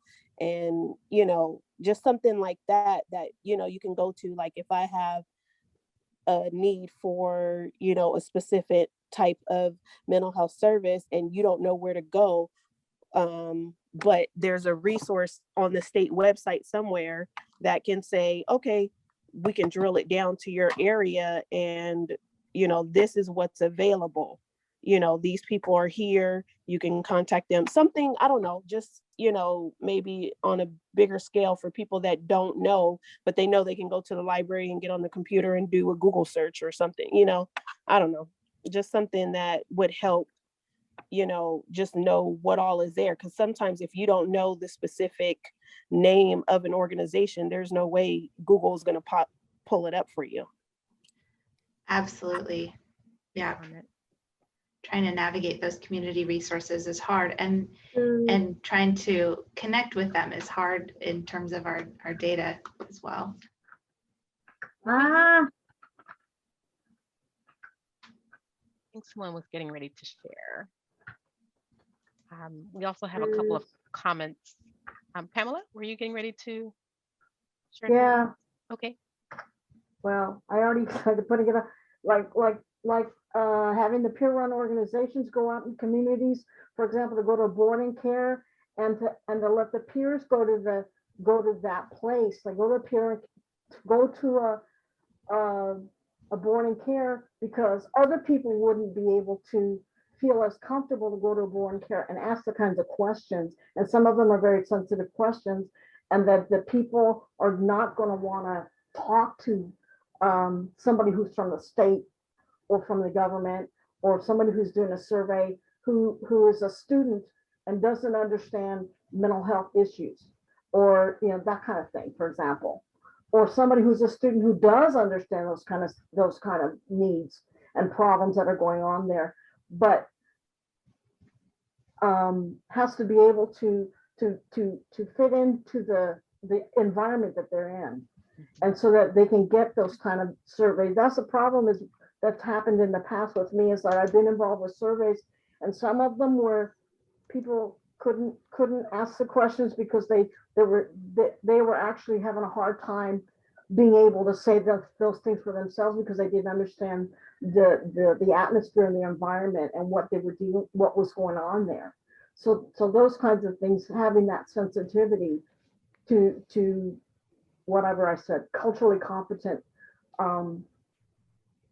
survey dissemination, filling out the surveys, not just giving them out to people on the phone, but actually going door to door to do that, so that people feel comfortable enough to speak. That was the difference, was that people felt comfortable enough to speak and ask the questions and ask, well, I don't understand your question. And I could ask the question in a different way and paraphrase it, because that was part of the survey itself, is that I was allowed to paraphrase the question in a way that the person understood what question I was asking. Thanks, Pamela. Looks like we're joined by the other rooms. So we'll go ahead and stop. We're now going to hear from our facilitators, who are going to discuss sort of high-level summaries from what we heard during the groups. We also encourage you all, participants and commissioners, to chime in with comments throughout this sort of larger group summary and discussion. So who would like to go first? Dr. Lawrence? Sure. All right, so folks in our subgroup, please, feel free to chime in to add to what I'm going to mention. But I think a lot of our conversation, first of all, was around the data needs context and data needs humanization, and that stories need to be shared behind the numbers. Otherwise, we miss out a lot of people's lived experience, of the experience of that's which is very valuable, right? Especially when we're talking about like peer services and things like that. But also just looking at numbers doesn't give us a full picture of people's lives and people's resources and people's strengths, as well as the needs, especially of individuals, communities at large, different cultural groups. We also talked about data transparency and data sharing, making data open and available to service providers, to communities, to county, county behavioral and mental health, so that they can use that data in order to improve or provide services. We also talked a lot about making sure that subgroups, cultural groups, linguistic groups, aren't washed out in population level data. That is the second time I've tried to put those words together. Or that certain groups aren't inappropriately served, given that we're looking at population level data. So when we're talking about data over a population, and if we don't slice it small enough to understand, well, what are the experiences of non-cis folks or non-hetero folks, or folks who weren't born in the US, or folks who speak a different language in their home, in their community, that might get washed out if those are smaller groups in this population. And then we wouldn't know really what their needs are, and we may not be able to serve them appropriately, or we may serve them inappropriately based on data for a group at large when they are, having very different experiences, which again comes back to that context and humanization, right? Data should be actionable. We should be able to use this data to do stuff. It should help us inform what we can do to help folks, what we can do in communities, what service providers or counties can do. A reminder that data is limited by the measures we use. Measures sometimes are a barrier. For one, if we're requiring certain data to be collected, then that's adding on to whatever data that the community service or county or service provider is having to gather to inform their services. So we want to make sure that data collection isn't interfering with service provision. Data is important to collect, of course, but there's a balance there. So data is also limited by the systems into which we put it in, because we talked a lot about qualitative data being very important, again, coming back to that context and humanization. But if we have to put this into a certain kind of spreadsheet or a certain data analysis software, if that's what's required by, for example, the state or your county or something like that, how do you shove the, what is it, square peg in the round hole? And it's also limited by how we analyze it. So there were suggestions to make sure we're, staying up to date with some of the latest technology and techniques in the analysis of data. Another comment was that it's hard to compare apples to oranges. So it would be really helpful if there were some universal, I'll say universal-ish outcome measures, so that you can compare across services or across age groups, across cultural groups, to find out if things are working or not in order to inform your prevention and early intervention work. I think that's more or less kind of the big points of what we talked about. Dr. Kimmel, you were also in our group. Did you want to add to that? I think you did a great job. You're welcome. The important thing, though, that came out of it for me that I kept feeling emphasized a lot, but not really articulated in a way that we can measure it, is the difference between the qualitative and the quantitative data. And the qualitative data being part of that story that people are telling, and how we need to be able to capture that a little bit more intricately than we've been able to thus far. Absolutely. And is there anyone from our group who would like to add or comment to my summary and Dr. Kimmel's comments?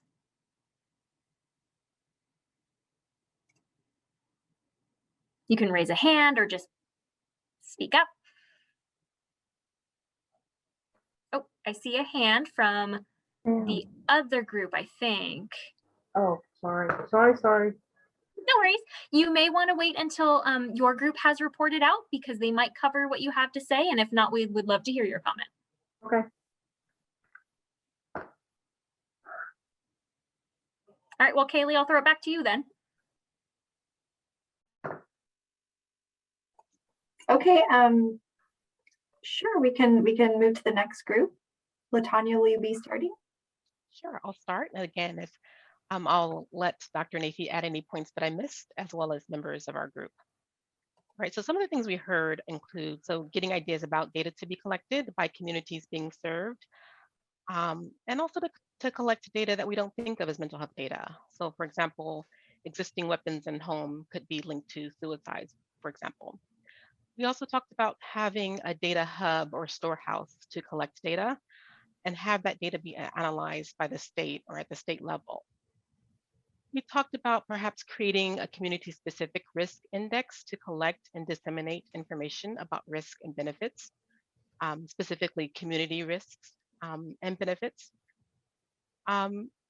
We also talked about data limitations, so resisting the overgeneralization of data and being more thoughtful and intentional about data application and recognizing that there could be bias built into data collection. We talked about supporting cultural-based mental health services and data.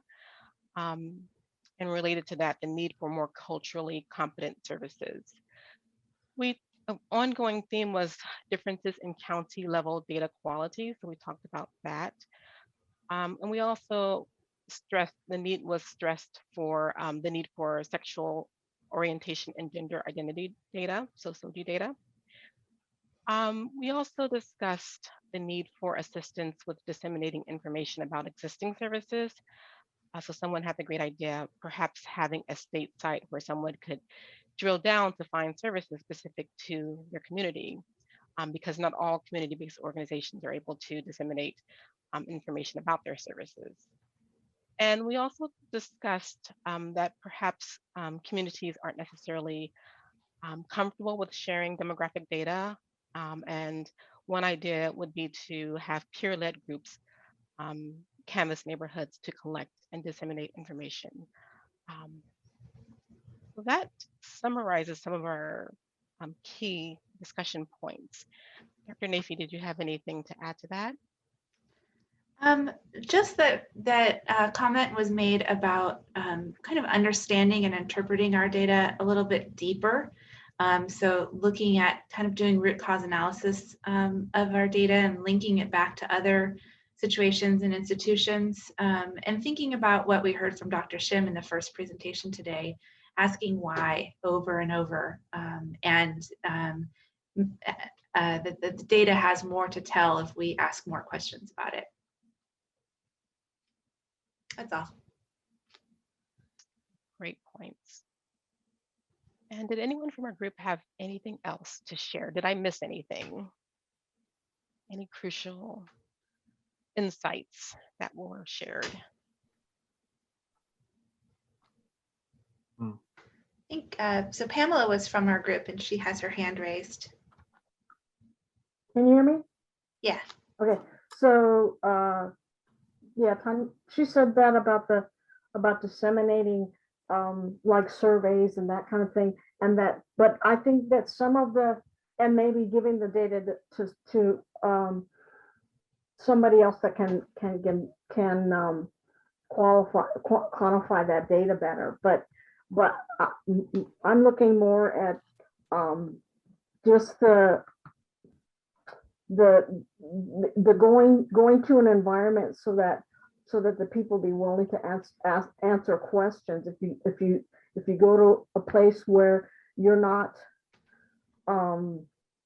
able to fit in enough, then some of the people won't want to answer the questions. Some people won't want to do the surveys because they're too scared to do anything because they're afraid this person is a government entity or somebody who's going to take the data and do something harmful with it. I was going to say the infrastructure, like finding places for people, finding places for groups, offering access to groups to have their meetings, because a lot of places they have to charge rent, even places like churches and convention centers and places like this, that we want to have a conference or a support group or a forum, and we can't do that because they charge too much and we don't have a place to go. So cost creating that in the infrastructure, creating things like warm lines in the infrastructure, and not just sticking them on the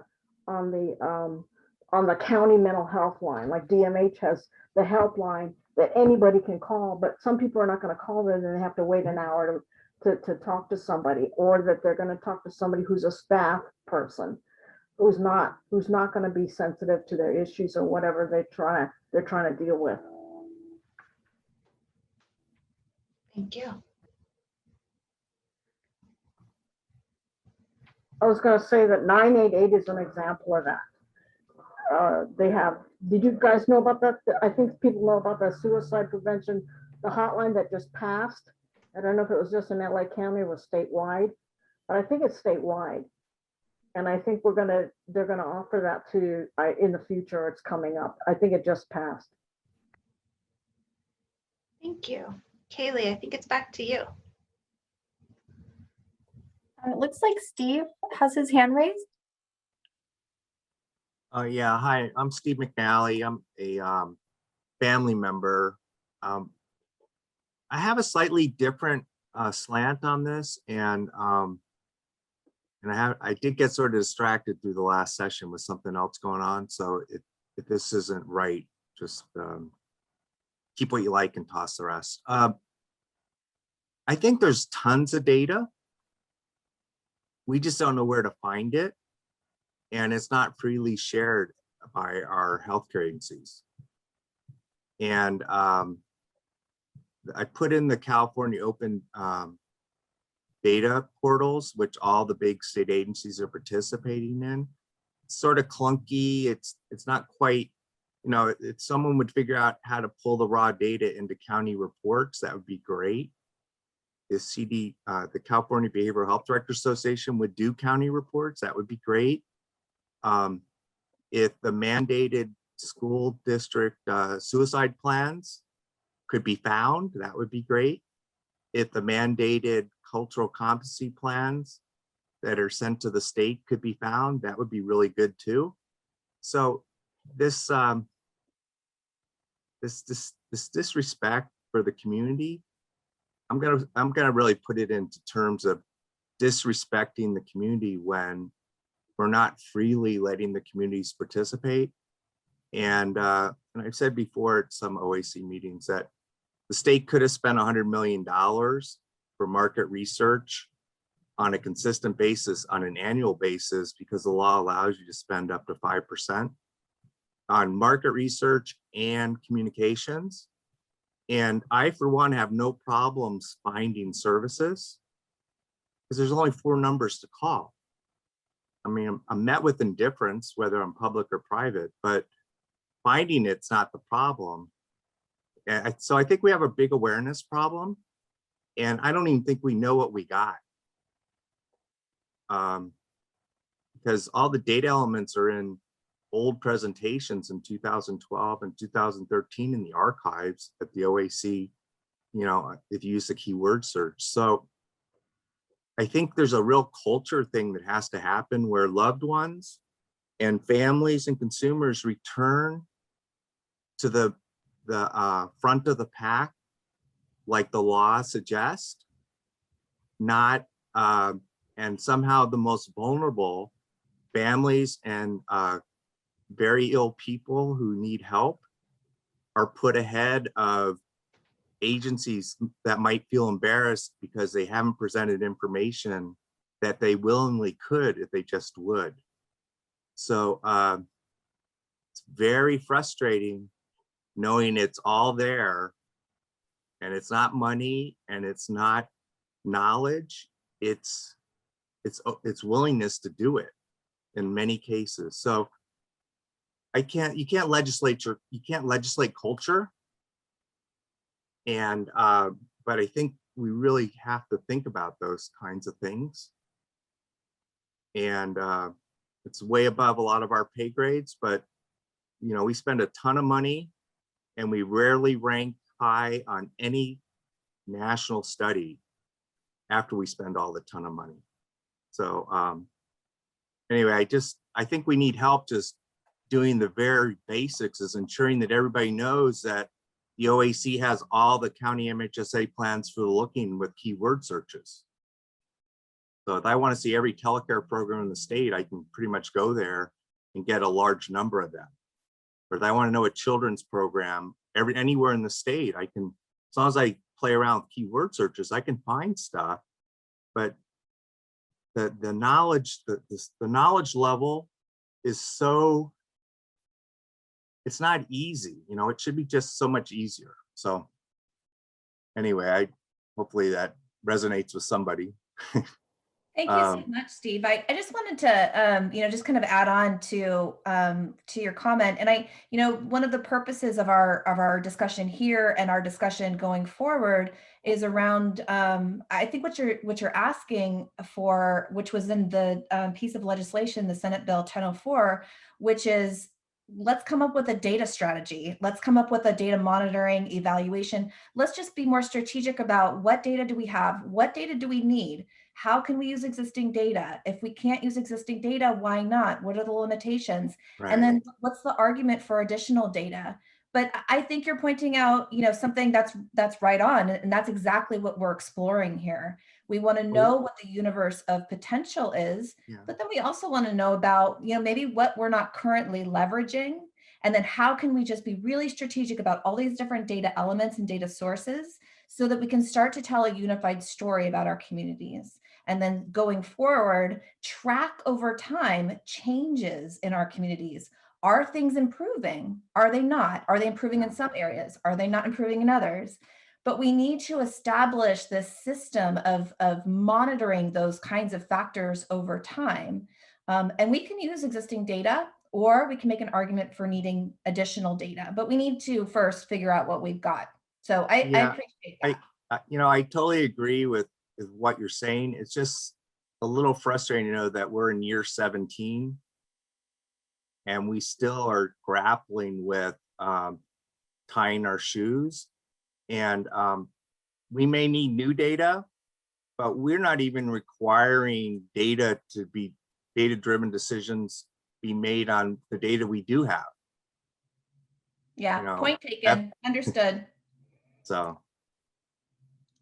Before we begin to, thank you, I appreciate it. Yeah, thank you. And thank you all for sharing your comments here today. We really appreciate it. This has been such a rich, I can't believe it's been 4 hours. We thought it would be a long time. It really wasn't, it flew by. And so I wanted just to quickly turn it back over to Kaylee, who I think is going to turn it back over to Commissioner Madical Weiss and Commissioner Alvarez before we close out. Thanks, Ashley. So thank you, everyone. This concludes today's forum. Thank you all for sharing your perspectives and your expertise. All of the input and information we gathered today will be summarized and integrated into our final report. We invite you to provide your thoughts and feedback in the survey, the post-forum survey that should be in the chat now for you all and is on the screen. So please, if there anything you wanted to add and didn't get a chance to, or if you want to just let us know how you felt about your experience here today, please fill out the survey. If you want any additional materials from today's event, it will be available on our events page at the mhsoac.ca.gov website in events, and then you'll see all the forums listed. We have 2 other forums in the series, one on March 24th and another one on April 5th. I hope you can attend. We also have a PEI public hearing coming up on the 22nd of April. That information is also on our events page. If you have any additional questions or comments about today or the PEI project, please reach out to Dr. Amanda Lawrence. Her email is down at the bottom of the screen and also should be in the chat as well. So now I'm just going to hand it over to Commissioner Alvarez for our final comments. Thanks, Kaylee, so much. And thanks so much to everyone for being here today with us. On behalf of the Commission, we really want to extend our wholehearted appreciation for your participation, the incredible discussion that was had. A very special thank you to our wonderful presenters, and of course to our Commission staff whose support helps make these meetings possible. We are excited and hopeful that we will see you next week during day 2 of the forum series, again on March 24th. And in the meantime, I hope you stay healthy, wear your mask, and take good care. Thanks, everybody.